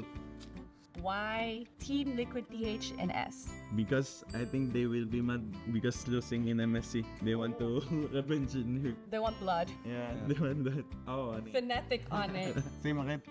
Yeah. Ooh. For me, they kinda underperform on MSC. They should have chance to win the title, but they didn't qualify for the playoffs, right? Maybe this one is the tournament that they want to revenge. Udah capek ketemu mereka, semoga bisa menang. Falcons AP brand. Sama pasti. SRG. Oh iya, belum ada SRG. Oh iya, belum ada. Oh. We need to put an. Now this is very different. Because gotta give the credit to SRG because they just won the championship. Even though for me they are S tier also. What do you have to say to them before your matchup? Because you know they're really good. Club TC. The team you guys have been waiting for, Udura Giants. S. Yeah, we gotta give credit first, June. Okay, what do you want to say to the MSC champion? Mereka udah juara 1 juta USD kasih aja nih. Hey, Okay, I like this. So you guys happy with your tier list? No. Satisfied? No? I'm scared Bren will be mad. That's it from me. Thank you so much to Beloyski and Vincent. I shall see you guys around. Thank you. Thank you. Club TC.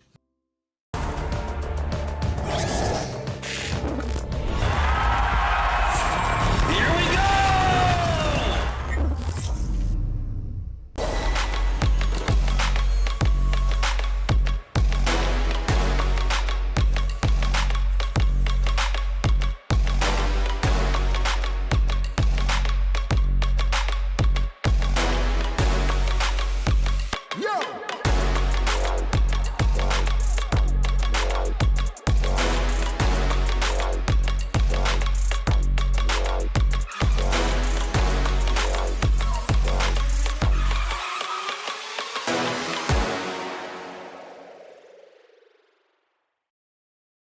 The Snapdragon Pro Series is brought to you by Snapdragon Elite Gaming, Monster Energy, and DHL.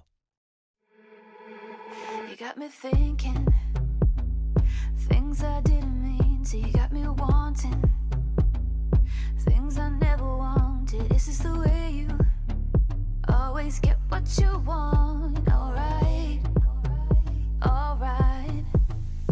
You got me right inside of my head. head. You got me so, so close on the tip of your tongue. This is the way you always get what you want. Alright, alright. Let's do and say that we're done. Let's do, I know that you want to. Let's do and say that we're done. Say that we're done. Let's do and say that we're done.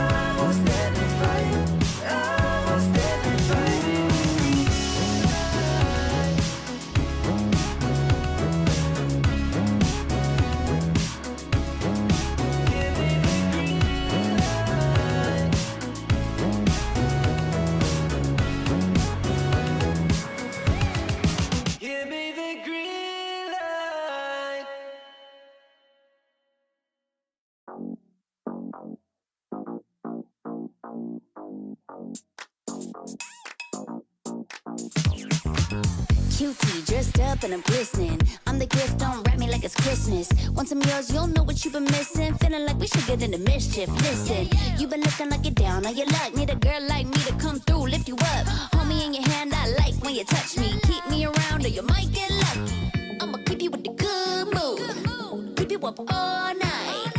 Never around you. Baby, this is so vibe. Got me dancing like a soul train. Laughing the whole time. Got me singing in the shower. Baby, are you all mine? Baby, I'm your four-leaf clover. Your rabbit's foot, your charm bracelet, horseshoe. Baby, I'm your good omen. You wanna keep me with you. Keep me with you. Yeah, it's not hard to see. There's a pattern forming when you got me. 777 all wins big money. The tramp over here never see me coming. I was in your back pocket the whole time. A quiet power, a silent gold mine, a big old confidence boost. You never delude. Just know that you'll be winning cause I'm with you in the building. I'ma keep you with the good mood. Keep you up all night. Never around you. Baby, this is so vibe. Got me dancing like a soul train. Laughing the whole time. Got me singing in the shower. Baby, are you all mine?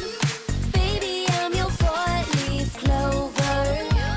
Your rabbit's foot, your charm bracelet, horseshoe. Baby, I'm your good omen. You wanna keep me with you. Keep me with you. You been looking like you're down on your luck. Need a girl like me to come through, lift you up. Hold me in your hand, I like when you touch me. Kick me around and you might get lucky. Baby, I'm your four-leaf clover. Your rabbit's foot, your charm bracelet, horseshoe. Baby, I'm your good omen. Yeah, you wanna keep me with you. Oh yeah, keep me with you.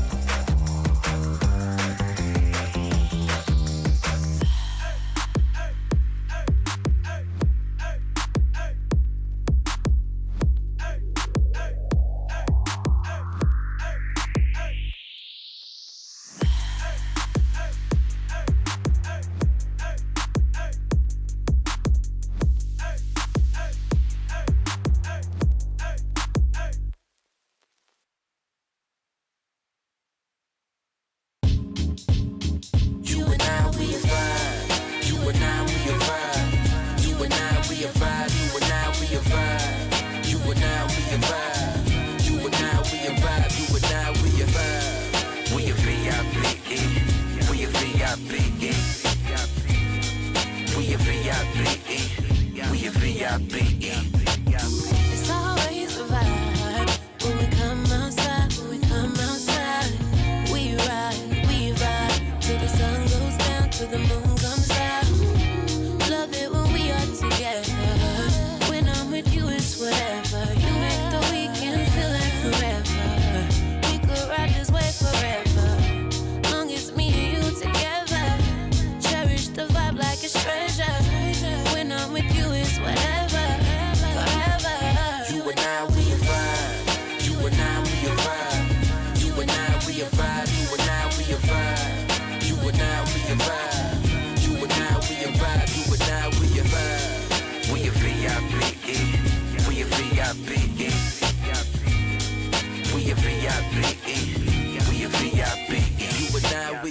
Yeah, we a VIPE. That's why OUANDME. They all mad at us, so they HATE. We out here living life, we ain't laying down sleepy. Traveling around, ain't no time to wait around. Every time we come around, we don't break, don't need a lounge. Get lost out in the world, you can find your way around. You can go from town to town, if you're tired, lay it down. I found your presence is a blessing, I dismiss. Cause me being with you is a gift on my wish list. Let's make the best of every opportunity, big trips. Cause we a whole vibe, tell them all my new now we a vibe. You and I, we a vibe. You and I, we a vibe. You and I, we a vibe. You and I, we a vibe. You and I, we a vibe. You and I, we a vibe. We a vibe. We a vibe. We a vibe. You and I, we a vibe. We a vibe. We a vibe. We a vibe. You and I, we a vibe. And I, we a vibe. You and I, we a vibe. You and I, we a vibe. Down the ride, down the ride. You and I, we a vibe. You and I, we a vibe. You and I, we a vibe. Down the ride, you and I, we a vibe.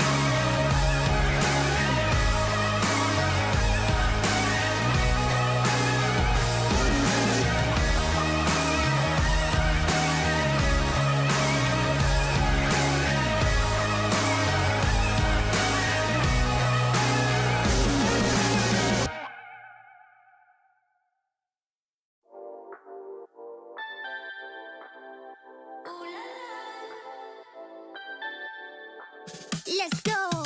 Put it in motion. Baby, we're going faster, faster, faster, faster. Seizing the moment. Baby, keep going faster, faster, faster, faster. Speed on, make that thing rough. Foot on the gas till you got nothing left. Let's drive to the top of the mountain and see the view. Let's vibe, looking back on the journey, just me and you. Ain't nobody wanna go slow. Yeah, I was chilling in the past, I was solo. Now that I got you in my life, I'm like, go, go. I be living for the thrill of it, whoa, whoa. I hear you like to gamble. Let's take the road, let's travel. Know I'm a lot to handle, but I wanna go fast with you. Think we can go the distance, although I know we're different. Together we both fit it. So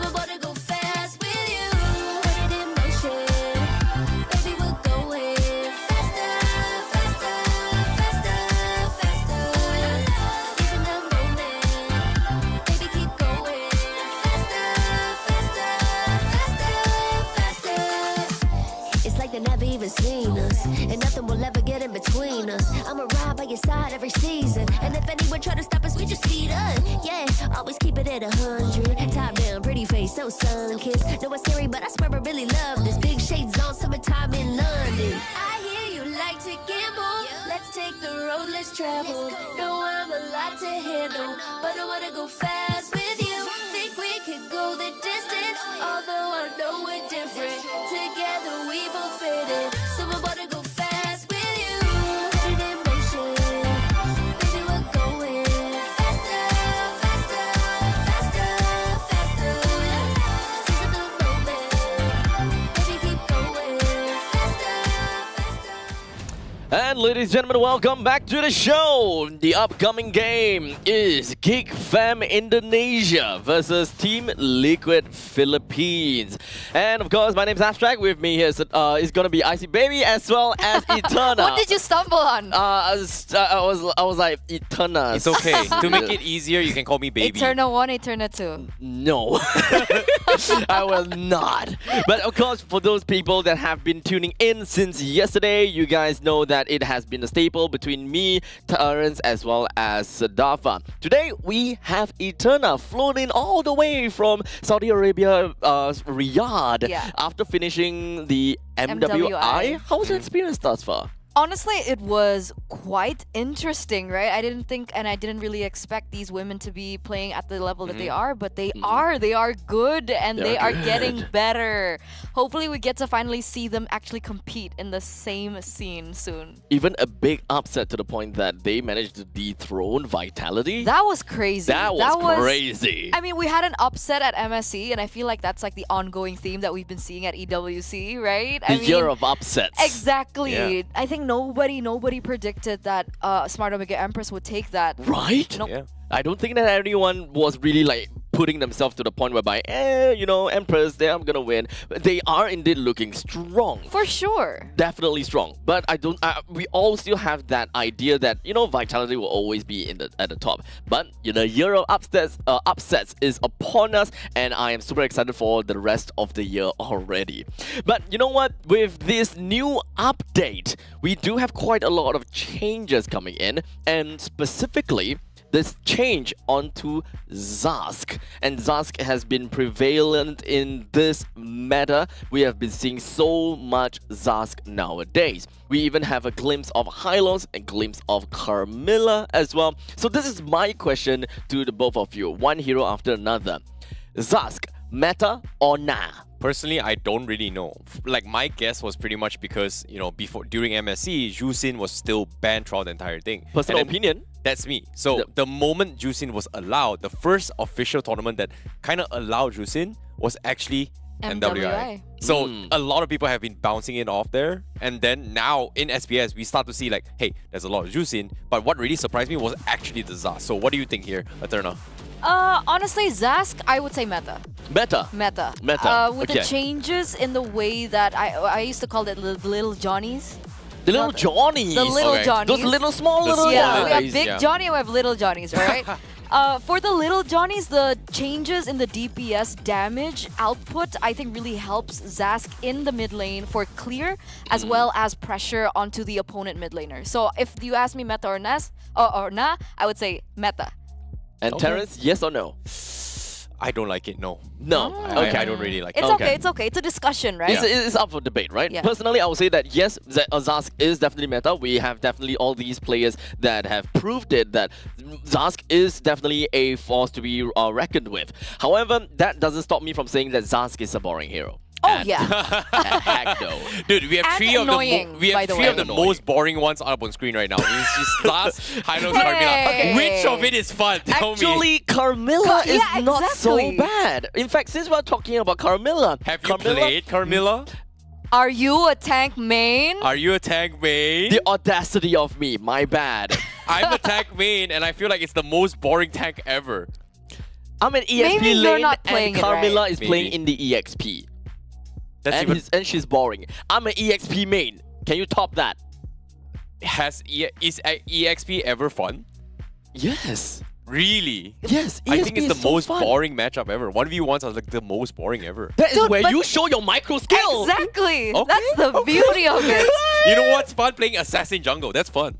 That's more pressure, more stressful. Technically, yeah. But meta or not, Camilla? Yes. Yes.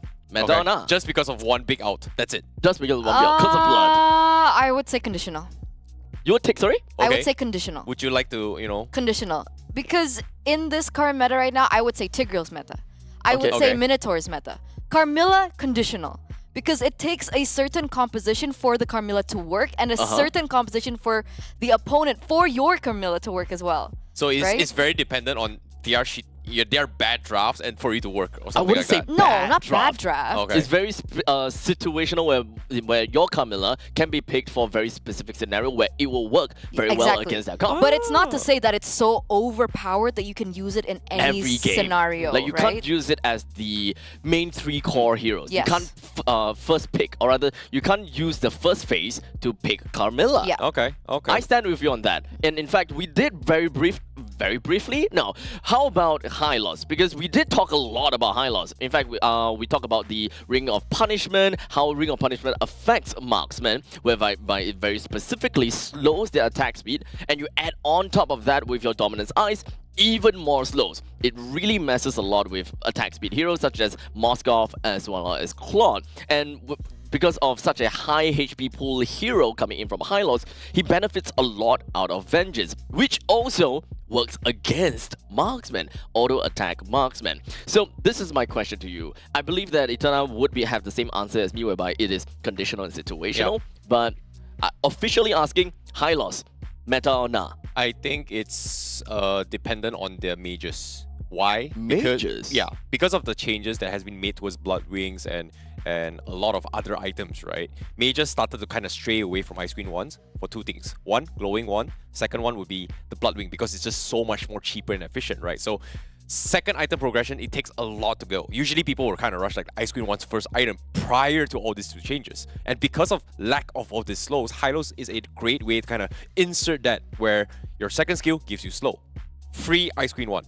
Ultimate AoE slow, free Ice Queen wand, similar to how a Novara outs kind of works. So I feel like if you're a mage that doesn't want to buy Ice Queen wand as a first item, Hylos kind of fits really well in these kind of conditions. I understand that notion, but I don't think it would warrant a Hylos pick. I'm still very on the fence with it. Yeah.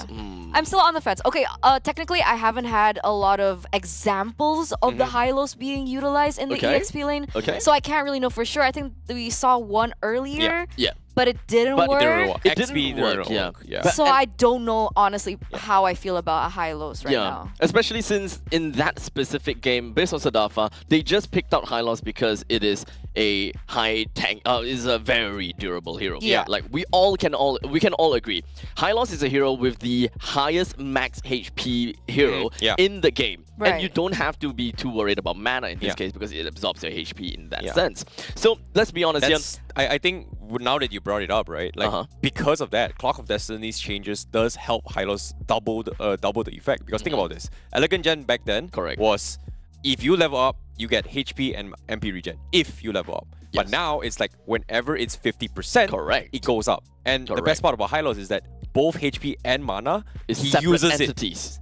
They are separate entities. They're separate as well. entities, but because Hylos can use both for his skills, it actually helps him sustain throughout more by contributing a little bit more. Exactly. So this is one of the main few reasons people will want to pick Hylos outside of the marksman idea. Just because of how Clock of Destiny has paved the way for our fellow friend Hylos, our centaur here, to kind of work out. But is it really that worth it to use a XP slot, the Masters of Disruption, to be able to crowd control a team just so that you can cater to one item? Yeah. That's always up for debate. I'm more leaning towards nah. Okay. Yeah, I'm also a little bit more just because I feel like Hylos is great for cheese strategies. Like cheese threats. Clock of Destiny into Thunderbelt, it's a tank. You walk up, you know what? I actually hurt a lot. But to get to that stage, it's a little bit mid-game. So before mid-game, Hylos just pretty much loses out compared to any other roamers. I think if the patch on Thunderbelt didn't change, I would say that Hylos would be meta. Because Thunderbelt used to skill off of HP, remember? But now it's based off defense. So it's rather unfortunate for Hylos, but you know what? That is definitely going to be something that we could talk about in the future. As I gotta have to pull us back and talk about the main game that we need to cover, and that is going to be Geek Fam ID versus Team Liquid Philippines. In this graphic of the team head-to-head with one another, right down in Group A, round number 4. We have quite a lot to unpack. So, Terrence, tell me more about this. You know, to be honest, when it comes to head-to-head here, KickFam ID, they started yesterday with a very, very rocky start. Just while Beloyski has been known for his assassins for the longest of time. And the games that KickFam has won thus far has always been Beloyski's kind of setting up the tempo with this Hellcurt pickup and just help them win the entire game. And that's something that I really like about KickFam. It forces people to be very uncomfortable in the drafts. And, you know, sometimes Okeshi just let through a Hellcurt, which can mess up the traditional rotations that we usually see. But that's always been Geek Fam, right? Yeah. I mean, before they even changed the roster, or even after they changed the roster. But we do need to give them a little bit more of the benefit of the doubt, right? They came into this tournament with a completely new EXP laner as well as a jungler. Sure, Vincent has experience under his belt from Rebellion, but obviously it takes time to bring back that chemistry that Geek Fam are notably known to have. So if we take a look at this as well, we can even, you know, pick up some things here. Gobs is new. I don't really know where he came from. I think I need a little bit more information on him. But obviously, there's just like this certain layer that we see that whatever happens with Geek Fam, it will always be Beloy-centric. Yeah. In MPLID, it's the triple B, the big brain Beloy. I agree. Big brain Beloy. Whether it be Rafaela mid, Rafaela Rome, or Florin Rome. See, those are things that aren't meta. But for him, it Make works. it work. Yeah, I like for a fact that because Beloyski is there and the whole team plays around on how flexible they can be, and what makes it interesting for me was that how often do you see an XP and a roamer sit up on a bush, set up ambushes, a Venus flytrap, and just completely destroy somebody in team fights, which is very uncommon. Usually you expect like junglers as well as a gold laner setting up in bushes, sitting and then just pouncing. But no, for Geek Fam, it's Roamer and XP. It's Gobs and Beloyski playing together, just terrorizing the entire map. There's also an important thing to note here, as you guys can take a look at the detailed team statistics, right? Most banned amongst Hellcurt, there's also the chip. The chip didn't work in MPLID for the longest of times after it debuted. Because people started to understand that chip, unfortunately, with the portals, will automatically group people up together. Yeah. But Beloyski played it in a way that the Carmillas couldn't counter it, that the Minotaurs couldn't counter it. So it's a very unique play style of the chip that a lot of people should be wary of. So this is where the big brain Beloy comes in. Being able to pull off very unconventional pick, or perhaps be able to pick out use heroes which other roamers can't do. This is a very different, or rather very eccentric player, I gotta have to say. It's not always we manage to see a team where the team revolves around the roamers. Usually it revolves around junglers or gold laner. You build it based on what the gold laner wants to play or what they are good at. But right now, having Beloyski, in fact, we have seen that one game, right? They managed to pick up the Hellcurt, the Beloyski special, and then afterwards, yes, they managed to get that one win. From that point on, the Hellcurt has been consistently banned. So what do they got to do from that point on? They gotta have to change things around a little bit. So in fact, we managed to see things such as the Masher in the EXP. That is definitely amazing and really kind of funny to watch per se. You know, it comes down to how they want to play the unique hero strengths, right? Like if you rewind back in time 2 years ago, feeding Digi was a meta, correct? Respawn times, etc. is very, very annoying. Faramis has an innate kit kind of similar like that, but Chips is a very unique hero, especially pre-level 4 or pre-level 5. Like if a Chips dies level 1, level 2, it's fine because guess what? Less than 4 seconds, he's out of the base. Boom, I'm on the other side of the map and like, wait a minute. This kind of disrupts the tempo a little bit here for Chips. But right now, up on screen here, let's take a little bit of a look onto his Geek Fam versus RSGPH, because this is a very interesting one because no one expected that Geek Fam was going to be able to take a very convincing game against RSGPH, and this kind of shocked me, to be honest. So honestly, I really do want to see what exactly Geek Fam ID have got in store for us, especially fighting against Liquid. Team Liquid. They are undoubtedly one of the scariest teams that we have seen throughout the entire year, or in fact last year as well. And we even mentioned it on stream just now, like Team Liquid did nothing wrong. They didn't change their draft all that drastically, but yet people are starting to dismiss Team Liquid really quickly. Like, what exactly is going on? I don't know.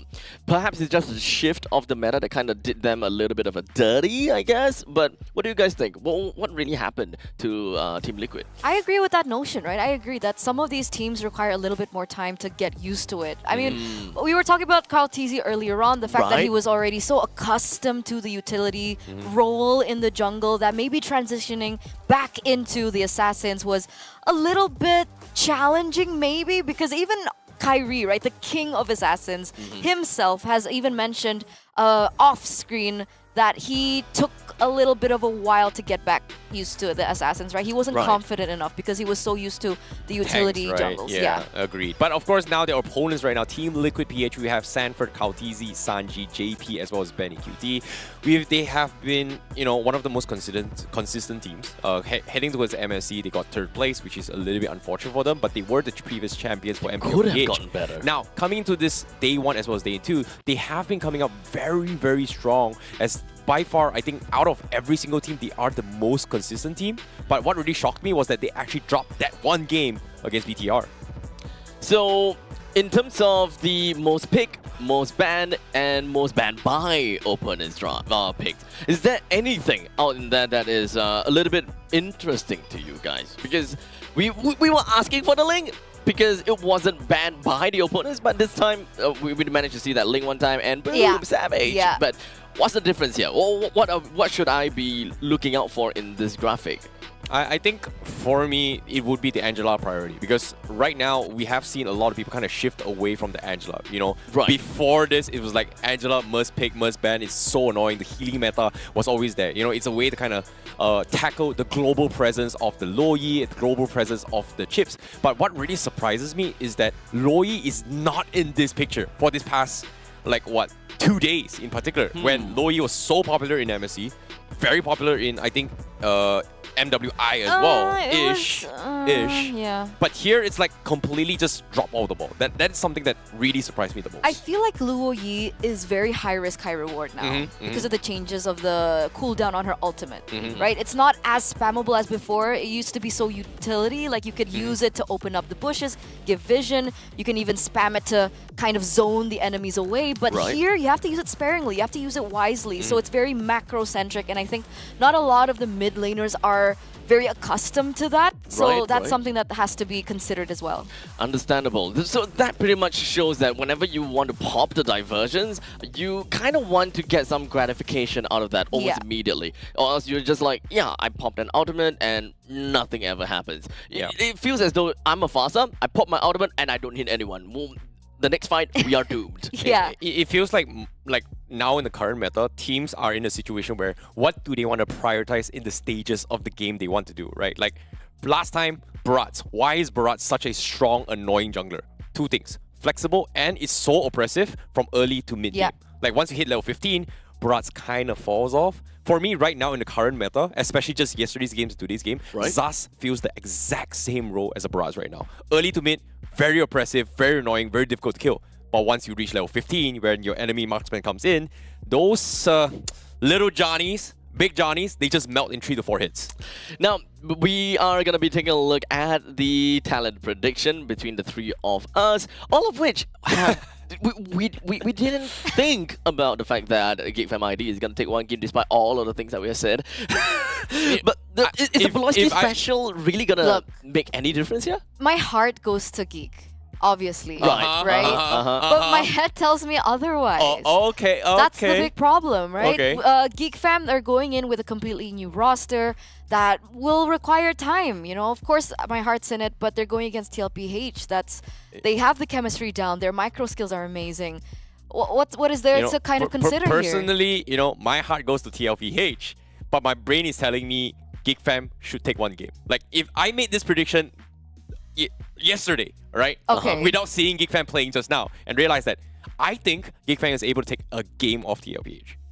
One game out of TLPH. One game. So I think that's not crazy. Yep, I don't think that's crazy. Just because it's Beloyski's Hellcurt. Like so far, every single team who's played against GFAM disrespected the Hellcurt has pretty much lost their game. Fair enough. Right now. Fair. In today's SPS and yesterday. Because honestly, I can look at Team Liquid, right, and just kind of think that would they have that conversation whereby do they want to waste a slot just on the Hellcurt? Do they want to respect that, or can they just be like, yeah, I can deal with this Hellcurt? Because generally speaking, if Team Liquid really wants to kind of stand in between and teetering on both sides, right, they can give the Hellcurt away, but not give the Hellcurt that gratification of killing by playing something like, Ruby on the gold lane, for example. Those are the kind of things that we can expect whenever the opponent picks up an assassin. Yeah. They want to go for the early snowball. We don't give them that gratification. We don't give them that snowball. I agree. Yeah, I think it comes down to whether or not how they play as a team, right?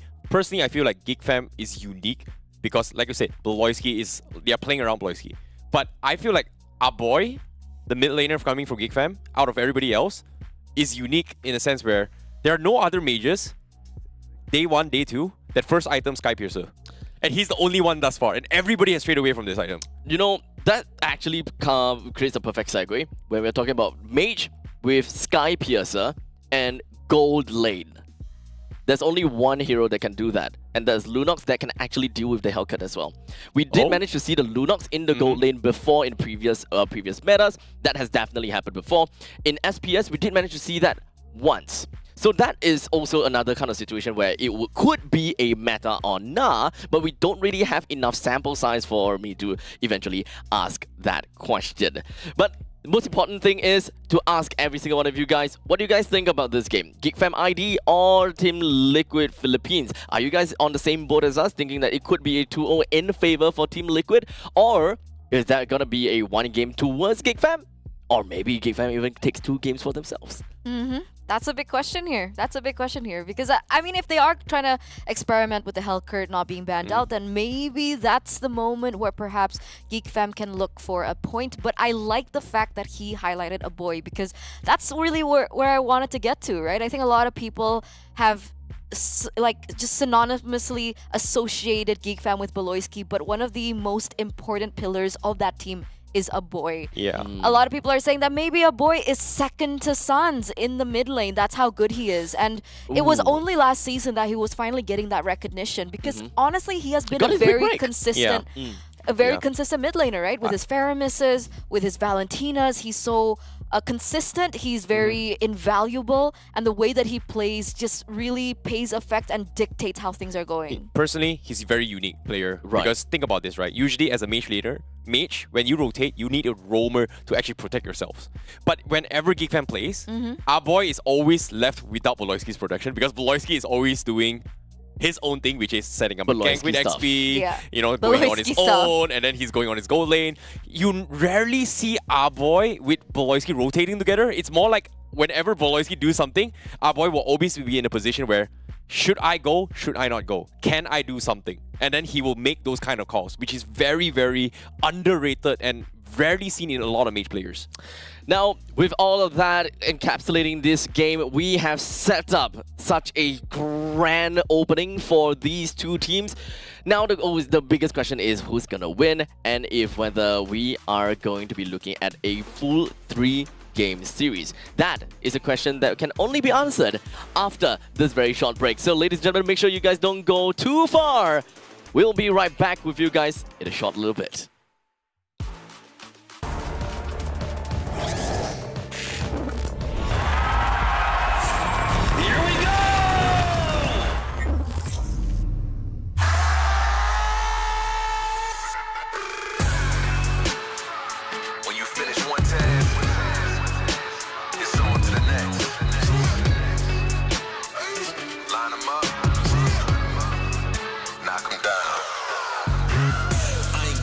Giving up, but I will give my all when I get the call. Line them up, I knock them down. A tunnel vision's got me on a mission. All I do is ball. Ball hard and finesse has gotta be success. The other option is to fall. I'm about to ruin that, cause I don't plan on doing that. I take a stand, I'm standing tall. I was raised like that. We ain't the same like that. OGs gave me game. I gave the game right back. Had to show it to the youth. Told them go and live they truth. You can be who you wanna be. Look at me, I'm living proof. Game time from the mind, strictly on the grind, hustle to the end. boss. I ain't about to loss, I'm about to win.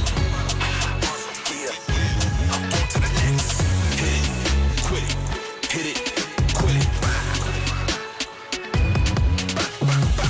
Hit it, quit it, hit it, quit it. Yeah.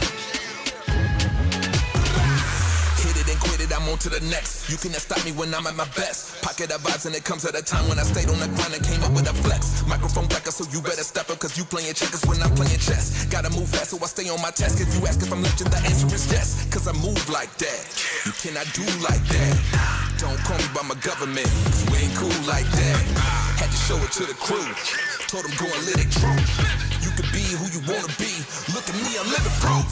Game time from the mind, strictly on the grind, hustle to the end. Pay the cost, be a boss. I ain't about to loss, I'm about to win. Yeah, I'm on to the next. Hit it, quit it, hit it, quit it. Hit it, quit it, hit it, quit it. Yeah.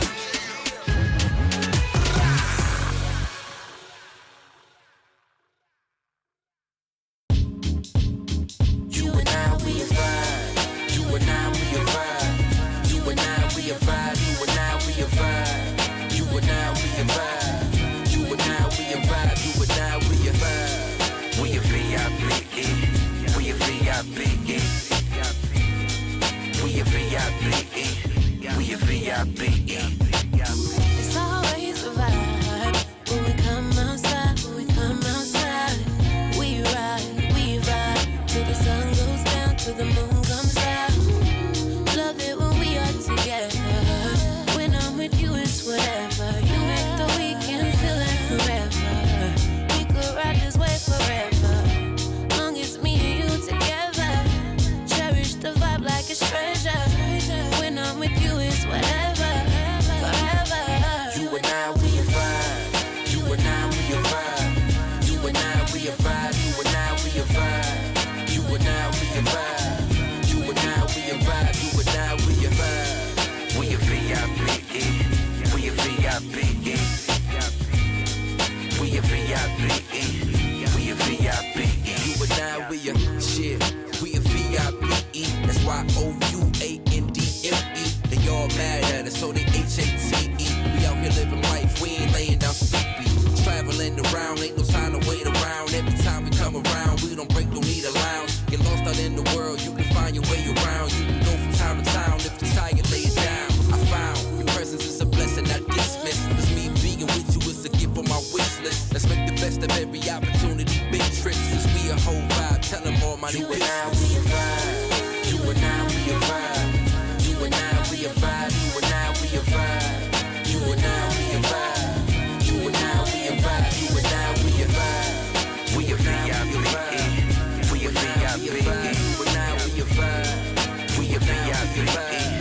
We a VIP. You and I, we a vibe. And I, we a vibe. You and I, we a vibe. You and I, we a vibe. Down the ride, down the ride. You and I, we a vibe. You and I, we a vibe. You and I, we a vibe.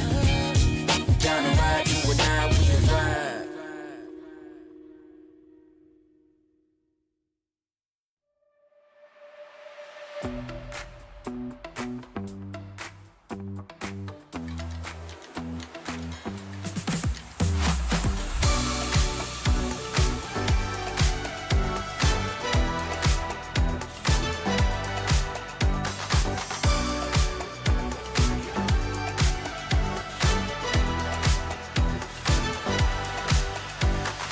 Walking through the bar, all eyes on me. People picking up my energy. The music never stops. They play my song on repeat, on repeat. I'm flying till I hit the sky. The melody is getting high. You know how to free my mind, my mind. When I'm with you, my world is golden, so golden.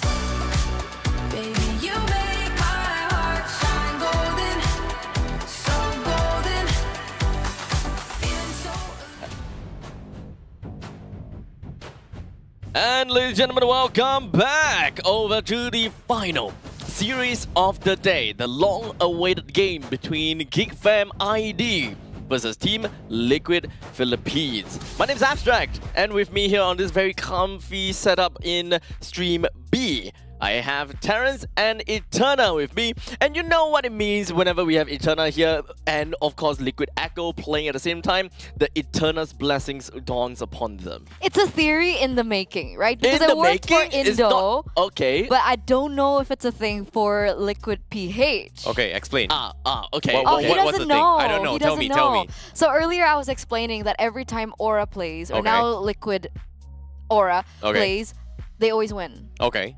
So now we're testing the theory whether or not if every time I'm casting for a Liquid team, whether Okay. it be PH or Indo, that they'll win. Okay, okay. I thought you were going to be the Indo queen here and say GeekFam's going to win, you know, doesn't matter.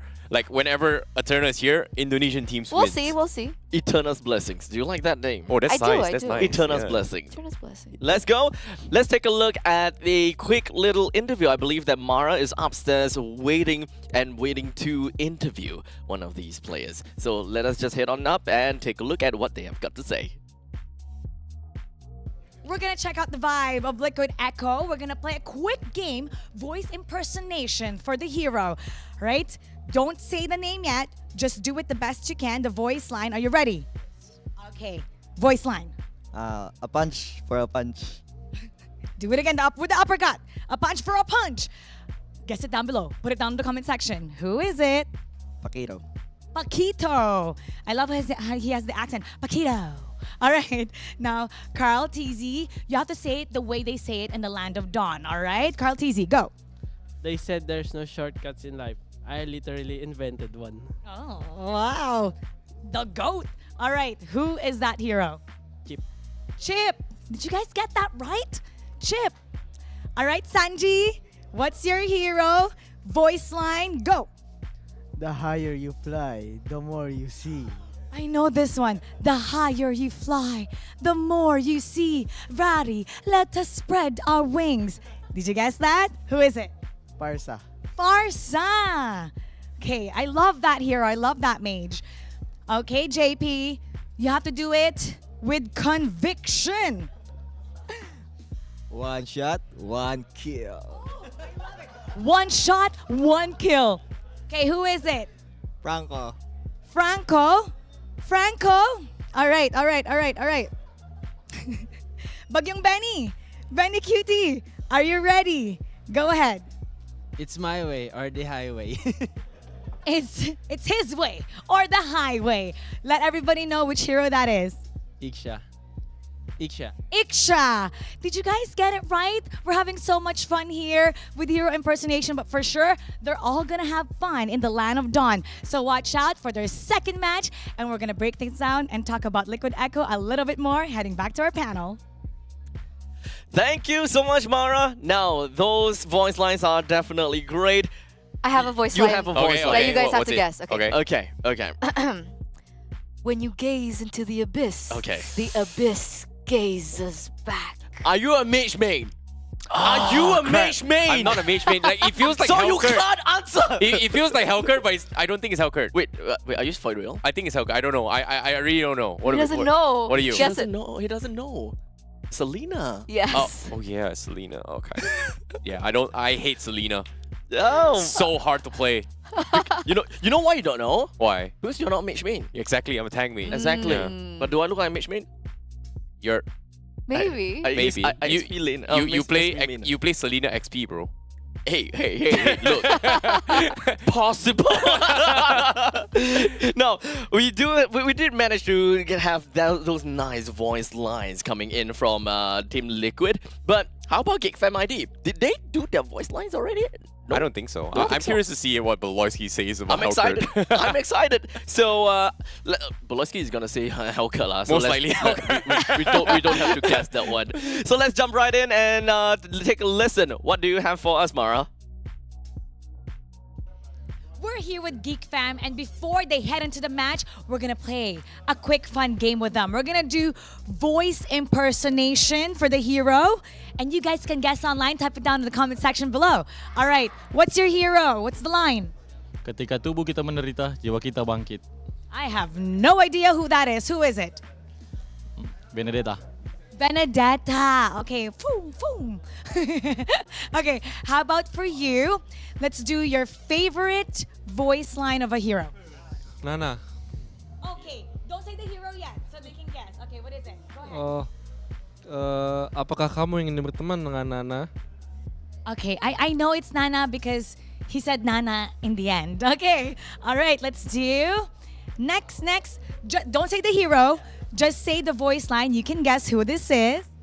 3.000 dunia, tidak ada satupun lawan yang pantas. Question mark. Okay, who is it? Martis. Martis. Are you gonna do an English one, Baloy? Okay, English. So I can guess too. Baloy, it's your turn. Nightfall, let's the killing begin. Nightfall, let the killing begin. Type it down. Guess who it is? Who is it? Hellcourt. Hellcourt, because there's no more electricity. Okay, how about for you? Your turn, and you have to say it with feelings. Heroes never fade. I love it. Do it again. Heroes never fade. Guess it, and who is it? Zilong.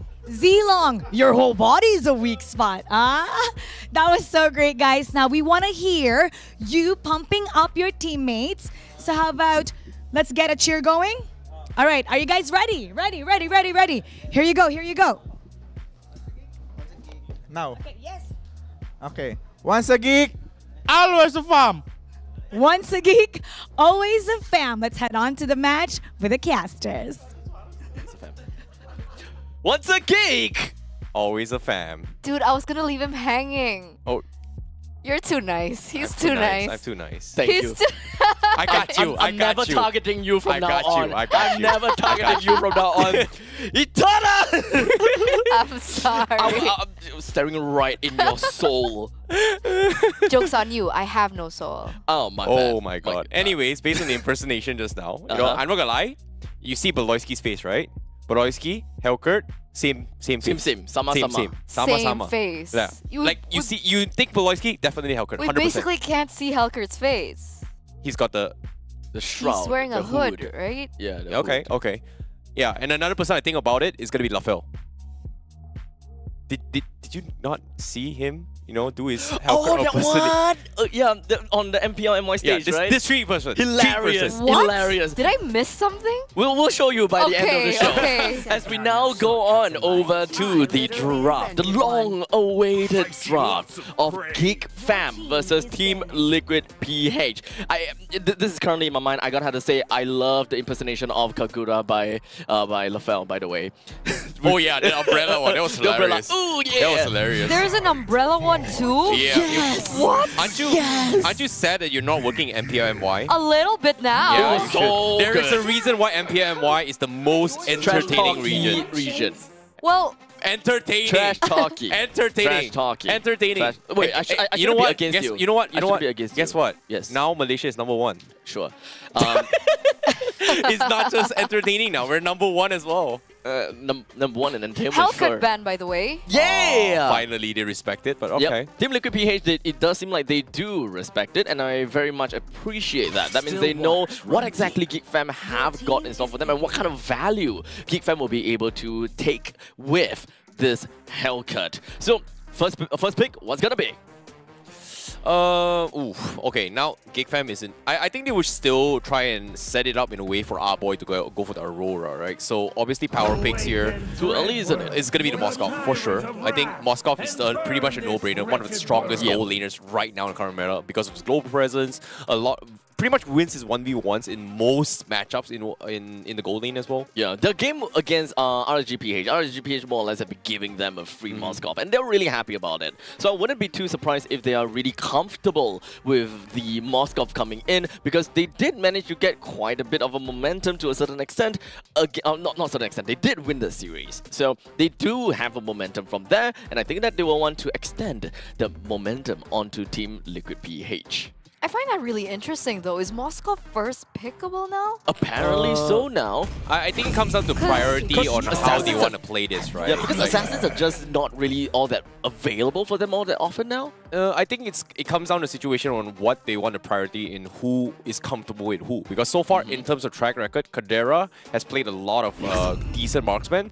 His best performing ones has always been on the Moscow. But of course, TLPH, they are going to go for the most boring hero ever, Zaz, and also the Harriet. Hey, no shade on something that works, right? Okay, fine, whatever. It's not as boring as like a Fredrin.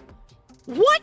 Fredrin is boring. Yeah, actually, yeah, you're right. Right? Fredrin Martis matchups, Fredrin That's Lancelot the- matchups yeah, for that's 2 years. boring. Yeah, that's extremely boring now. So now it gets interesting, right? Because if we're talking about priorities in the lane, we have the Harith from the side of Team Liquid PH, and now we have the Zas. So even if, let's say, Geekfam wanted to go for something crazy like the Jushin, I don't think it's a strong option now. And they go with the Ruby. So it's a good deny pick as well, but obviously it's still a flex. We still have a lot of flex coming through with that Ruby. And I expected, honestly, the Edith being picked up in the first phase for TLPH. Fanny is not banned yet, and of course it could be a pretty decent setup coming in from Team Liquid PH to kind of like weave in an assassin onto their side while denying that Ruby away from Geekfam. It could be relatively far-fetched just because of the fact that number one, Fan is not banned, number two, Ruby is taken away. There it is. Okay, looks like it. So whatever gone. that said, all Yeah, in you can throw it out the in window drain. now. It's completely out the window. But Loi is going to be banned here coming from TLPH. They are going to respect this. But I'm really surprised that they still let the Jusin through. But what I really liked about the Ruby pickup is that it kind of, like, there's not a lot of heroes that synergizes really well with Jusin. Like, you need a lot of AoEs, you need a lot of CCs. Ruby already pretty much let that through, you know, in the hands of TLPH, right? If Geekfam were to pick Jusin, well, it doesn't really do too much because think about this, you know, Julian, if you miss a spell, done. What can Jusin do? Arlott misses a spell, done. That's it.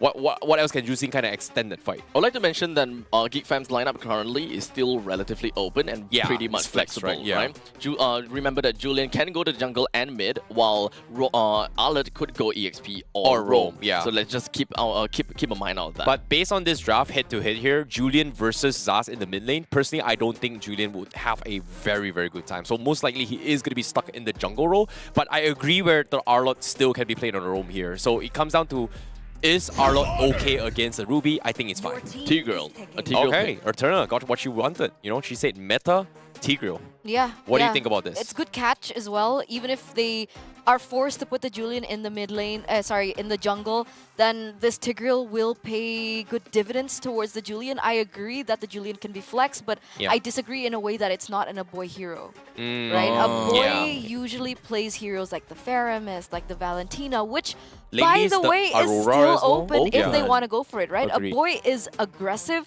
but not so aggressive that he'd pick something that is a very committing type, right? So, Phoveus being picked up, but the Aurora, right? The Aurora is more a boy style, but the Phoveus, let's talk about that. It's good against the Ruby, and it's also good against the Harith. Yeah, I think this is perfect coming in from what GameFam is trying to set up, right? Like, there's so many things you can benefit from this year. The Ruby gives you a little bit more. Even the... wait a minute. Alpha. They brought in the Alpha for TLPH. So this Phoveus is going to have so much fun. But again, if TLPH drags him out, it's over. Where is this Phoveus going? XP. Roam Arlott. It's a Phoveus XP Arlott roam. Okay, so that 1v1 lane against the Ruby, it could work. He's gonna be happy about that. He's gonna be very, very happy about this. And this also makes it so that even if Ruby did manage to have a pretty good time, gets himself the Bloodlust Axe, this Ruby can't just casually proxy the lane because you're just giving free jumps over to the side of this Phoveus, and you gotta have to respect that there's an Arlott and a Julian. They can be relatively fast paced, and of course Aurora freezing you in place. You don't really want that. So how's this gonna be like between GeekFam ID versus Team Liquid PH? Ladies and gentlemen, keep your eyes peeled as we are about to bear witness a winner between these two. Who is gonna be? Let's jump right into the land of Dawn for game number 1. Well, this is going to be an interesting one as well because this is going to be proving grounds for GeekFam ID, or will the Titans from Philippines, Team Liquid PH, dominate it once more because we are jumping straight in the game right here, right now. Kautizi starting things off with his Alpha. He actually started with the orange buff, whereas Vincent on the purple buff. Let's take a look. Oh, what? Oh, okay, what? Beloyski? First blast for Sanji. Okay. I mean, technically, this is in true Beloy fashion, right? It's not a Beloyski game until he gets 8 to 9 deaths, so we're on track right now. Hey, sometimes in life, you know, like you gotta think ahead of the pack, right? Like back then, feeding Diggy was something that no one expected, but maybe just, you know, feed Sanji enough gold that when the bounty system comes in, you just need either Kadera or Vincent to get a kill. Job's done, you know? But at the same time, he's actually diving towards tier 1 with the flicker to try and make an attempt on Sanji once more. A lot of dominance here in the mid lane, and he does need to help a boy a little bit, right? Sure, a boy does have decent wave clear on the Aurora, but the range issue is still going to be a problem, so that's what we're seeing right now. And of course, if we take a look at the spells real quick, we have 3 Purifies from the side of Geek Fam. So Team Liquid PH, they need to be aware of it. It's not going to be as easy for JP to look in for those kills, especially those opportunities to try and facilitate his team in the later portions of the game. You know, I was worried for a second they're not going to go for Purifies because of JP's presence with this Tigreal, right? Like we saw a couple of games yesterday where, you know, they had the Tigreal, but nobody got Purify, and because of that, they just got completely demolished by a Tigreal play. But for now, Kadera is doing pretty well against banning QT in the gold lane, so this is well all according to what Geek Fam planned, whereas TLPH, they need KaoTZ to kind of step up this game, and so far he's level 5 already, making quick work on Turtle. He's a level ahead right now. JP gonna help him out, but is this gonna be a contested Turtle? Well, it might be as well because he gets the Turtle, immediately goes in for the fight as well. Sanford taking a lot of damage coming in this play here. Meanwhile, here comes the implosion coming in, catching the back lines, and everyone from Geek Fam just completely shut down alongside with Sanji, Beloyski, Vincent, Gobs out of the equation immediately by TLPH. That was absolutely not worth it for Geek Fam. I definitely don't think that that was according to their plan whatsoever. They lose the neutral objective, and they also lose 3 kills. And that has actually elevated Team Liquid PH gold lead to 2K in the first 2 minutes. Technically, Geek Fam, they were working on 2 winning lanes, right? They had the Phoveus in the XP lane, and they had the Moskov against the Harith in the gold lane as well. But so far, Geek Fam's not been able to utilize these lanes to pressure everything else on the map. Well, looks like they are going to be opting for plan B this time. They lost the earlier fight. They are going to try and secure Kadera's farm down bottom here to try and make sure that he has a decent amount of lane. But TLPH right now, they're also trying to secure Banning QT. But by doing so, it means the other lanes are going to have a little bit more space here for TLPH. Yeah, for sure. We're actually seeing that right now, right? It looks like JP's trying to look for a moment as well, but Kadera is going to be able to push him back. And so now, both of these teams are thinking, right? They're thinking of how they're going to look for that next neutral objective under 40 seconds. How do you think this is going to go in the next few minutes? Ooh, it is going to be, you know, TLPH still dominating the level advantage here. But Loisky, he tried to make an attempt here. He actually missed the combo. Sanji still holding on to the Dominator's Descent. You know, trying to bait reactions coming from Geek Fan. But again, Flicker, Battle Spell, already out of the equation. And it felt like Beloyski was trying to also trigger Sanji's Purify right before that Turtle. But he didn't. He understands the limits. But wait a minute. However, Sanford makes a play on his own. Iron Prophet comes in to try and catch one. Beloyski is able to get out to safety, but they pop the Dominance as a stand for TLPH. They are skirmishing really well. TLPH now think maybe they want to go for the purple buff, but decides that it's just too risky. They back off instead. And remember, right, a lot of these objectives, wait a second. Oh, no, he's fine. He's fine. He's fine. Okay, that caught me a little off guard there. But, you know, Team Liquid, they wasted so many resources earlier on that I think they're waiting to buy some time, but here we go. Oh, what a pull coming from Beloyski to drag Kautizi out, securing his turtle for Geek Fam, and now they are going to collapse all over to the TLPH. Sanford first of all, but Kautizi is going to try and get a kill onto his Gobs, but Gobs seems like he is going to be A-OK, saved by Vincent, our boy as well, to try and stall this out, and they get away with the steal. They get that neutral objective, but they had to lose Sanford earlier on. I still think that that's an okay trade in favor of TLPH. We have Benny Cutie now finally picking up that Starlium, so it will propel him a little bit further, but of course he does need more time to get to that power spike. Meanwhile, we do see that Sanji is #1 in the leaderboard. So here's, okay, it flipped. But the point that I was going to make is, sure, it's boring, but look at the impact that it has in the game. And now he's actually been able to, you know, just zone out Gobs here in that winning lane to take a little bit of a loss in that trade. Yeah, and I like how, they have finally shifted up their focus on how they want to play this tempo, right? Like TLPH, even though they are leading right now, they are starting to realize that GigFam does have the tools to kind of punish their over-aggression. So it all comes down to Kautisi. But look at this, Implosion coming in from JP, but at the same time, the Frigid Frost comes in to stop them in track. TLPH, they need to get the heck out of there. Kadira finds a kill, they lose Maloyski, but the rest of TLPH, they both fall and crumble. Dominus' descent comes in, but can he trade even more? Sanji was able to find one, and he's gonna sit still in the turret, the immovable turret, to help Benny QT secure his lane. A 2-for-2 exchange. I was gonna say that was greedy, but then Benny QT just turned that entire thing around, right? I mean, getting a kill onto him is not that bad of a trade. 1-0-1 so far, but wait a second, Oh Sanford. no, Sanford with the I'm Offended catches one as well. They proc the passive on our boy. He needs to get out, and he's gonna get bursted down by Sanford as TLPH says it's not Geek Fam's game this time. It's gonna be difficult now for Geek Fam. They are 2k gold behind at the moment, and even if they want to go for a neutral objective contest, Carl TZ is 2 levels ahead of Vincent on the Julian. So it's going to be tricky. They need to figure out a way to try and punish TLPH in a certain scenario. okay. Sanji gets caught low, still gonna be able to get out, but this is right before the neutral objective. JP goes in once again. Oh no, JP is going to be able to find Gobs as well. They got the Purified Creature Force to try and stop him in his track as well. But TLPH, they're looking to play this very, very safely here. Sanji is able to help trade off one player, and that's going to be Gobs that goes down the equation. Beloyski, well, almost getting caught by Sanford with a flicker. I'm offended, but the job has been done. They secure the turtle, they find a kill, and TLPH continues with their lead. However, I think they want to go for more. Kadira, oh wait, he actually used a spear out mid and actually got away. Kadira, what an escape. He does get out, and that's great, right? He doesn't want to give any more of his, tools to TLPH up until this point. They're going to be able to pick up that turret in the bottom side as well. So TLPH is really reaping the rewards. Sanford again. Oh my goodness, another catch coming in from Sanford once more. Kautizi will be the ones to secure the kill, and GigFam now, they have to run because Kautizi right in the back lines. Tier 1 is what they want for TLPH, and GigFam is nowhere ready to defend against this. Absolutely, but it does look like Chidera is going to have a trade there in the bottom side of the map. Going to pick up a turret, hopefully, for GigFam. Does he get it? Oh my god, he doesn't even get it. All right, so... Oh no, the turret here. No. Wait. Oh, it's not enough. It still stands. It still stands. TLPH still holds on to all the tier 1s. Yeah, that's absolutely unfortunate because GeekFam, they need to look for those trades, right? They need to look for a way to find an advantage without going full force on TLPH because they are behind 5k gold, ladies and gentlemen. Chidera is only on 2 items.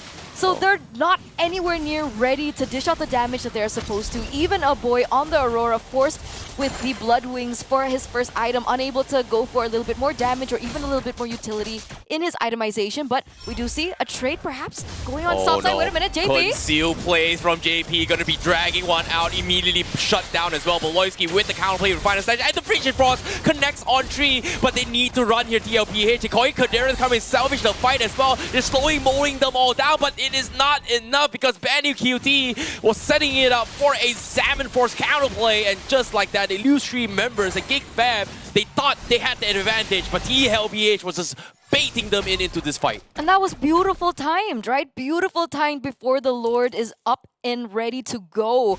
And TLPH, they got their eye out of the prize. They're working the macro, they're working the distance, and they are getting the benefit from it.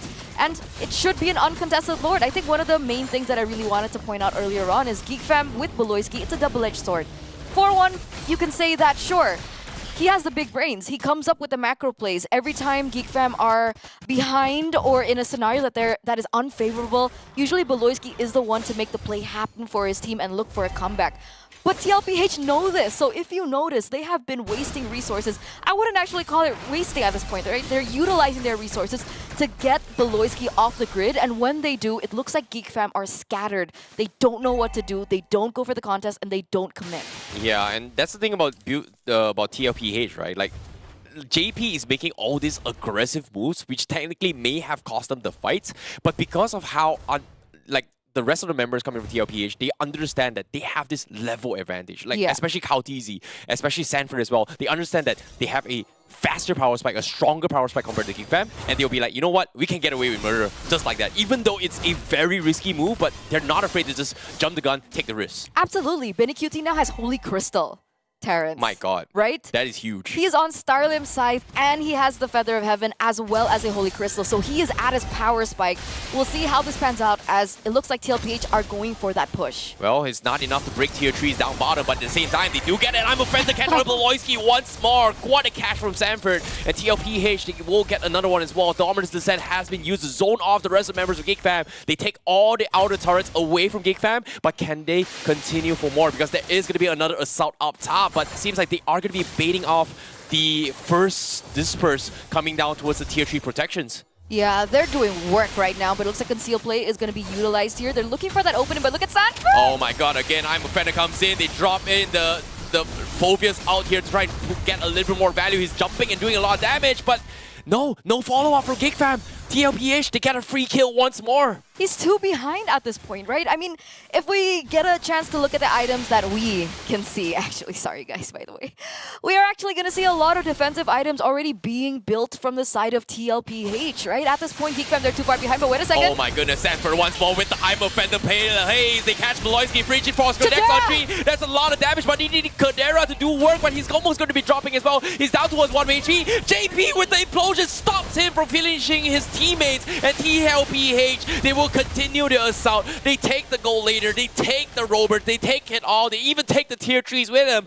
And now TLPH, they have to respect this and back out. That was so close and that was so unfortunate, right? Because technically Chidera has his Holy Trinity, right? He has the Golden Staff, he has the DHS, and he also has the Corrosion Scythe. So you could see that the damage was definitely ramping up for Chidera, but unfortunately he can't carry all 4 members on his back in that particular team fight. But he was able to buy some time for his team to look for a reset. And now 12 minutes in, wow, can you imagine it's only been 12 minutes? I thought it was much, much longer. But right? It's just so much actions after action. But they bought time, right? They bought time to delay the inevitable. Team Liquid now have to go in for that proper setup. Oh no, Kautizi level 15 here. He does have the Retribution level advantage here. The spear comes in from Kadera, but does he go for it as well? Because right now, Sanji is completely bullying Gobs out of the lane. And guess what? He's out of the equation. Beloyski might be the next one as well, but seems like Geek Fam, they know they can't do much. They have to respect this right now. Yeah, they have to. I mean, all their purifiers are already off the grid as well. It's not something that they can utilize. And the one thing that I really noticed in these team fights is the way that Team Liquid have been playing, right? They understand that 3 members from the side of Geek Fam have picked up that purify, but they've layered their CC so well. Sanford usually goes in with the I'm Offended, baits out that purify, and then JP goes in, or vice versa. And here we go, another play. Oh my goodness, implosion, Frino slash by Beloyski might have cost them as well. The Frigid Force connects on 4, but they need the follow-up. The rest of the members are just not ready. Sanford is just completely distracting Kadera. That's why they could not finish the fight at all. And Team LPH, they get away with another kill, but here it comes, Sanchi. He was able to find Kadera under the tier 3s with this Dominant Descent. It's so frustrating, and you can see our boy, there's only so much he can do. Crystal's exposed. He will also fall to the passive, and just like that, TLPH gets a very, very clean sweep in game 1. This is a very all-in composition coming in from Geek Fam. And unfortunately, the all-in comp, not really something that is able to be executed time and time again. I believe that they did manage to try it a few times, but once they are starting to lose, they are a little bit more passive in their plays already, and not really quite willing to go in together with all the ultimates combined. Demonic Force and Final Slash, all of these are largely absent. So they couldn't find their setups all that great, and in fact, the setup outside of the base wasn't exactly the best either. I think that they really wanted to do something before the Lord eventually marches in, but that was their final all-in, unfortunately. You know, it's insane to see how TLPH played that so well, because if you think about, you know, let's not think about drafts or win or head-to-head, right? Let's think about how they set up their fights really well in terms of layering, right? Like, oh, Sanford goes first, and then Sanji responds, and then JP just watches for the right moment to strike. Oh, if JP starts the fight, Sanford will watch, Sanji will watch, and then they commit to this fight. And every single time that happens, GeekFam just couldn't react in time because they're just dropping everything. And TLPH is just always having a tempo breaker to stop them for making a counter play. Now, Eterna, my question to you.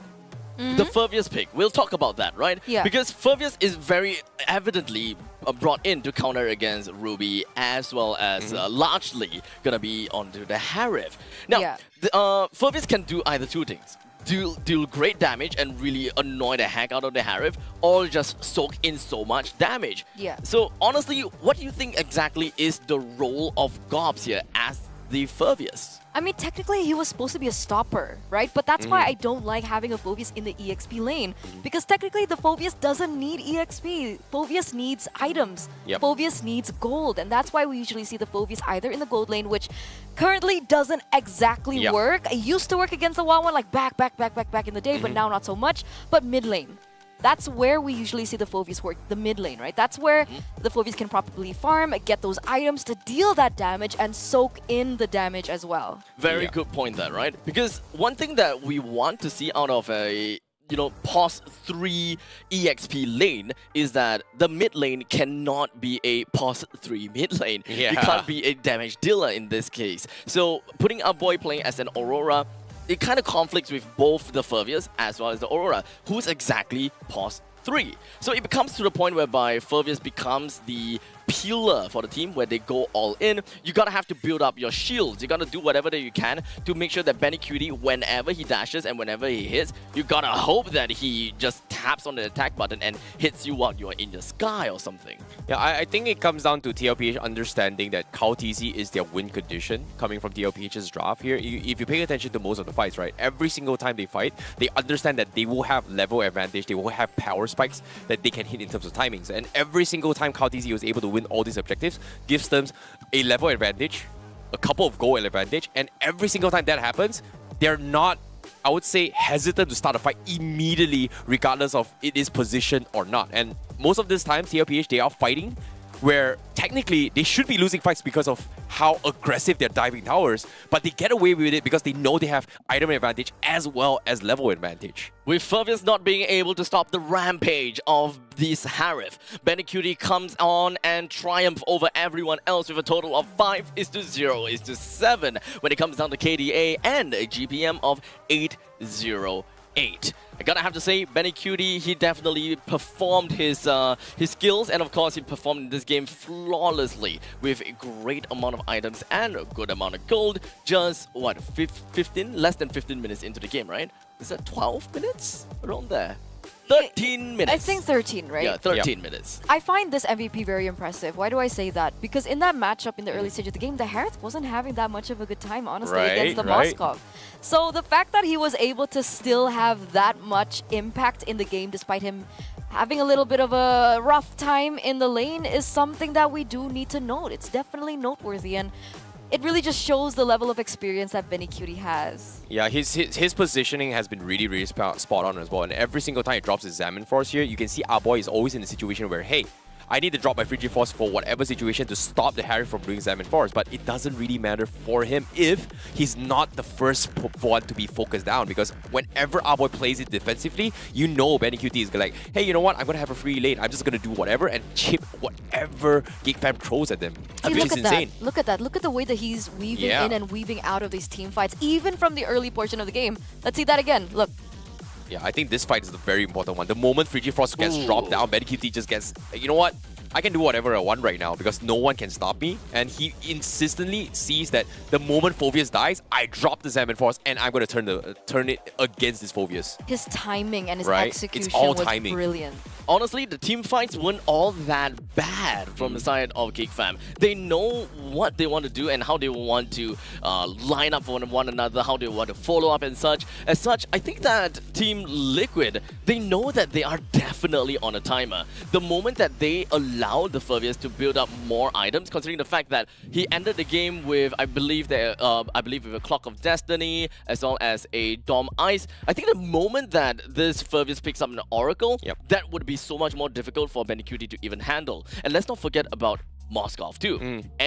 End game hero. The moment you give the Moskov so much space and time to farm, I think that Team Liquid would have so much difficulty in ending the game. As such, 13 minutes and 45 seconds. That is pretty much The sweet spot. golden, yes, Yeah, yeah. the sweet spot, the golden time to end the game before anyone else really comes online to really threaten the placing of Team Liquid. I think it comes down to a situation like if this was any other team, I feel like GiveM would have definitely won down the drafts, because think about the composure and the mind style and the play styles of each individual player. One thing that TLPH really stood out in this particular game is that each and every one of these players have one thing called trigger discipline.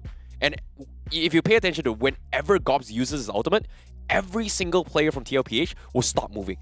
Because think about it, if you play a normal ML game, somebody jumps in your face, what's the first thing you would do? Dash and out. run. Dash, spam skills, do whatever, right? They're just like, But for them, pay attention to Sanford. Like, they stop. The Ruby just stop moving, doesn't spam skill, waits for the Phobia's cooldown. Same for the Harif. Same, well, the only one who's, can do whatever is pretty much Sanji, because, again, that's little Johnny, big Johnny things, which doesn't really proc the Phobias out. yeah, for sure. So honestly, I would say that GiveM, it's more about the timing thing. And But honestly, drafts. Honestly, Notice drafts. how they have so much magic damage. Oh. I think that was a really big problem. Like, if we pick that up again, right? Here, let me check. Julian, Aurora, and Phobius. Yeah, Only 3 magical damage. Exactly. Moskov, the only physical magic. Yeah. Physical JP, magic, physical damage. Kaltizi, and Sanford. One of the first few items, Radiant Armor. Yeah, exactly. Very good point. It's something that kind of slipped right out, and we completely forgot about the fact that, damn, there's a lot of magical damage. Exactly. Yeah.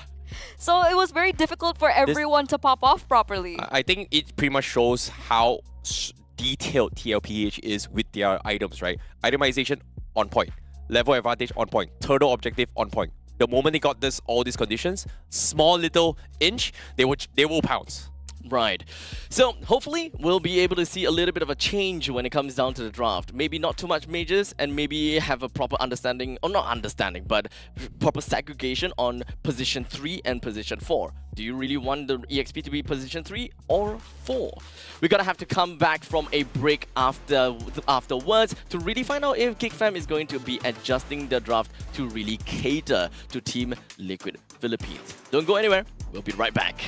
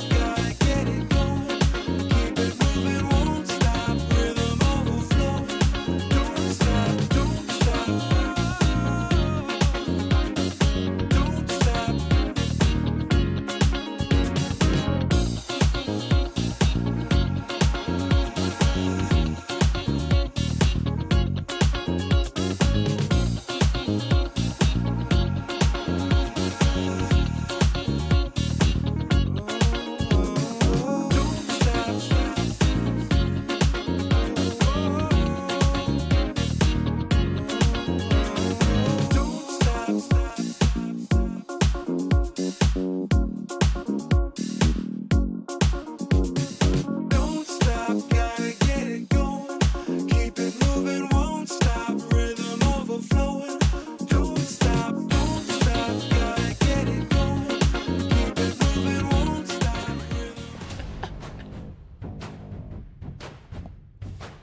And welcome back to the show, ladies and gentlemen. A very potential last game coming in from this series between Geek Fam ID versus Team Liquid Philippines. The end of game number 1 definitely didn't go in the way of Geek Fam. I'm pretty sure that they wanted this game to go all the way down to the wire, all the way until the end stages where Moskov and Fervis could have went online. My name is Astrack. With me here is Terrence as well as Eterna. The three of us is gonna be on set B, this comfy little set that you can see, and we have pretty much been rocking in this set the whole day. In fact, tomorrow as well. So make sure you guys keep on tuning onto the stream, and if you enjoy the content, please do let us know. Now, this upcoming game, we did talk about the draft. We really want to see Geek Fam being able to change things up a little bit, or perhaps, you know, draft things up in a more, how can I say, in a proper sense per se. I think that they are technically experimenting in this game. What do you guys think? I feel like they need to go back to their identity, right? Like, don't be too focused on what the enemy is drafting, but more so work with your strengths, work with what you've got.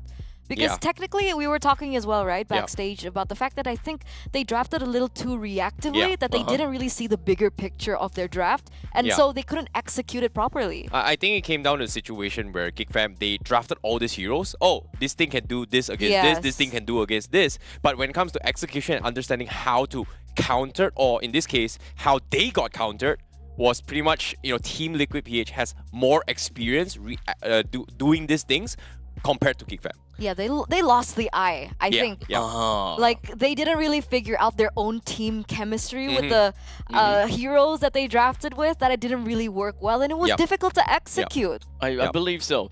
Now, Geek Fam ID, they did manage to score a 2-1 victory on top of RSGPH, and I thought that that would be, you know, the darkness that's encroaching onto Philippines, especially coming in to this series where they're gonna have to fight Team Liquid, yet another Philippines team. It would set up a great storyline if Geek Fam ID is able to come up with a new strategy, or, like you said, kind of go back to their roots and understand what exactly makes Geek Fam Geek Fam. Yeah. You know, once a geek. Always a fam. I got you this time. Oh, Eterna is being nice now. It's being nice now. Yeah. Okay, that's cool. But again, I agree. You know, they have to have their identity. And so far, personally, I feel like when you think about Beloyski, Geek Fam, it's got to be Hellcurt. And it's got to be. I like that you brought up RSGPH. The game that Geek Fam won against RSGPH, they had a Hellcurt. And so far, this time, TLPH first game, we saw in the bans. Beloyski, no Hellcurt. Sorry, you're not playing that. And I think ever since that, it kind of forced Geek Fam to play in awkward situations. And even you saw in the previous game, Beloyski, he drafted his Arlot. He tried to do what an Hellcurt could do in this kind of situations, but it just didn't work out. But now, going to draft phase again, he's not getting the Hellcurt this time. Yeah, Team Liquid PH, not even a chance. No chance. They're not gonna give it to Geek Fam at all. Let's round up the entirety of the bans as we have got a Hellcurt, a Faramis, Moskov, Chip, Ling, and Roger. What's the potential first pick that we may be able to see from Team Liquid PH? What's left out? I think whatever TLPH brings to the table, it comes down to trust. And yes, I agree, Zaz a little bit boring, but in the hands of Sanji, if you think about that particular match, and if you just pay attention to game 1 on how Sanji played every single round, it wasn't actually boring for him. Because in the right hands, this hero is just very, very fun to play. What is this topsy-turvy swift Because I've seen so many... Wait, what? The draft is running through. This is like a bullet train that we're looking at. The first phase of the draft is already done. Because I think both of the coaches understand what they're both trying to do, right? Because in the first phase of the drafts here on blue side, we see a Moskov being banned out. So it feels like they're forcing for Geek Fam to ban the Roger in order for Team Liquid to have that first say with the Zask. But obviously, that would also be countered in with the Harith. So this is why it's very interesting and very fast. This is interesting for me because for Geek Fam to give the Fanny to Vincent, it's a little bit tough for me because if you think about how game 1 went, everybody could do something except for Vincent on the Julian, right? So this time with this Fanny, he's able to go to the back lines and potentially catch off Sanford on this Zaz a couple of times here and there. But again, it also puts TLPH in a very awkward spot right now where what do they do to deal with this Fanny? Here's the thing. Vincent is not very notorious for his assassins. He usually is mostly a utility jungler with the Boxias, with the Fredrin. But the only assassin that he's been notably able to play is the Fanny. Okay. That's so weird. So, yeah, it's a little so weird. weird. That's why I love Vincent with all my heart and soul. He's a little bit, weird. But Eccentric. so Julian, maybe he's not as comfortable on, but Fanny, I know he can play. Oh, interesting. Okay, okay. Like, because if I were to draft against GameFam ID, because of this, I think TLPH might have missed this out at all because I did not know he could play a mean Fanny. Yeah, so I gotta have to watch in and take a look at what exactly Vincent have got for us. Now, what are we setting up to? GeekFam, they have got a composition that more or less is able to play for aerial denial and of course more or less team fight. Whenever we are looking at a Harif, you know that you gotta have to pick up heroes that can really root people down onto the ground just so that the Zaman Force can be of value. I think now it is in a situation where do they want to give JP the Kufra or Min Sitar to kind of deal with both the Harif as well as the Fanny? Like, I don't think it's the best option right now, but it will put them in a spot where if we do this, it kind of messes up the combo they're trying to do. Are we talking about JP? Yeah. JP can play Kufra, Cho? Yeah. I mean, like, if he goes for that, like Min right Sitar now, is so- is it okay to synergize with the Zaz? Because I don't think it's the best combo. I don't like Min Sitar. I would say that these two drafts coming in from these two Maybe the teams, Cho. Yeah, I can see the Cho though. they are generally just wanting to establish dominance in this one small area. Whoever yields first loses. We have got the Zaz. You want to claim an area. The same thing comes in from the Zaman Force of Harif. But to round things up, we do have the Barats as well as the Brody. I like this Brody, and I'm gonna tell you why. Brody is a hero that is... Oh my god, I said wait, Kufra, but what? I didn't mean...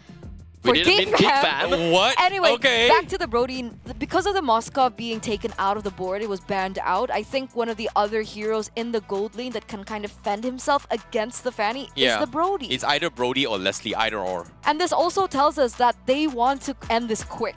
Yeah. Right? They have two very, very strong early heroes, which is the Zaz and the Barats.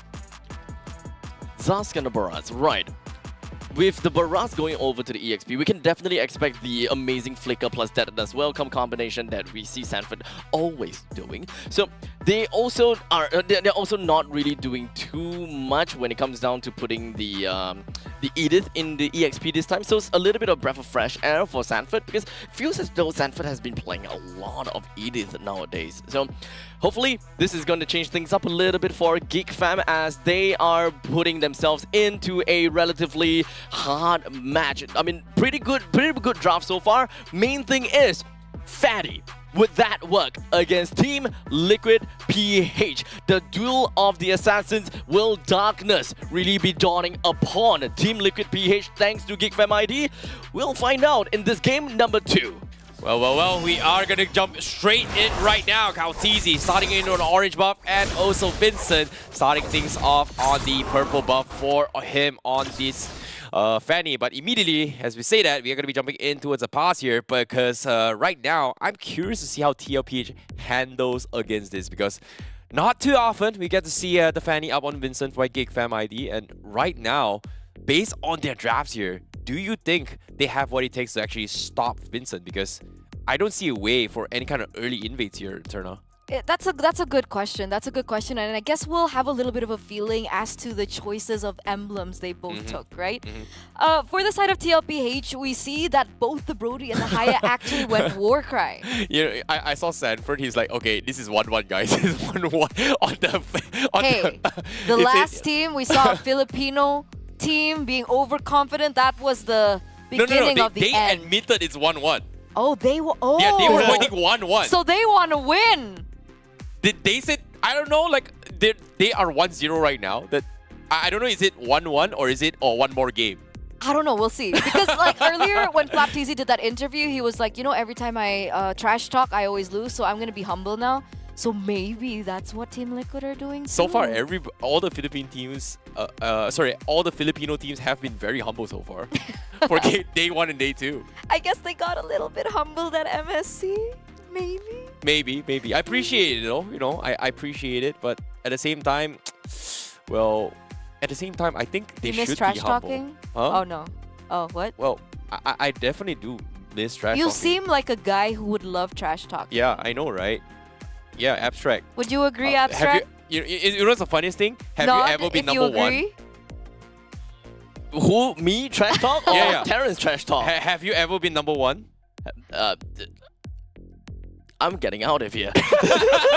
I'm sorry to drag you here. But yeah, This guy, I do. swear, this guy. Yeah. He drags me all the way in just to say, are you number 1? Are you number 1? Are you tank main? Thank you, Eterna, for calling me out. But yeah, I definitely love trash talking. You know, Yeah. especially when MOBA Zane, started it. Yeah, so maybe that's maybe that's the trend, right? Trash talk and you don't go far. Oh, ouch. So you're saying I'm not gonna go far in my casting career, huh? Well, Wow. Wow, I Eterna. didn't say that. Yeah, but, that's what you're implying now, huh? He's saying that to himself, ladies and gentlemen. Ouch. But thank you so much for staying patient with us during this technical pause. We are gonna have a little bit of fun, but it looks like we are gonna head straight into the land of dawn for game number 1, ladies and gentlemen, between Team Liquid and Geek Fam. All right. Yeah, we are going to be seeing a pretty smooth run so far coming with TLPH. We do see Kautizi, trying to make work onto his level 4 very, very quickly.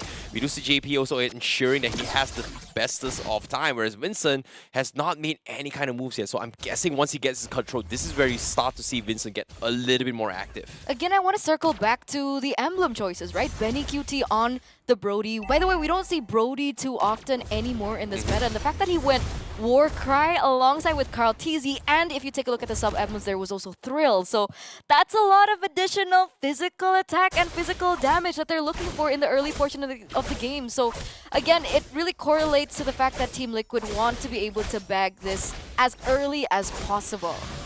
Yeah, and now Vincent just got his level 4. He's looking to try and set up a gank down middle. But again, Turtle's going to be spawning in 15 seconds here. He has to make a choice.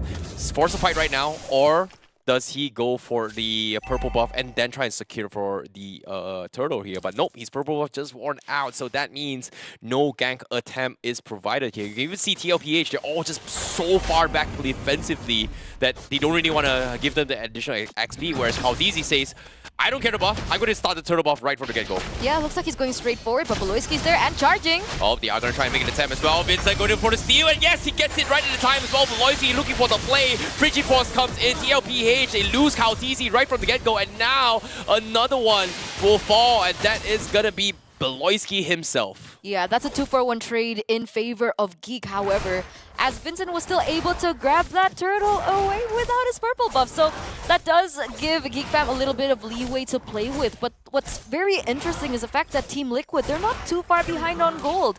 The question is, why? Well, that's the thing, right? It comes down to how safe they kind of want to play this game here, but I still feel like Geek Fam was able to scout out this by Beloyski was a good call. Sacrificing himself for a jungle kill, that kind of helps Vincent a little bit more here, because right now he is a level ahead compared to Kautizi. Oh, that's a great change. That's definitely a great change. He should have a little bit more say when it comes down to those neutral objective takes as well. So this is definitely Geek Fam starting on the right foot.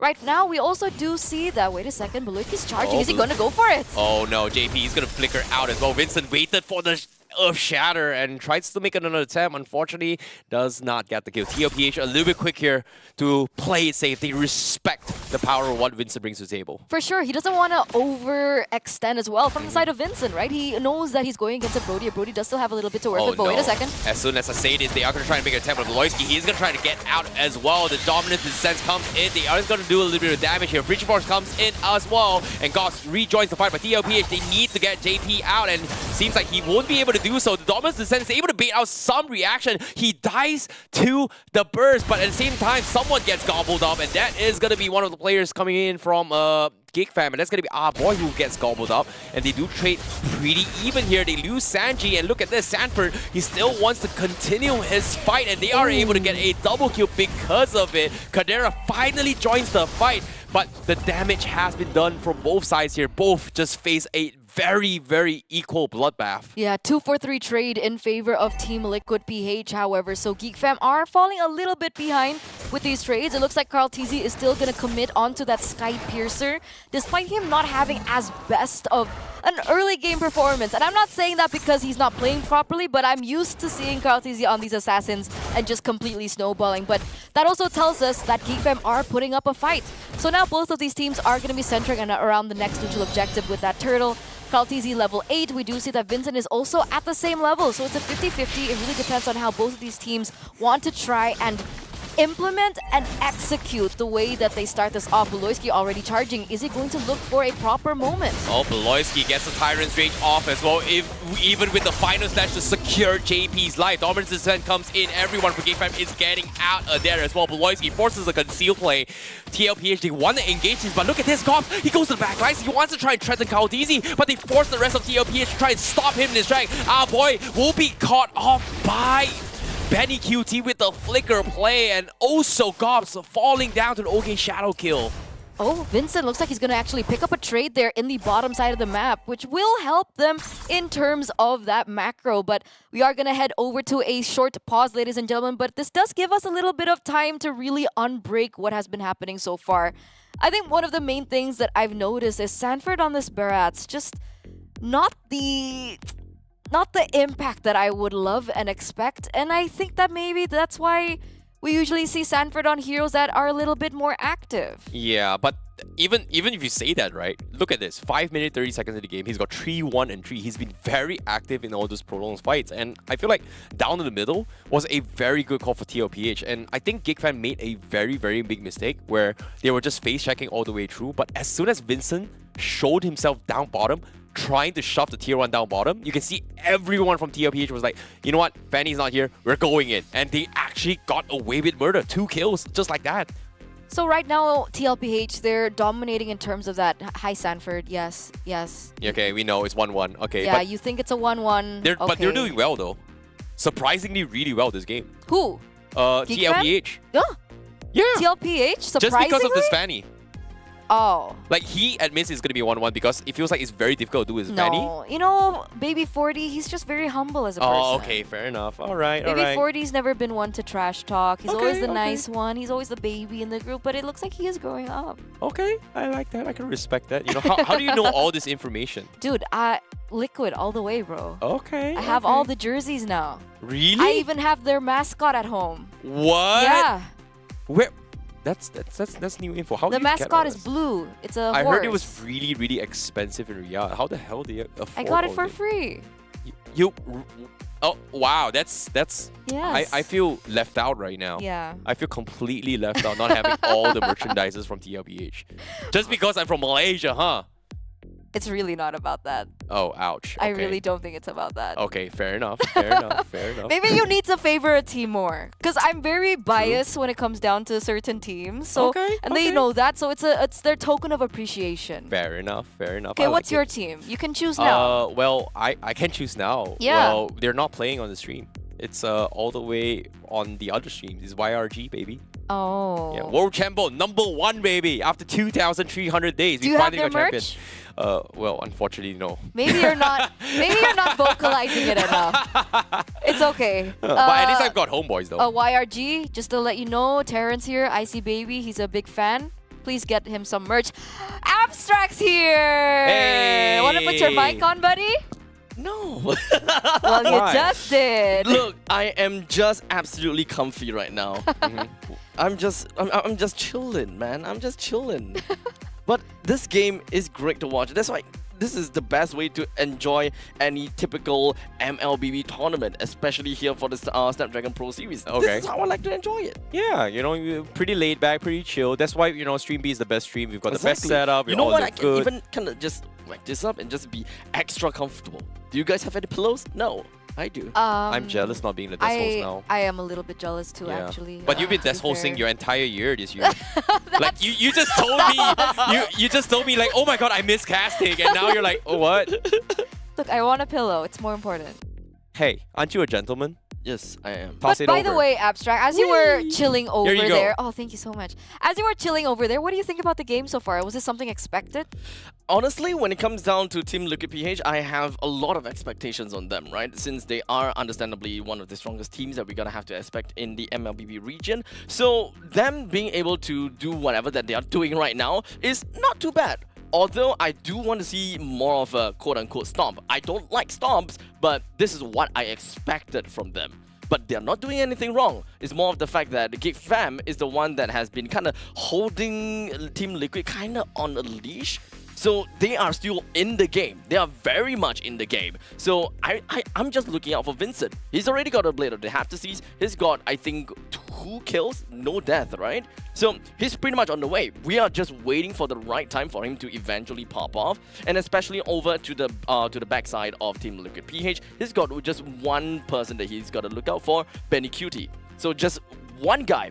He don't have to derail, he don't have to think about so much things whereby, oh, I gotta kill this guy, I gotta kill that guy. It's not his job to kill Carl TZ because he's just gonna die on his way over or on the way out because Ogi Shadow Kill tracks him all the way. You wouldn't want that. You can't kill Sanji because he's in the Dominator's descent. You only need to deal with Benny Cutie. That's how you know it's not a storm when Abstract has so much things to say. You think about this, right? Like, you know what's a storm? Falcon, AP Brand versus Smart Omega. That's a stomp. Yeah. This game so far, game 1, game 2, it hasn't been a stomp. It feels like both teams are trying, but TLPH seems to have a upper edge, for sure, in terms of experience. Drafts, I would say, is still okay. It's not a super big difference, favoring towards Geek Fam nor TLPH, but in terms of experience, definitely they have the upper edge. You know, for this draft, I actually do think that Geek Fam has a little bit more of an advantage, only because they're not on a timer. I would say, right? I think Brody is great from the early to that mid portion of the game, but when we start entering that late game, that's when things get a little bit tricky. I would like to pull your attention over to this top 5 kill leaderboard. Absolutely insane, absolutely unreal. 59 kills from KalTZ. Okay, sure. 46 kills on Benny Cutie. Wow. 34 kills on Sanji. We have 3 person of the same team in the top 5 kill leaderboard. You add them all together, how much do you get? 60 plus 45, that's 105. 105 plus 130. Keep going. 139 damage. 139 kills off of these top 3 players. TLPH have been very aggressive. Okay, fair enough. They've been very aggressive, and you can even see, again, right, I pointed out, even in this game, just by this game, Brody Warcry, mind you. Yeah. And then we have the Hayabusa Warcry. That's crazy. That's a lot of damage if you are isolated, Brody right? Warcry. Exactly. Yeah. That's not common. We don't usually see a Brody on Warcry. Is this really all just a damage boost setup just for torn apart memory?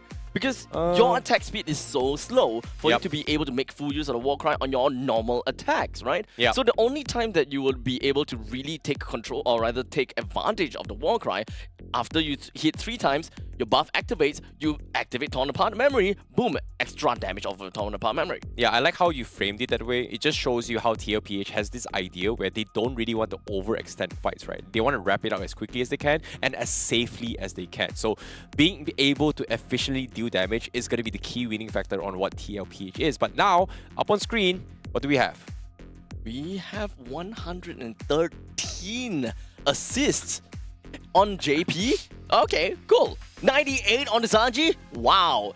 89 on Sanford. Once again, 3 members My big of question the same team. is this specific for Stream B, or is this overall? I think it's overall from yesterday Oh, and it's today's game. It's overall. actually overall. It's overall. What? Okay, this is overall from all the challenge finals thus far and all the Okay. matches. Basically, They're on something. the highest Whatever that stats. they're eating, I want one. That's crazy. That's crazy. That's It's a lot definitely of not assists. JP's fault. JP is just playing so well.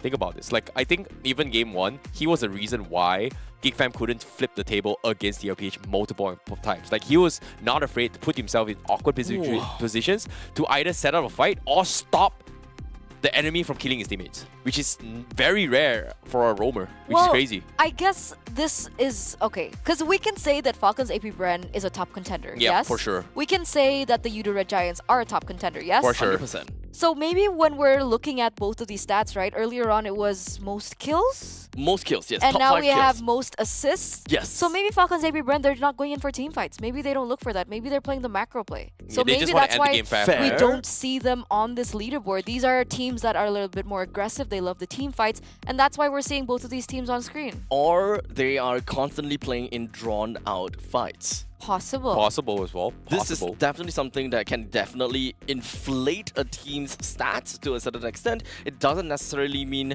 oh, my team has the most amount of kills or the most amount of assists. Wow, we are the best team. But it just really shows what they are essentially capable of, and you True. should definitely not count them out. True. Especially, it actually makes things a little bit more scary to some of these teams that you know that if they are able to inflate so much kills, so much assists throughout the entire series thus far, you don't want to bring them to endgame. I would argue that it's more telling of their play style.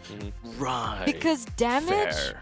Okay, we haven't seen like the damage leaderboard, but kills and assists just shows you the way that they like to play, not how they win the game. Because technically, fights don't always win the game. Right. Yep. And now we have something new on the table as well. This is going to be a top 5 MVP leaderboard. Top and 5 now we have MVP. Kautizi top 1, Kadera, Sanji, Gobs, and Vincent. And what really interests me is that this pretty much describes how the team's play style and how their win conditions usually revolve around. And for TLPH, it's always been Kautizi. And for GigFam, it's always been Kadera. But without further ado, enough Okay. stats now. We're going to be jumping Bye. into the game. Bye, Abstract. Thank you so much Thank for you, your Abstract. insights. As we jump straight back into the game here to see how things are unfolding, because as of now, GigFam actually, 50-50 with TLPH, even though it's 88% gold. Right now, we do see that TLPH are looking to try and find an opening into the enemy jungle. They don't really find that setup just yet, but they are eyeing for it, right? They're looking for a way to try and shut down Vincent. They see that it's not something that they really want to commit over to. They don't want to make any mistakes at this portion of the game, as only 6 minutes have elapsed. So they're going to focus on the objectives, right? They're going to focus on this tower in the top side. JP opening up the vision, also opening up space for Benny Cutie, but Beloyski opens up, doesn't really find anything either. Yeah, I like how Loisky is taking the fact that he is looking to try and jump in for the fights. Even if he misses here, he does have a little bit of a mini stun on the Little Johnny. And then, buys him a little bit of time to reset instead of allowing Little Johnny to do so much damage here. You like that, don't you, Little Johnny? But that's all for now, because right now, we see a fight. JP immediately gets taken out here, as GigFam now is going to be in a little bit of trouble here. We do Sanford immediately also going to be going forward as well. Vincent able to find one. Kautizi able to trade one for his teammates, but they lose 3 members in the process. This extended fight coming from TLPH is not helping them at all. GigFam was able to find one more. Benny QT left alone, 1v3. Does he want to go here? I don't think he should, though. Yeah, I don't think he's capable of it either. Right? He only has the BOD up until this point. He doesn't have the Heptacies or any other items that can help elevate his damage, so he is waiting on. But that was a 3-for-2 trade in favor of GeekFam as they're pushing the tempo, picking up the space, but look at JP. Oh, JP looking to try and start the fight as well. Final slash stops Benny QT, but he's getting dive on pretty bad here. But the Taunapod memories is going to be good enough to take Beloyski. Meanwhile, they will sacrifice JP's life in the process. Was that a complete reset on the turtle as well?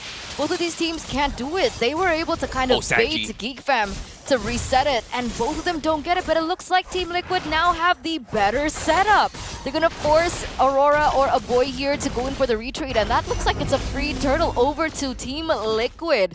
Wow, it was this is initially a good game for GeekFam, Right? and they turned it completely around based on macro. That's why you have to give credit towards TLPH. They were able to buy enough time for the rest of the members to respawn back, rejoin that fight, and actually take away the objective. And because of this, TLPH is able to equalize the loss that they had just now.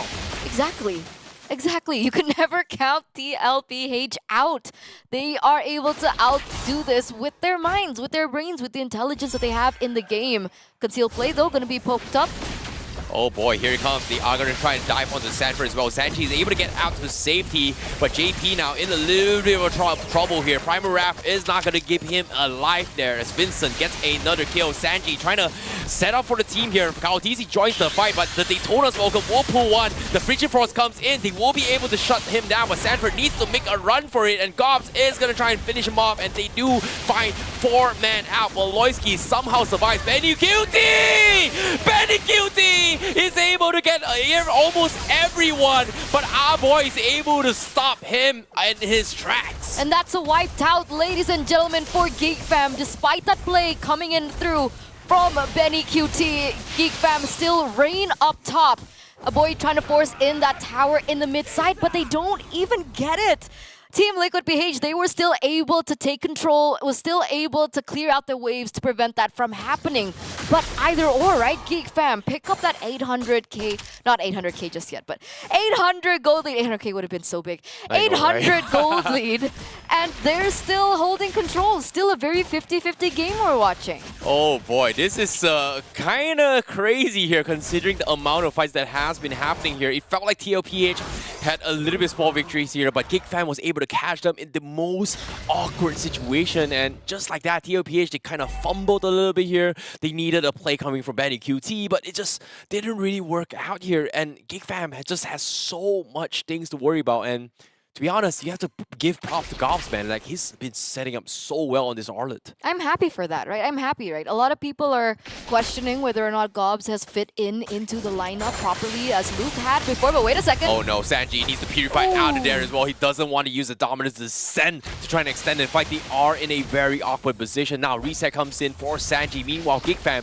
what do they do with this reset? Because Vincent looking to try and set up a fight. They find JP once more. Frigid Force comes in, but Vincent will be the finisher. Killing spree for Vincent. Woloski has been popping off on this Kufra, by the way, right? Sure, he had to force that resource use with the ult and so on and so forth, but the fact that they were able to bait out a lot of things. Oh, wait a second. Gobs again? Oh no, they missed the spell here. Sanji was able to pop the emergency descent here, going to the back line. JP is going to fall, but our boy is actually the first one to fall thanks to Kao TC, and TLPH is going to try and continue with this fight. Look at Sanji, free shots after free shots, but Beloyski from behind! He catches Sanji from behind the dominance descent, sacrificing his life to take a mage. What a catch in the midst of chaos, Beloyski. What a catch! Yeah, and that really forces both of these teams to kind of look for a reset, but TLPH, they don't want to give up anything, right? They don't want to waste time. They're focusing on these objectives, and they're going to be able to take this first Lord, as Vincent's still going to be able to pick up his purple buff. What did I tell you about Vincent on the Fanny, right? 515 so far, has been able to bait a lot of resources out, doesn't necessarily have to deal the execution, because that's when Chidera usually comes in, and right now, Chidera, if we take a look at his items, he's on his way to that Holy Crystal, supposedly, right? Already with the Starlim Scythe, he has the Feather of Heaven as well.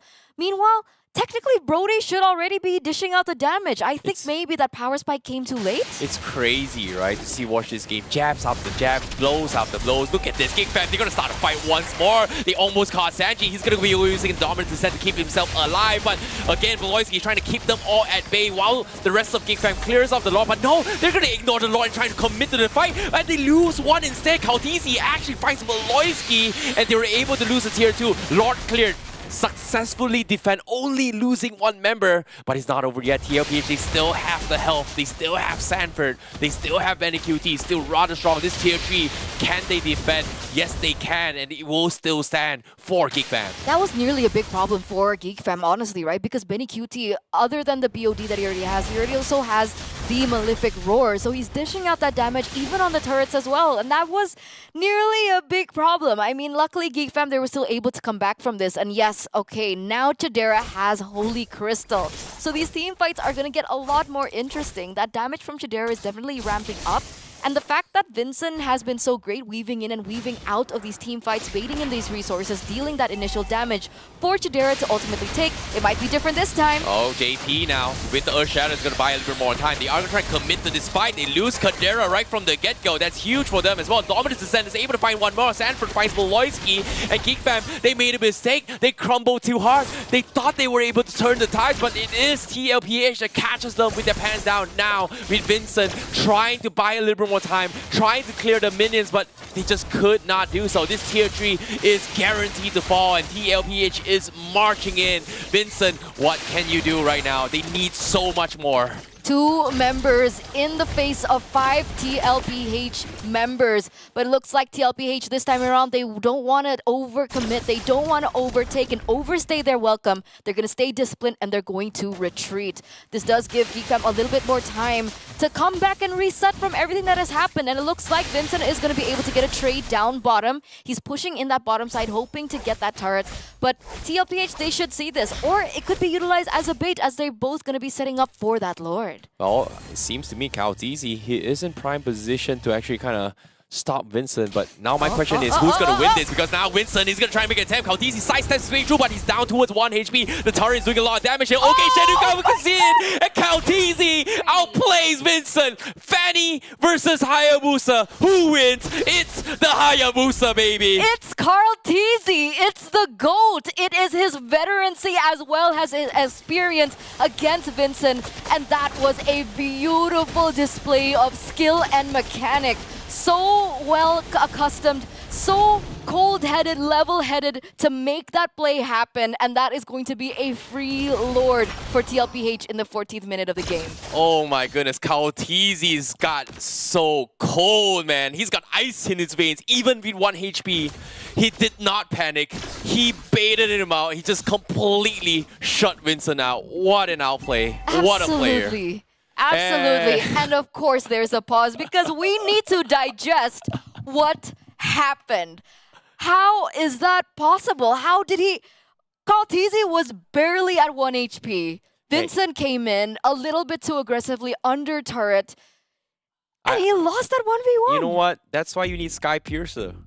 You know, think about this. Think about this. Every single game thus far, yesterday and today, no one has opted to go for Sky Piercer except for this game. Now, we've got 2 Sky Piercers, one on Kautizi, one on Benny QT. I had this discussion with Gideon off the site. He said that, no, it's a little bit inconsistent just because it's so hard to build up to the stacks. And now, we have to. And imagine this. If Vincent had a Sky Piercer there, I'm pretty sure Kautizi would have died. But notice his build, right? Notice Vincent's build. Is he building full damage? He is doing full damage. He does have an anti-Kira. So he's not building full damage. So that's not... And this is something that we've seen from Vincent, right? Every time he goes into Fanny, like, I don't know if this is supposed to work or not. I'm not a Fanny player myself. But whenever Vincent plays the Fanny, yes, he does go for damage, but it's a hybrid, right? He uses it to be a little bit more utility. He dies in first. He extracts resources from the opponents for everyone else to deal out the damage and to be the executor later on. So this is just very Vincent-esque, I would say. Okay, I can respect that. But at the same time, yeah, this 1v1 outplay, oh my god, if he had the Skull Piercer, he would have died. But at the same time, Kautizi was able to shadow step, sidestep that last moment, survived, popped an OK Shido kill, and just outplay him. Look at this. Brother Vincent, I got you. You know what? I see you. You're dead. You're gone. It's over. We're the doubters now. Oh. We're the haters now. Broski, this is prime Carl Teasy. Oh my god, that was so sick. Like, how often do you get a 1v1 situation like that? I love it. I live for it. Who's better, Hayabusa or Fanny? Kautizi just made the statement right there. I mean, technically, a Hayabusa should be able to outplay a lot better than the Fanny, to be fair, right? And he has the Shadow Kill. He has a lot more tools in his kit to make those plays. But you know what? Let's just completely ignore that because Kaltizi, bro. Oh boy, we are going to be jumping back into game once more here. We had a little bit of hype moment between Vincent and Kautizi, but let's see whether or not if Geek Fam still holds on for game number 3, because game 2 seems like with the lore crashing in, Geek Fam is going to have a lot of troubles. Oh, wait a second. Vincent, what is he doing there in the backside? He does put some damage over onto the Zas, but we'll see what happens as, look at this, it looks like they're going to be able to clear. Oh no, did Sanji's a little bit far off as well. He doesn't have the health. They don't really want to take the risk here. They are going to give the Lord away to GigFam to kind of defend against this. So GigFam, they are able to hold on even longer now. Yeah, they're not committing. Just off of Vincent's play. Wow. Right? that's Vincent went crazy. into the back line, dealt damage on it to Sanji. He didn't want to take the risk. He went in for a recall. And it seems like the call that they made at that point with one member down as compared to GeekFam at full 5 was, you know what, let's just go back, reset, let's deal some damage, a little bit of damage onto the turrets, but let's not overcommit for this one. Oh boy. Now, TLPH is slowly hitting their late power spike, right? We talk about Barat as well as Zas. Pretty weak in the later stage game here, and GigFam, they do have the tools to deal with this here. And look at this, Little Johnny just barely melted in a couple of skills right there by GigFam. And now here with Daytona's welcome, you know, save Sanford holding it in. He is going to cancel it away, and GigFam just playing the macro game a little bit smarter right now. Yeah, let's talk about the way that things have been panning out over the past few seconds, right? In these long-drawn exchanges between Geek and Team Liquid, with the fact that GeekFam has a lot more, I would say, range with the Aurora, a lot more poke with Aurora as well, it looks like Team Liquid aren't in a position to be able to do this.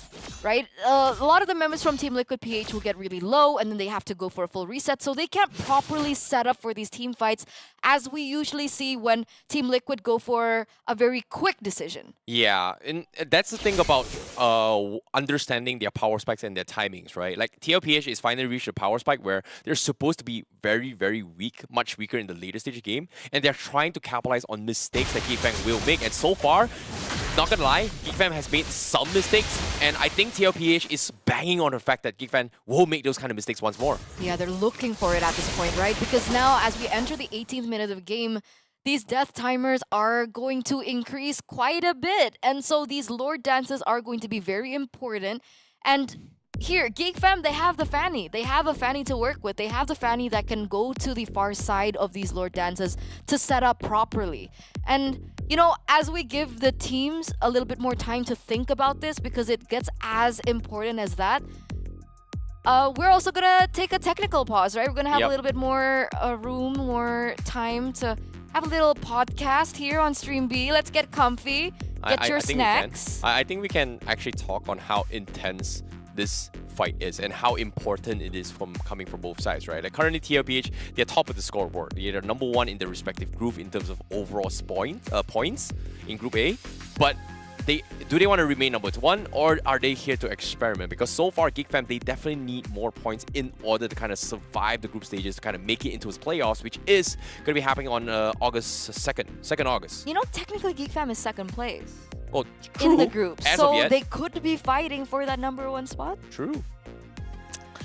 Sup, X-Rap? We're gonna need you back here to kind of give us the info. I'm comfy! But we need to do our what's the AI the AIA podcast. AIA podcast. AIA, right? AIA is like an insurance company in Singapore. Exactly. Oh, okay. It is an insurance company. Okay. But it's okay. I'm fine with AIA. AIA? Yeah, AIA. because whenever people tune in on stream and see the three of us, and they're like, AIA, it's just three of them. That's a good one. That's a good one. That's a good That one. was good. Okay, especially since I think this is the perfect time for me to kind of unwrap what has happened in the second Lord's push, because I've got this question, you know, kind of looming around. It turned up. I'm kind of wondering, was that really a good choice from Team Liquid for them to kind of fall back and not go for a three-way push together with the Lord just because of Vincent's play? Because not executing this push eventually guarantees GeekFam into the late game, where it could essentially be a 50-50 for either one of these teams. I think they needed Sanji for the zoning. Yeah, they I definitely think they needed Sanji for zoning, so they didn't really want to overcommit onto it. I think that's the idea that I'm going for as to why they went for that play. Whether it was worth it or not, I can't really say. But maybe Icy Baby has an idea about that. I think it comes down to the toolkits that they have right now from TLPH, right? Pay attention to their drafts. Like, Barat, can you go all in and get back out to safety? No. Pretty much, it is a pretty one-dimensional one. Once you go in, that's it. You're done. You don't do anything, it's over. Kautizi, same thing. Sanji, you go in, you zone, you buy space for JP, you buy space for Sanford, you buy space for Benny QT to walk out forward.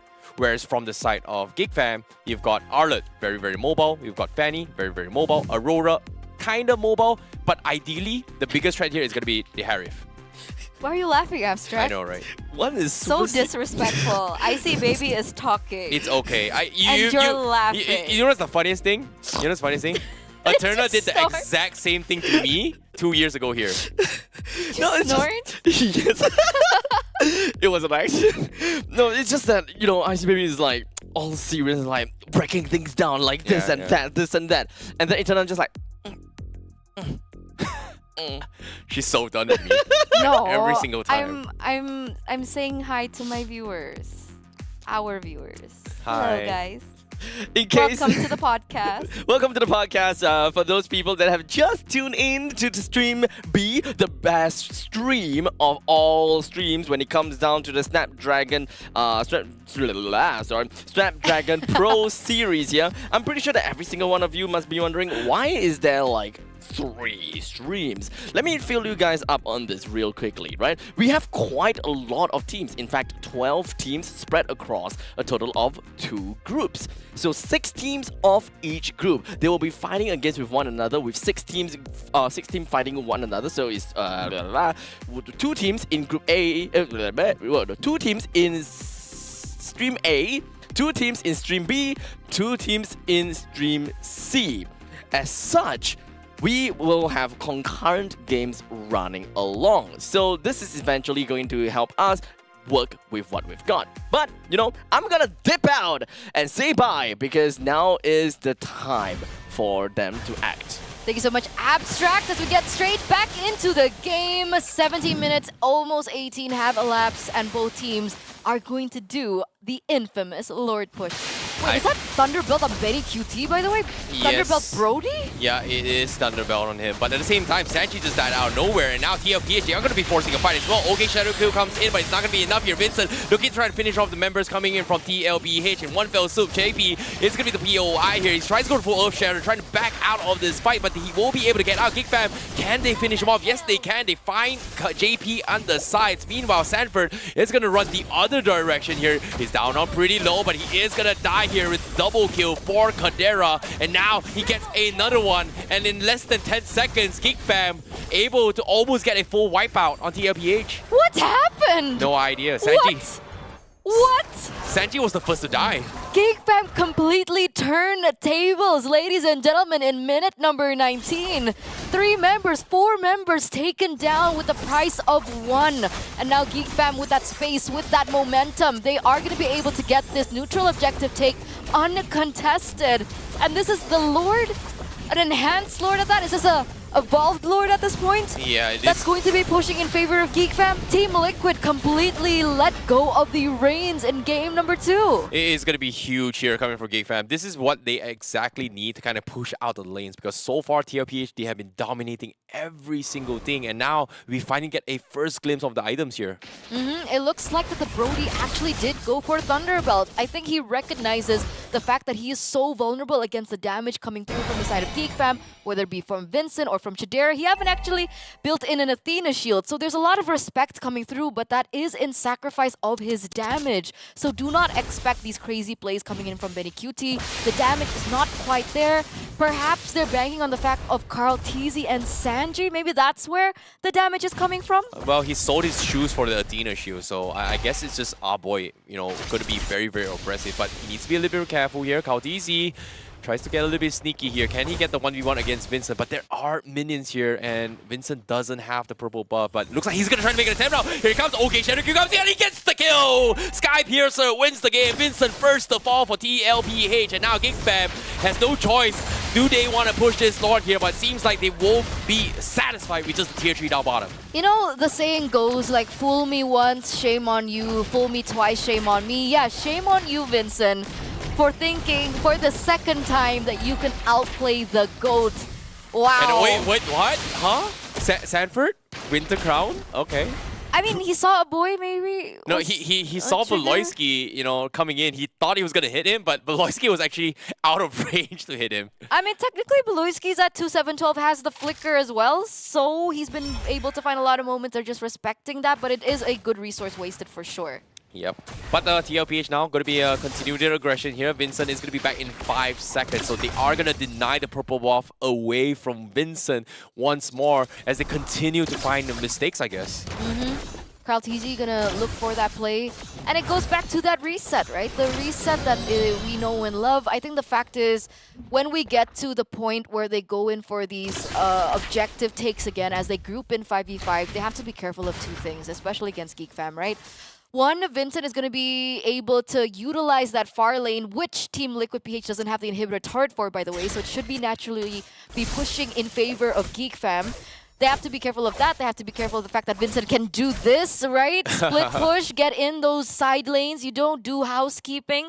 Be careful of side pushes coming through. And they also have to be very aware of Beloyski and his positioning. But wait a second. Oh, middle lane here. They do find Gobs here. Winter Crown comes in trying to extend the fight, but he needs to flicker out as well. Frigid Frost has been used, but meanwhile, TLPH Sanford, they catch Beloyski. They go for the Rose Welcome to try to isolate the fight, but Vincent, they find Sanji at the expense on his own life, but the rest of Geek Fam, they're getting so low. Look at this, Kautizi is doing so much work here to try and finish off the rest of the members here. Even Beloyski will fall. Kautizi, double kill for him with the Sky Piercer. Geek Fam loses 3 in exchange for only Sanji. Oh no, and now Team Liquid with that space, with that build, with that momentum, they're going to be able to get this neutral objective uncontested.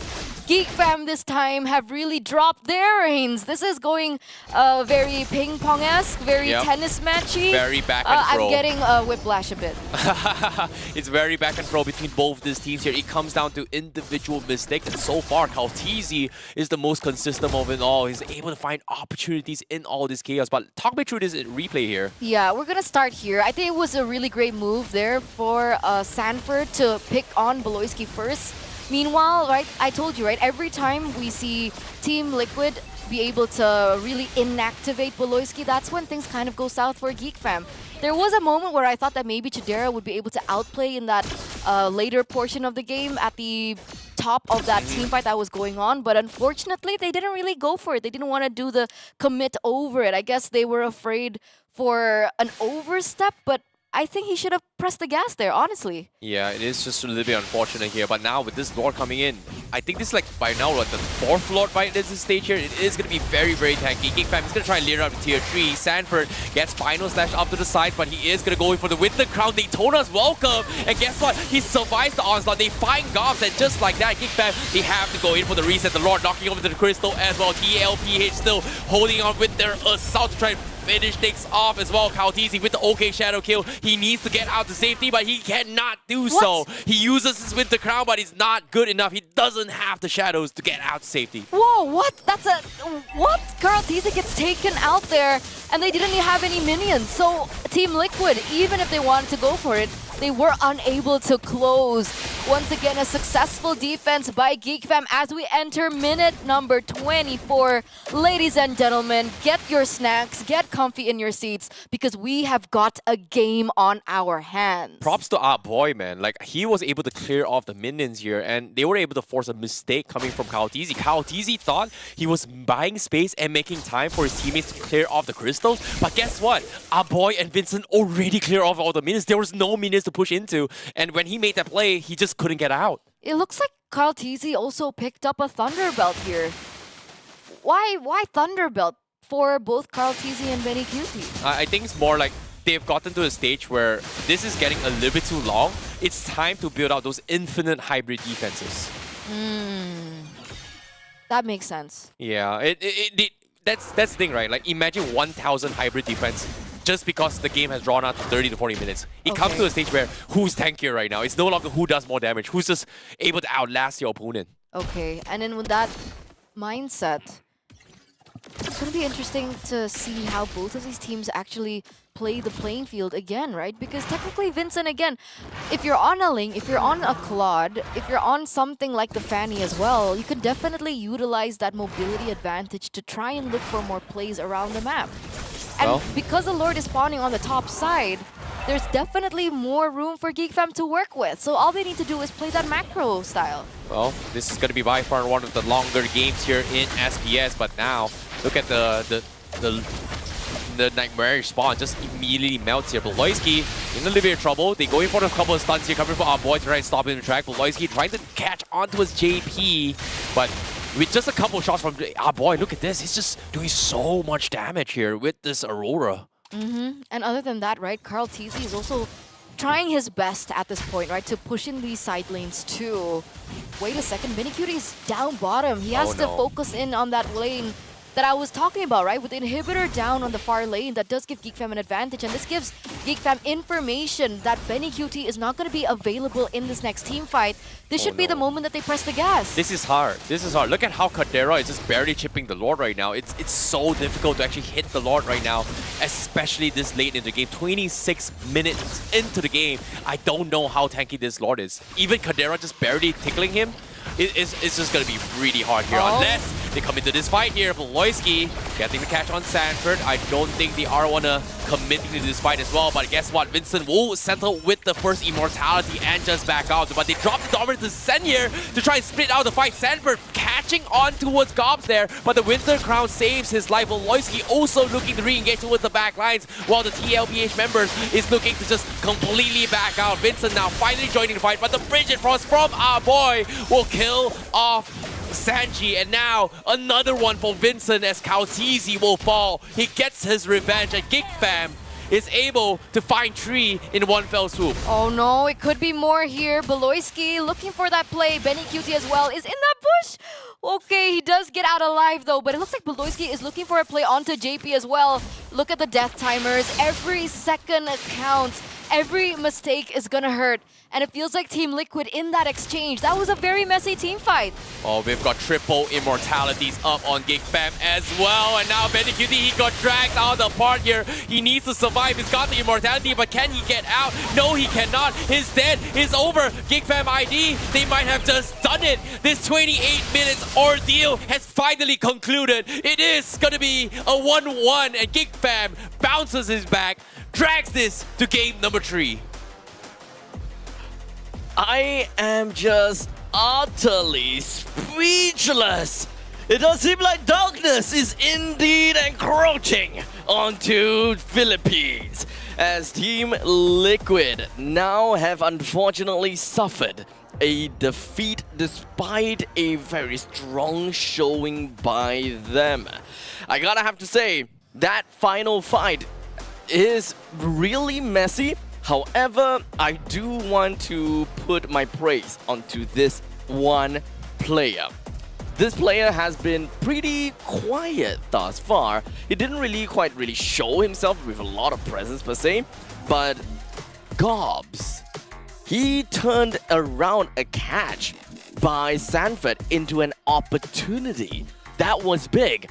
The Detona's welcome coming in from Sanford lands onto Gobs, and immediately after being spat out, he went for Winter Crown. It allowed him to buy a lot of time, and everyone knows that, okay, I don't have to deal with Gobs because we don't have the opportunity to burst Gobs down anymore. He would then weaved in with a quick little vengeance and followed it up with a very nice final slash, which ultimately disrupted the lineup of Team Liquid Philippines, because Gobs was just in the hearts of the enemies, disrupting them and creating pandemonium. I'm at the loss of words, but at the same time, yeah, you're right. You know, Geek Fam just played out of the minds. They played every sequence perfectly here. The immortality swaps, the Winter Crown swaps was on point. The decision making has been spot on as well. And TLPH, they understand their drafts are really weak into the later stage game. And every single time Sanji drops Dominance Descent, you can see that everyone from Geek Fam is always focusing on just shutting down this Zaz before they commit all those fights. And because of that, they just came up on top. So it came down to who makes the mistakes.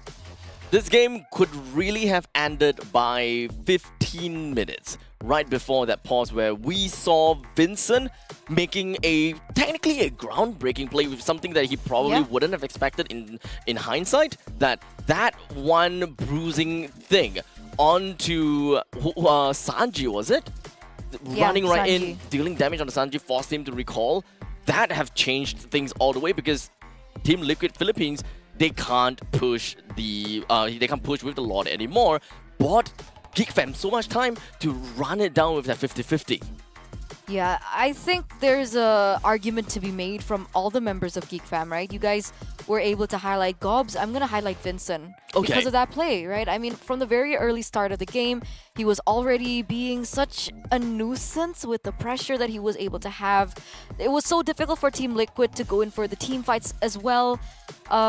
He was doing a lot for his team, and that's why when Vincent was in his previous team, when he was in with Rebellion as their jungler, every time they would go against Rebellion, they would always ban the Fanny, and that really goes to show how important and impactful that this Fanny pick is for Vincent. Yeah, it kind of shows in the graph as well on how he's been doing, right? Like, even though he's been, not doing a lot in the early stage of game, like, even here, you can see early game, they were kind of leading by 2k advantage, and somehow TLPH was able to kind of match it up. But the moment they got that big lead for TLPH, that is where we start to see, like, especially during the 15-minute mark, every single time that happens, Vincent has been split pushing,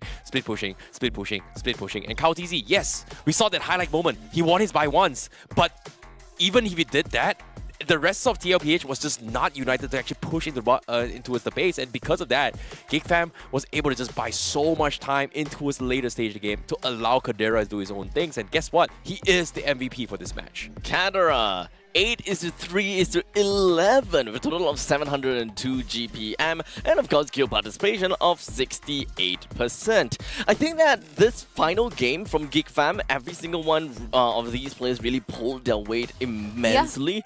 And Beloyski, with those Tyrants' Revenge catching out players one after another, we saw Beloyski making sure that Sanju wastes his Purify. We saw him manage to take a kill onto Sanji shortly after that. It was completely fair when it comes down to a position 5 trading away for a position 3. Absolutely loved it. I'm surprised, right? With the last pick Kufra, I didn't think it would work out. I didn't think it was... Neither.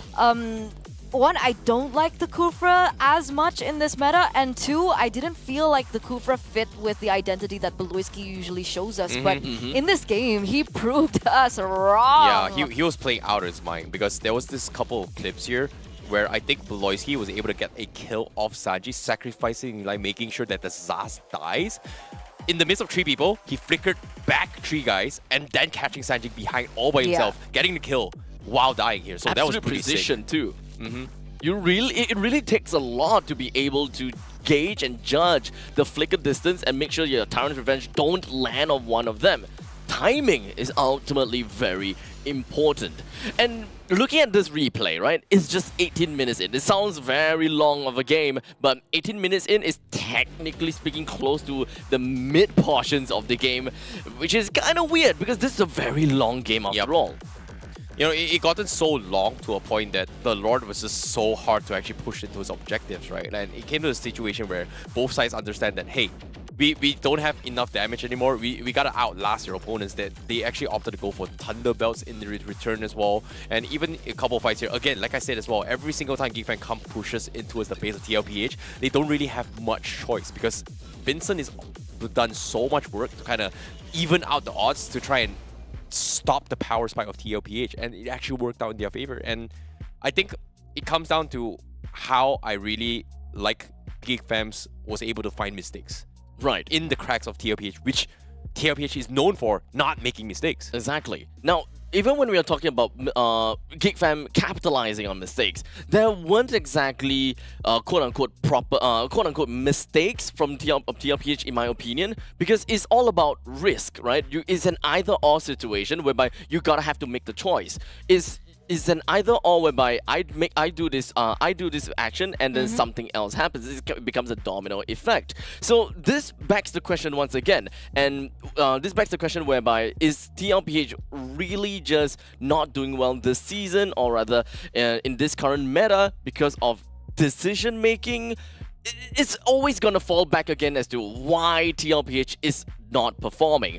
What do you guys think about that? Is it really about those tiny little mistakes that propelled them into where they are now, or does TLPH just not be is just isn't able to end games well enough. Let us know in the comment section. But in the meantime, we're gonna go off for a short little break and have a quick little breather, clean up the battlefield a little bit. And until then, we'll be right back with you guys with the final game of the final series between GeekFam ID versus Team Liquid Philippines.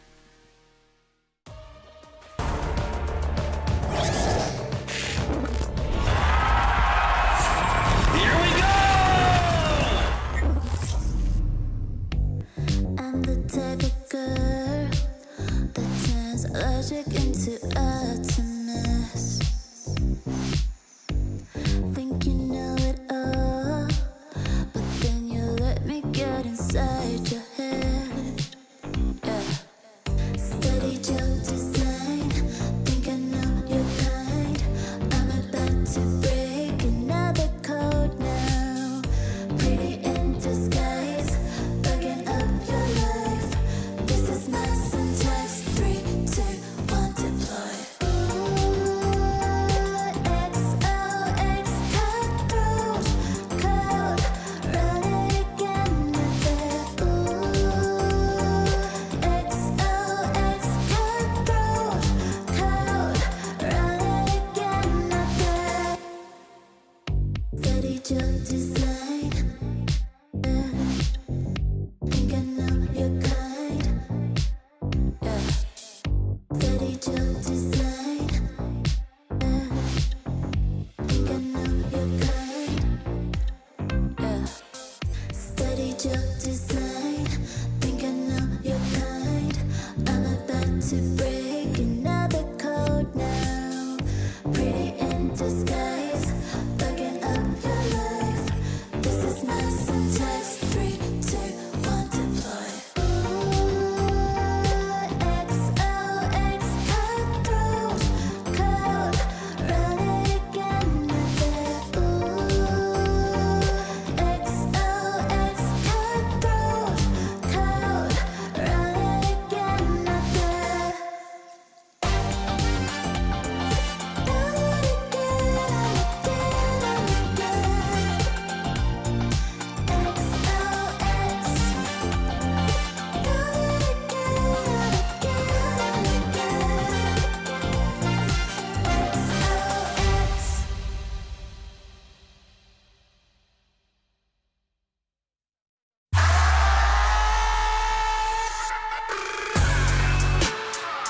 When you finish one task, it's on to the next. Line them up, knock them down. I ain't giving in or giving up, but I will give my all when I get the call. Line them up, I knock them down. A tunnel vision's got me on a mission. All I do is ball. Ball hard and finesse has gotta be success. The other option is to fall. I'm about to ruin that, cause I don't plan on doing that. I take a stand, I'm standing tall. I was raised like that. We ain't the same like that. OGs gave me game. I gave the game right back. Had to show it to the youth. Told them go and live their truth. You can be who you wanna be. Look at me, I'm living proof. Game time, frame of mind, strictly on the grind, hustle to the end. Pay the cost, be a boss. I ain't about a loss, I'm about to win. Yeah, I'm on to the next. Hit it, quit it, hit it, quit it. Hit it, quit it, hit it, quit it. Yeah. Hit it and quit it, I'm on to the next. You cannot stop me when I'm at my best. Pocket of vibes and it comes at a time when I stayed on the grind and came up with a flex. Microphone backer, so you better step up, cause you playing checkers when I'm playing chess. Gotta move fast, so I stay on my task. If you ask if I'm legend, the answer is yes. Cause I move like that. You cannot do like that. Don't call me by my government, cause we ain't cool like that. Had to show it to the crew. Told them go and live it true. You can be who you wanna be. Look at me, I'm living proof. Game time, frame of mind, strictly on the grind, hustle to the end. Yeah. Yeah. Pay the cost, be a boss. I ain't about a loss, I'm about to win. Yeah. I'm on to the next. Hit it, quit it, hit it, quit it. Hit it, quit it, hit it, quit it. Yeah.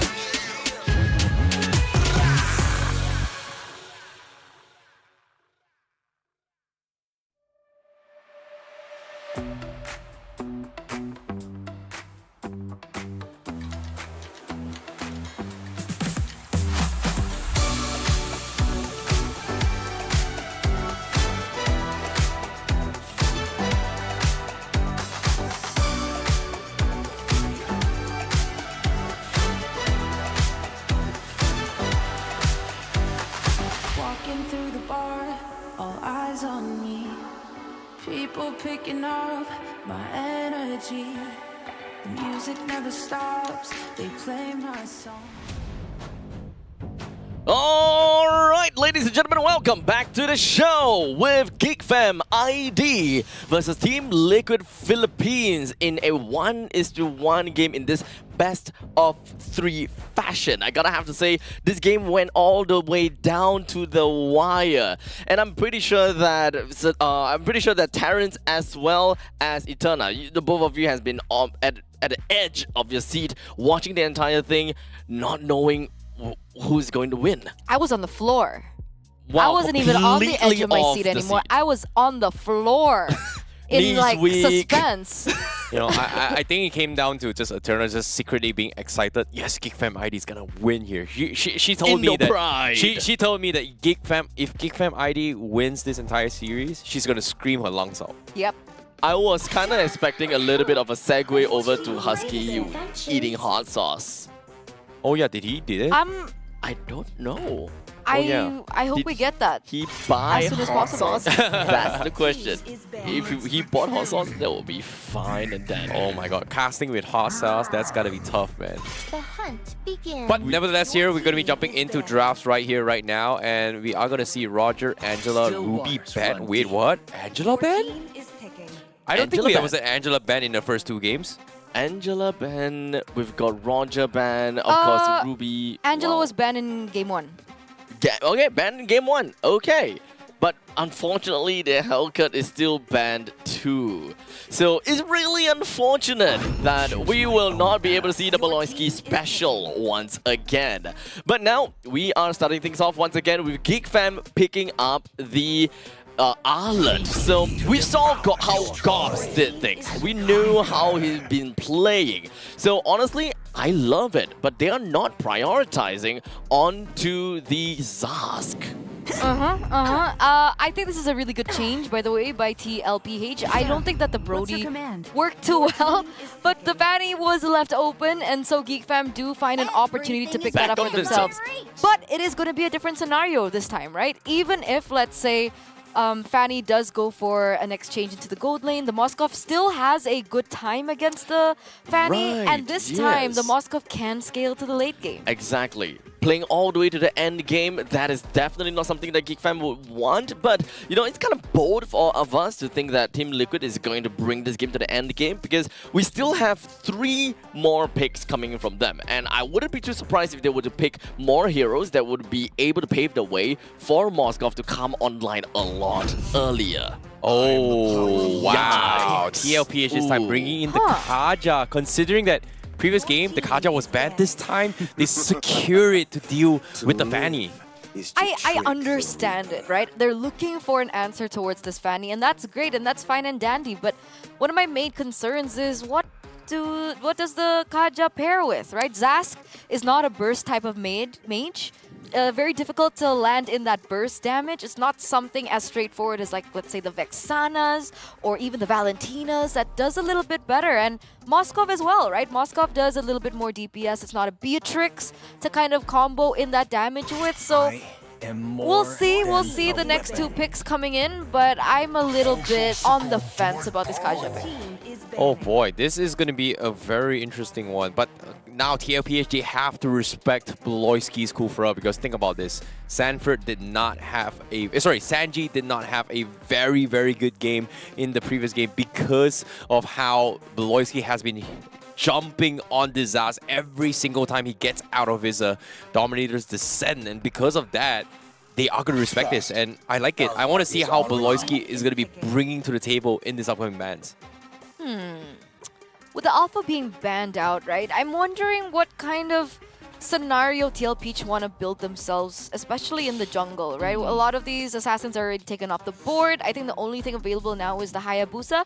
Technically, the Hayabusa did do well against the Fanny, so it's definitely something they can pick up for themselves again, seeing that the Ruby's been banned out, the Kufra's been banned out, so less stoppers. What do you think about the Hayabusa if it gets picked up again? Oh, there it is. There we go! Never mind. There we go! I was about to bring out what if they bring back the Archive jungle to kind of deal with both of it here. Heavy Spin deals with both the Fanny as well as the Harif, right? Like, Harif, no choice, Purify.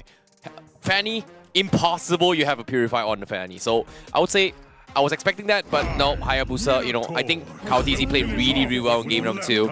It was just a couple of mistakes that they did that lost them the game against GeekFam. That's all. So with this all set, we still have one final pick remaining from Team Liquid PH. Is it going to be an X Factor pick? That's the question. It's going to be EXP Laner, and the X Factor is here indeed. It's a Phoveus. I'm not too sure about this though. I'm not a very big fan of that because it's generally a little bit hard for you to be able to target exactly who you want with the demonic force, and you may accidentally just fly super far away because you are just tracking onto Fanny. It could be possible to just go ahead against this Harif. And once again, it's all about either number 1, denying more damage off of the Harif, or deal enough damage onto the Harif. So we gotta have to identify, once again, position 3, position 4. What exactly is this Phoveus' job? If he's there to soak damage, it's position 4. You just want to build up shields as much as possible, get that Oracle as well as the Clock of Destiny ASAP. So I'm excited to see how that's gonna be like. Team Liquid PH, they've got this one more chance to be able to take GeekFam out, and I will say the same thing over to GeekFam. What do you have for me, GeekFam?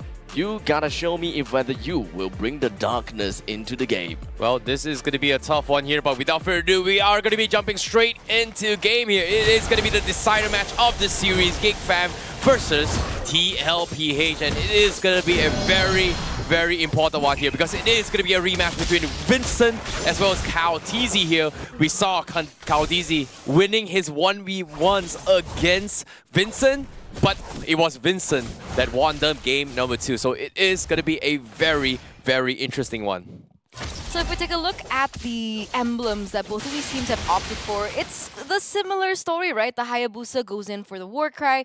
We see that Fanny, once again, for Vincent, has opted to go for the Lethal Ignition. Wait a second, though. Kaotizi, okay. He's going to be A-okay for the moment.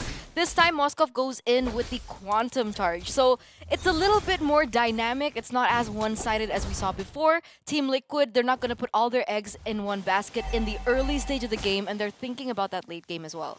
Yeah, speaking of late game here, because it feels like Benny Cutie, he has faced up this matchup before. He knows for a fact that the Moskov is going to be able to somewhat win against the Harif, and Kadera is going to be a point of interest that Team Liquid PH might consider focusing on. And now Gobs, he's in a little bit of trouble here. The OK Shadow Q comes in, forces a flicker of Gobs. That's huge, but TLPH is able to just bait out a battle spell. Oh. Okay. Okay. Okay. Okay, Sanford's fine for the moment. They understand the pressure that Gobs was able to have in that previous game. And they're also showing the fact that they want to take him out as soon as possible, right? They don't want that snowballing to happen. They don't want that scaling to happen, especially for the Arlet when he enters that mid-power spike. So that's the choice right now. Luckily for GeekFam, they were able to kind of deny that pick away. But 2 minutes in, you see that both of these teams are going to start struggling to get into position to get to that neutral objective. But look at the gold lane. It looks like, Benny QT does some decent amount of damage here. Xavier Force available, but Kadera, he's a little bit of trouble. He takes a lot of damage from the turret himself, and because of this, Benny QT is able to trade these off. And this the spear connects. Oh, it does not. Whew. Kadera might have been a lot of trouble right there if he would have gotten hit by the spear. But oh no, Kaotizi! He comes in, sees Kadera, trying to get greedy and punishes him for it. And now Vincent forces a retreat on Kaotizi. Alright, not sure what's that about. Huh.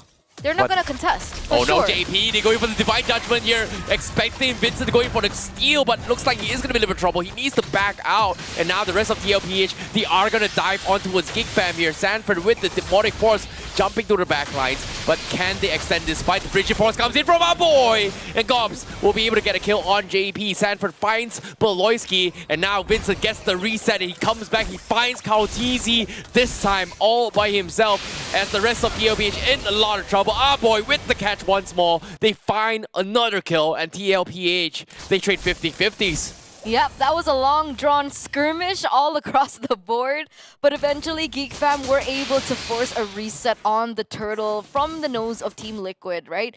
Kaotizi, I think he opted to utilize that retribution in that 1v1 in that bottom side of the map, but Vincent utilized it again. And now, however, both these teams are going to be resetting. It looks like Team Liquid are holding on to a little bit of that gold lead. But here we go. It feels like deja vu. Both these teams going to be looking for the neutral objective take once again. Well, speaking of levels here, Kautizi as well as Benny QT, they are leading in terms of the gold and XP as of now. And this is going to put GeekFam in an awkward spot. Like, you know, it all rides down to whether or not Vincent can do his job. And it seems like TLPH, they are starting to respect this. As you can see, Turtle Skirmish comes in, the Turtle Dance as well. Gobs gonna be forcing out the Demonic Force out on Sanford here. He is gonna be in trouble. Frigid Force from the side catches JP, but do they catch him off? And now, yes, they do. The Divine Judgment connects on Vincent, and he's gonna be the first to fall. They may have lost the Turtle, but it doesn't matter. They've lost their jungler, and now Gobs looking to extend this fight as Sanford. Can he get out to safety? No, I think he's gonna try and bait out Kautizi. Yes, it is. He's gonna lose his life, and Kautizi, will he be able to trade him off? And now Gobs looking for the runaway, the getaway, and he does escape. What a play from Gobs. That was a little bit interesting in that timing, right? I think Kautizi, what was he waiting for? Was he waiting for that Sky Piercer to come through before he went on to the engage? Because maybe if he came in a little bit sooner, that would have ended quite differently. But now Sanford had to fall. Wait a second. Oh, Vincent looking to try and catch on Sanji. He does the damage, but he won't be able to go in for the finish. Meanwhile, the spear connects on the bottom lane, but Kautizi manages to finish his job up top on Gobs. He's an Avenger. My goodness, he does get the kill by bottom lane as well. Beloyski extends the fight with Minon's Rage, with the Frigid Frost, and JP will fall. And TLPH, they're slowly crumbling here. They're fighting everywhere. And now Sanford with the Demonic Force tries to dive the backline, but it's just not enough. They don't have the damage. They don't have the tools to continue on. Yeah, not just yet though. But it looks like Kautizi going to play a little bit aggressively here. Looking for a punish perhaps onto Vincent, trying to take his purple buff away. Sanji and Sanford are on their way, and look at this. They might actually go for this. Dropping the Dominance Descent coming in. Gobs, he is looking to try to press the pressure here, but they will secure Vincent's purple buff. So that's going to be the objective for now for GeekFam. But again, the aggression from TLPH is starting to get a little bit scary now. It looks like they were trying to bait out that resource, right? Bait out that retribution, but Vincent, very disciplined, doesn't actually utilize it, still going to be able to secure his purple buff without it. So coming into this, GeekFam does still have that retribution to come out and play with against TLPH. Meanwhile, for Chidera, we saw a little peek into his item. He has his first item now, Starlim Scythe.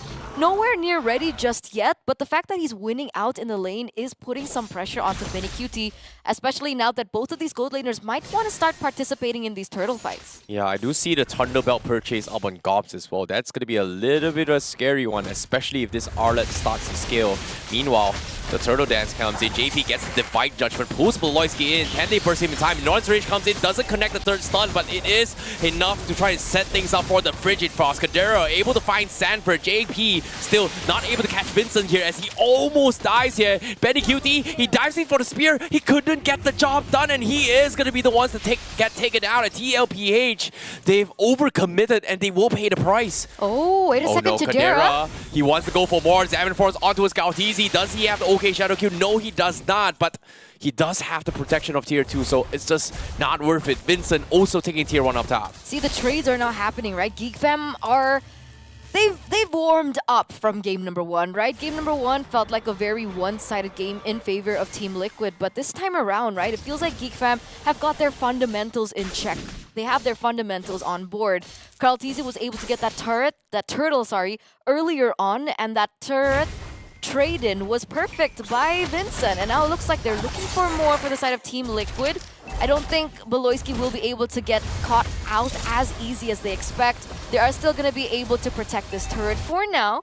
And Benny QT and JP, are they going for a kill onto Gobs? Not just yet, but it's a complete reset for both of these teams. Yeah, they're definitely trying to make a lot of plays here, but look at this, GeekFam. They're getting very confident here. They're going to try and stop Kautizi's purple buff, and no, they don't get it at all. So that's going to be Kautizi without the purple buff. Yeah, for a while, he's going to have to operate without it, so expect that. Wait a minute. All right. What? All right. Before that kill landed onto Sanford, I saw a boy picking up the Sky Piercer.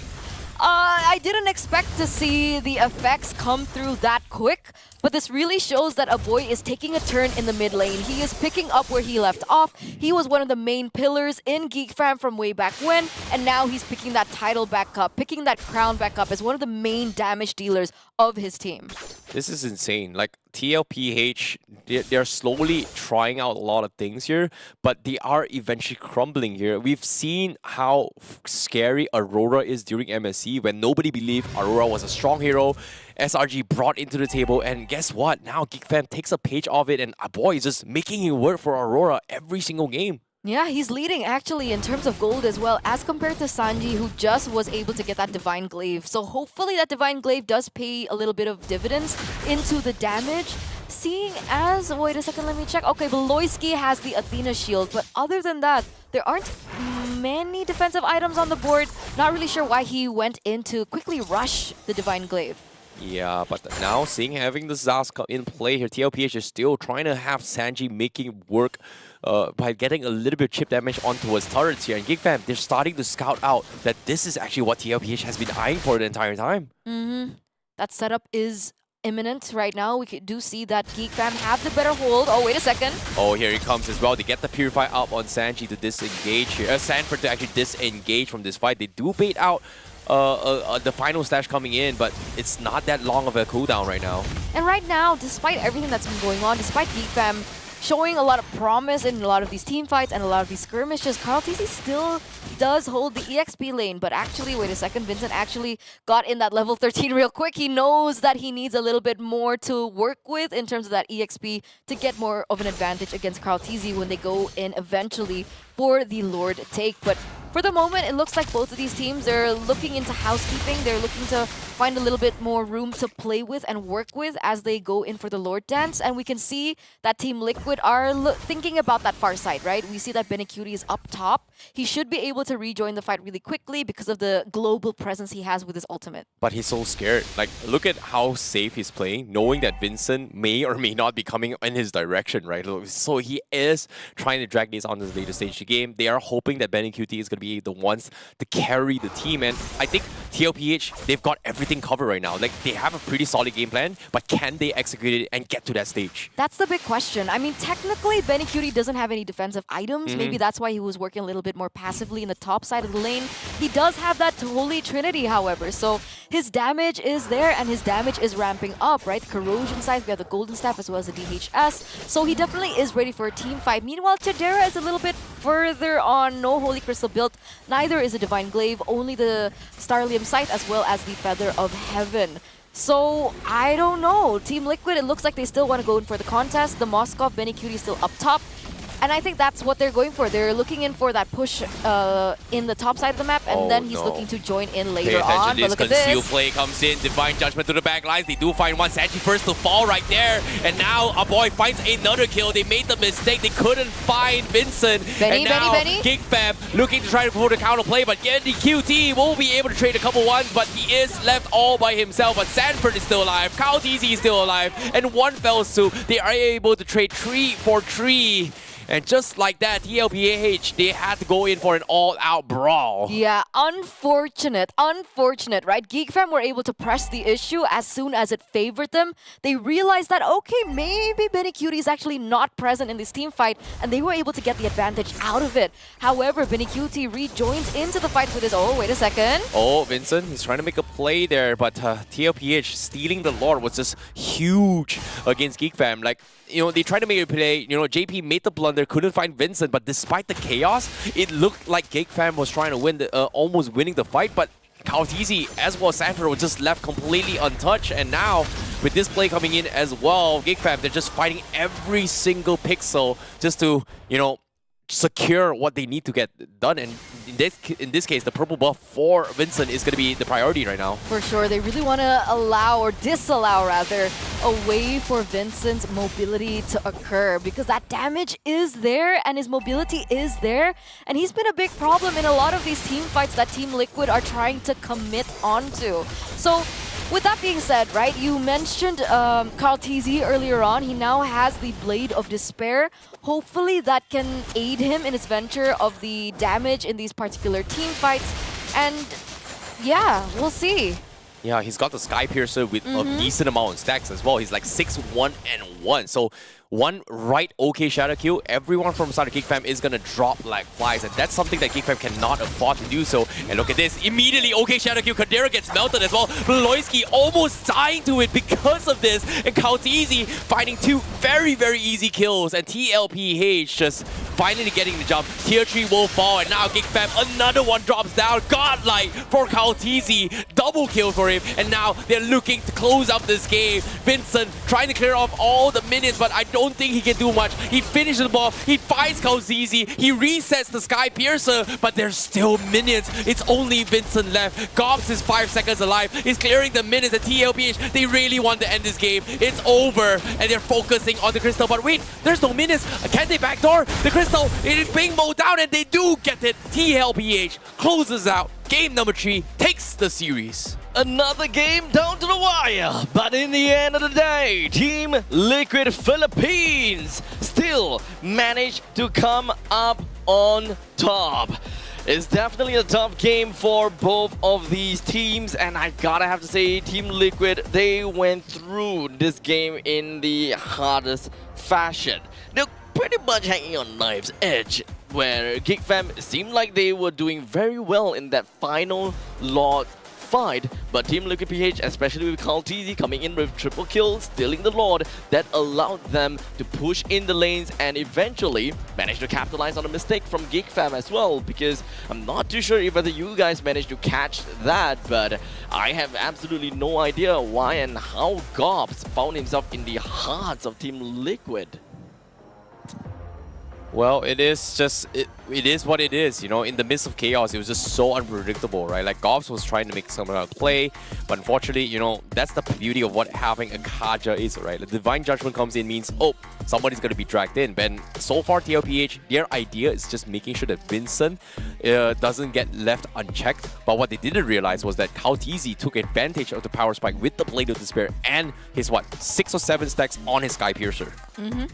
But after this game, I gotta have to say that Geek Fam ID is definitely another team not to be trifled with. I mean, they did definitely mark themselves on top of Team Liquid Philippines, and they have pretty much been pursuing Team Liquid time and time again, and ensuring that they are a team that is relatively scary, especially ever since Vincent has picked up the Fanny. I mean, Eterna, right around the head.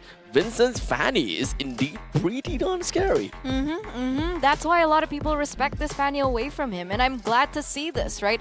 I knew at the very end of the day that TLPH would be a little bit more ready when it came down to this matchup, but I wasn't expecting Geek Fam to put that much of a fight, and the fact that they're a new team that only had a few months to prepare with this lineup, with Gob stepping in, with Vincent stepping in, the fact that they've been able to get a game and a very close second game away from TLPH, it really shows that this team has potential, and hopefully with a little bit more time, they will be able to be a big contender for Snapdragon. Yeah, I agree. And on top of it all, Geek Fam definitely, you know, showed us why they deserve to fight for their in SPS, right? Like, they definitely showed us that, hey, even though people kind of underestimate them here, I think earlier today we had a tier list where Geek Fam was pretty down low, but for them to give a fight towards TLPH, it just shows you that they're not out of it yet. And that's the beauty of competition, right? Especially now that day 2 is pretty much over here. I think tomorrow's day 3 is going to be the last hoorah for every single team to try to make it to its playoffs. Yeah, I'll say that tomorrow's games are definitely going to be even more exciting. To Geek Fam, you know, initially we were looking at Geek Fam, we were just thinking, yeah, maybe not all that big of a deal. But after them being able to take 2 games out of RGPH and 1 game out of Team Liquid, let's not count them out just so soon. Vincent is pretty darn scary when it comes down to the Fanny. I think yet another hero that teams should definitely want to respect him. And in the meantime, you gotta have to take away the Hellcut as well. So, without further ado, ladies and gentlemen, I believe that we do have something from Mara, as I believe that Team Liquid PH, they have got quite a bit of things to say. Over to you, Mara. Here with the winning team, Liquid Echo. Congratulations, Benny Cutie. That was a really intense series, especially game number 2. We have to go back to that. It was, I think, the second longest game since this tournament started. What happened exactly in game number 2? Because you guys were going back and forth, and one moment it looked like you guys were gonna win, but then the opposing team was able to turn it around. Siguro kaya nahirapan din kami kasi sobrang lakas sa team fight ng mga heroes nila. And sobrang ganda rin ang paggagamit nila. Yun. They had a really hard time because the team fights, the opponent was really good, and yung heroes, pati yung gumagamit sa kanila. and then the heroes and the players using those heroes. In fact, you know what? You were actually great with the Brody. You're the first one. If we can go back to that, you're the first one to use Brody. No one's used it in MSC. First one to use it in Snapdragon. What was the reasoning behind that? Wala po eh. Parang nakita na lang din namin na yun na lang yung parang option. Pero meron pa sanang isa. Because he saw that that was the only option. But you know what? That was great against Fanny, especially using Thunderbolt to make it tankier. Now, what happened after game number 2? You guys went to your dugout in your room. You discussed something. How was the team able to get composure? Because coming into game number 3, you finished that really quick in 13 minutes. Siguro pagka usap-usap namin, kinalimutan lang namin yung nangyari ng game 2.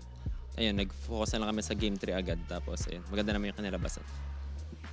Inside, they talked about to forget what happened in game number 2, and they just wanted to focus in game 3, and it was a great win. Now, Benny Cutie, you haven't had a lot of time to rest. International tournament after another, you being a new father, how difficult is it to be away from home? Because your daughter now is just almost 2 years old, right? So how is that for you also mentally, that you always have to fly out for work? Sobrang hirap kasi nung galing kaming MSC, parang doon, pag-uwi ko parang di niya rin ako masyado makilala. Tapos nung etong paalis na ako, nakikilala niya na ako. Tapos yun, need ko na ulit umalis. Pero yun, yung motivation ko rin is para din naman sa family ko. Kaya rin tiisin. He had a really hard time because when he came back after MSC, it seemed like his daughter didn't recognize him anymore. And then coming back here, it was as if she was recognizing him back again, but then he had to leave. So it's really, really hard for him as a father, but he's doing this all for his family. So he must win this tournament. What's your message to all the fans? Ayun, salamat sa mga sumusuporta dyan sa PH, and kung may fans pa kami sa ibang lugar. And shoutout sa family ko, isa kapatid kay Wanwan. Saying thank you to all, the shout out to all the supporters in the Philippines and supporters in the other countries. And of course, shout out to Wanwan, his 2-year-old daughter, and also Cheska's wife. Congratulations once again and good luck with your series tomorrow. We're going to break that down even more for you. So we're going to go back to our panel. It's your turn. Thank you, Mara. And of course, the man himself, Kaltizi. This guy, man, on a mission like a man possessed. 9 kills, 2 deaths, 2 assists. Back at it again with the Hayabusa. He's not done, and he's not done with SPS even after getting himself to Savage. He'll only be done when he has completed his mission here in SPS. What I gotta have to say, Kaltizi, this guy is infinitely scary. What else does it take to really deal with him? Yeah, and on top of it all, Kautizi, he even purchased a halberd in the later stage of the game here. But at the same time, I don't think it was really that much of a factor because pretty much they already got his job done, right? Like, you have to give credit where Kautizi understands his power spike really, really well, right? Because the moment he got his Blade of Despair, he was able to get like 5 or 6 tags off into the Sky Piercer, which is, I feel, like a very high risk, high reward situation. I actually have a different opinion. I think that this was when it came into clutch because in these particular team fights, it felt like Geek Fam were just so sustainable. They were so tanky. They were always able to evade his damage. And it goes to wonder why, right? Minotaur has a heal. We do see that the Harith was very difficult to pick off as well. So the fact that he picked up this item, I think, came into clutch. And finally, like you mentioned, with the BOD coming through and the Malefic Roar, that's when things kind of to ramp up. And then he was able to be the carry that he knows to be. Agreed. And of course, Sanford usually is the guy that kind of makes for the team for the XP lane, right? But because he was playing the Phobias, it was very, very difficult to do so. So I like how Cartesi took it into his action to set up this play. Yeah, this catch right here onto his Caldera, he just got his Blade of Despair, and one OK Shadow kill, immediately Caldera just melted in this fight. I gotta have to say, Team Liquid, I think that they have played a long game throughout a long day as well. You can pretty much see in Benny Cutie's face as well. It's either he looked really defeated, like he's not happy with his performance, or he's just really darn tired. I mean, it is a pretty long day after all, so I gotta have to thank every single one of you guys at home for tuning in all the way from the start to the end. Let us know in the comment section if you have been here all the way through, and if whether you have been watching stream B all the time. Even better if you've been watching A, B, and C all consecutively and pretty much opening every single tab. So really huge thanks to every single one of you guys for doing that.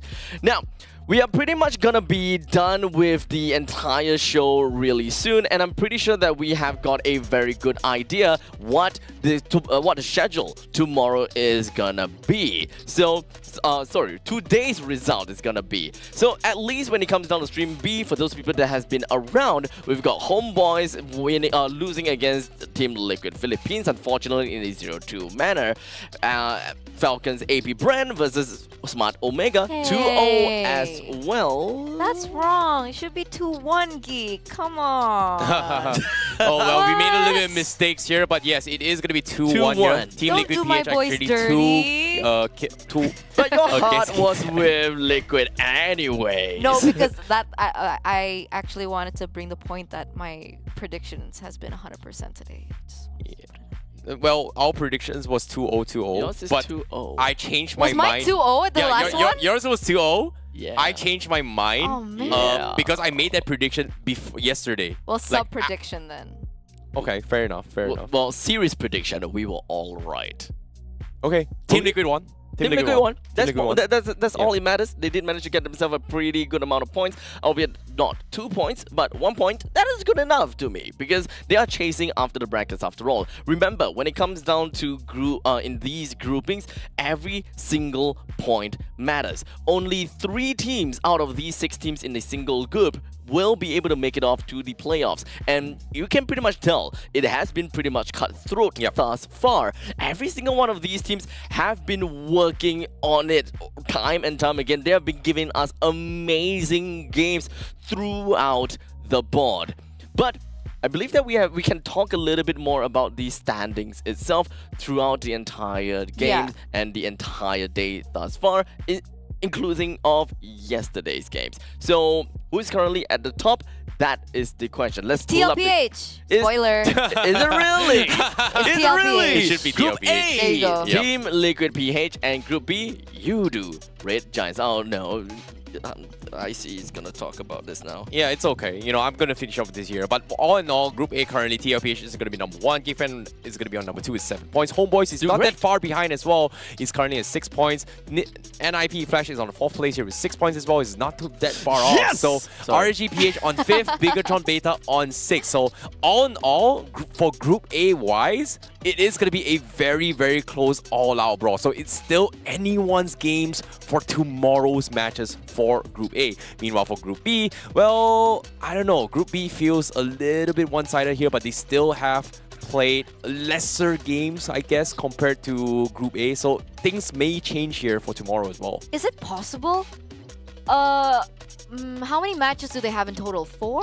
5? 4 matches 5. thus far for Group A today. So every team needs to play 5 times, correct? Yes, that is right. Right? That And is so right. Smart Omega technically should still be able to qualify if they are able to 2-0 their next games. It could still be possible. However, even if they 2-0 once, it is 5 points. 2-0 another time, that's 7 points. So they would need, they would really require Falcons AV brand to fall short tomorrow. I thought 2-0 gives you 3 points, 2-1 gives you 2 points. If you lose 2-1, then you get 1 point.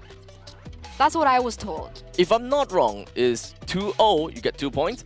If you're 2-1 you get 1 point. If you lose, you get 0 point. Can our production team confirm that? We probably need some confirmation on Okay, that. yeah. We'll let you guys know about Just to that. be sure, just to be sure, yeah. Technically, you should be right because it makes more sense. But what I was told was the way I explained it earlier on, and Right. that's why I was like, maybe Smart Omegas can still. There you go. 2-0, Oh, 2-0, 3 3 points. 2-1, 2 points. And if you lose in a 2-1, you still get 1 point. Now, There you go. I'm Okay. curious to see actually how do they qualify to the next stage, because that's something that I think a lot of us haven't been talking here in Stream B. Most amount of points within the group. The top 3 teams with the most amount of points, they will be moving on to the next stage, which is going to be the playoff. But it's not as simple as you think. Understandably, when you are at the top of the group, you're immediately seeded over to the second bracket. This is where we are talking about the hybrid elimination.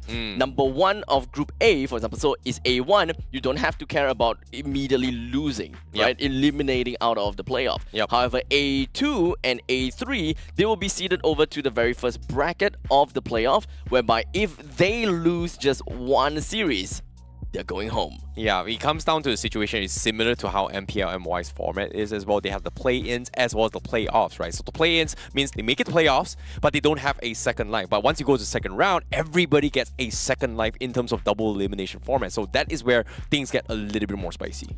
Now, let's talk about the schedule of tomorrow, because we've been waiting for that. So, Stream A, we've got Falcons AP Brand versus Rebellion. That is going to be the game number 1, followed by Bigatron Beta that is looking at, that will be fighting against Homeboys for game 2. And then, the big boys. What can I say about this? We got Fnatic Onyx that will be fighting against AP Brand for the 3rd game. They can't get any better here. I'm pretty sure that Stream B is going to be super important as well, because we are going to be covering Stream B itself. So, I see, Terrence, tell me a little bit more, and what do we have for Stream B? Well, for Stream B tomorrow, we are going to have Smart Omega going up against Fnatic Onyx. That's going to be something I'm very, very excited to see as well, because Fnatic Onyx is just giving a very, very good fight so far to try and survive here. Meanwhile, the bottom here with TLPH against RSGPH, and also Smart Omega versus See You Soon.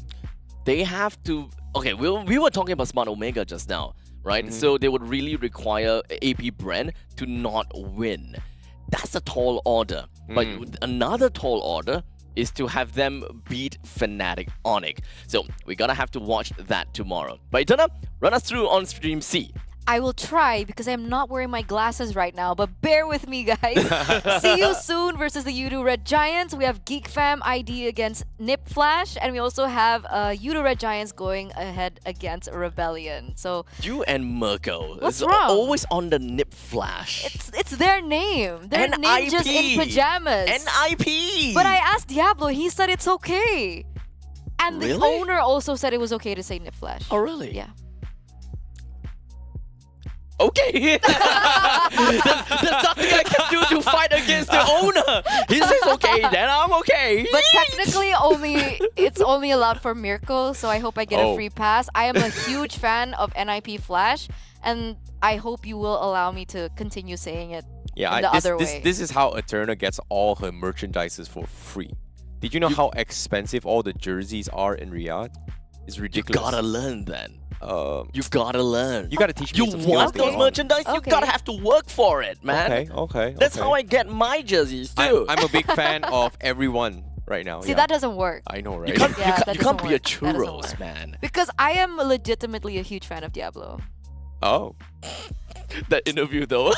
That was so hilarious though. Was it I not love a masterpiece? It was. Okay, I okay. love Thank it you. so much. I was like, this is content. This is pure entertainment. For those people that haven't saw Please just tell yet, me what happened. You gotta have to no, watch no. it to You have to believe watch it. Yeah, you gotta have to watch it. Go I over can't to spoil you that. MPLSG because they posted it. Exactly. Okay. Head over to MPLSG's Instagram. Watch Eterna.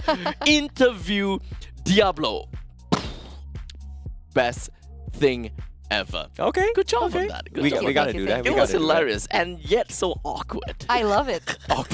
We love awkwardness. We all love awkwardness. This is why I always bring in myself and just give some awkward pauses whenever possible. Yeah, it is going to be a little awkward here. But nevertheless, here today, in all seriousness, in all fun and games, we have had a lot of fun things that happen here. And but a lot ideally, of amazing stuff, right? To be honest, I want to see a lot of amazing gameplays because I don't know which has the best plays thus far. Yep.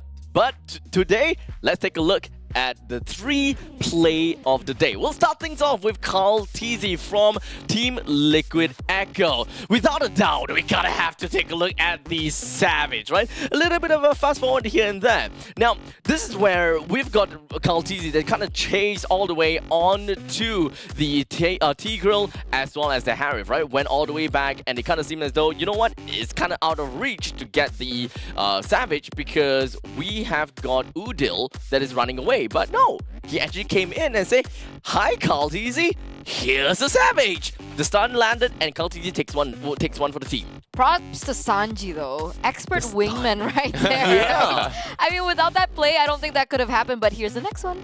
Carl Teasy coming in as well. So we've got a lot of Teasies coming in. This, of course, is the fight between Smart Omega and Falcon's AP brand.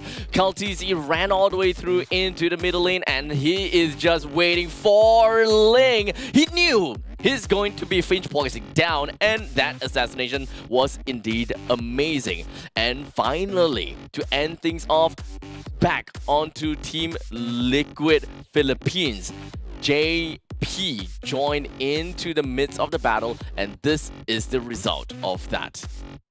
Yeah, and JP was just playing out of his mind, right? He was down to his 1 HP. He was able to set up such a fight for everyone from side TLPH against GeekFam in that game. Even though they may have lost game number 2, but it was a fight where they were able to just completely wipe GeekFam because of him outplaying every single one from side of GeekFam. And I think that's just a lot of highlights of the highlights. But personally, out of all the 3 plays here, I like the second one just because of how The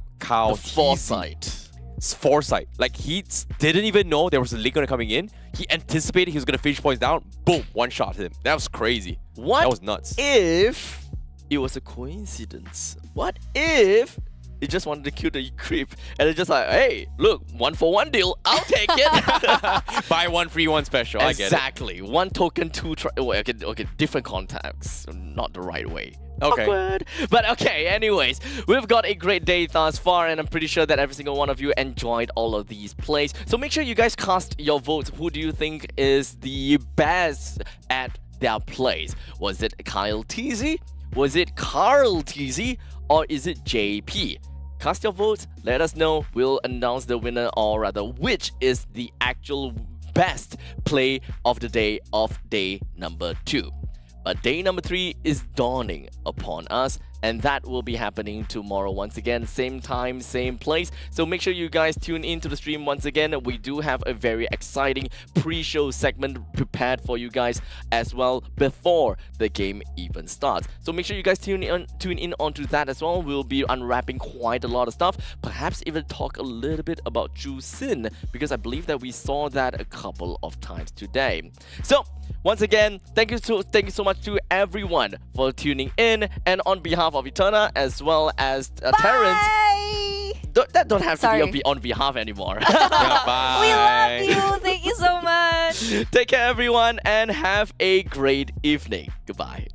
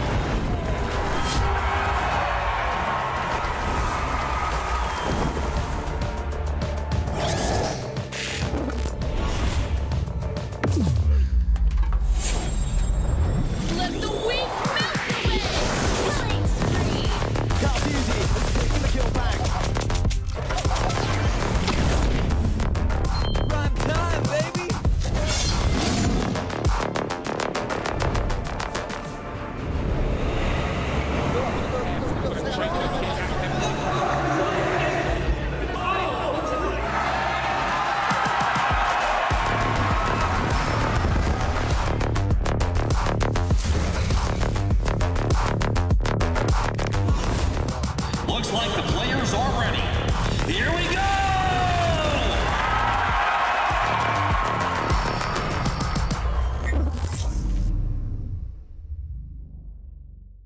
The Snapdragon Pro Series is brought to you by Snapdragon Elite Gaming, Monster Energy, and DHL. Things I never wanted. Is this the way you always get what you want? Alright, alright. You got me right inside of my head. You got me so, so close on the tip of your tongue. This is the way you always get what you want.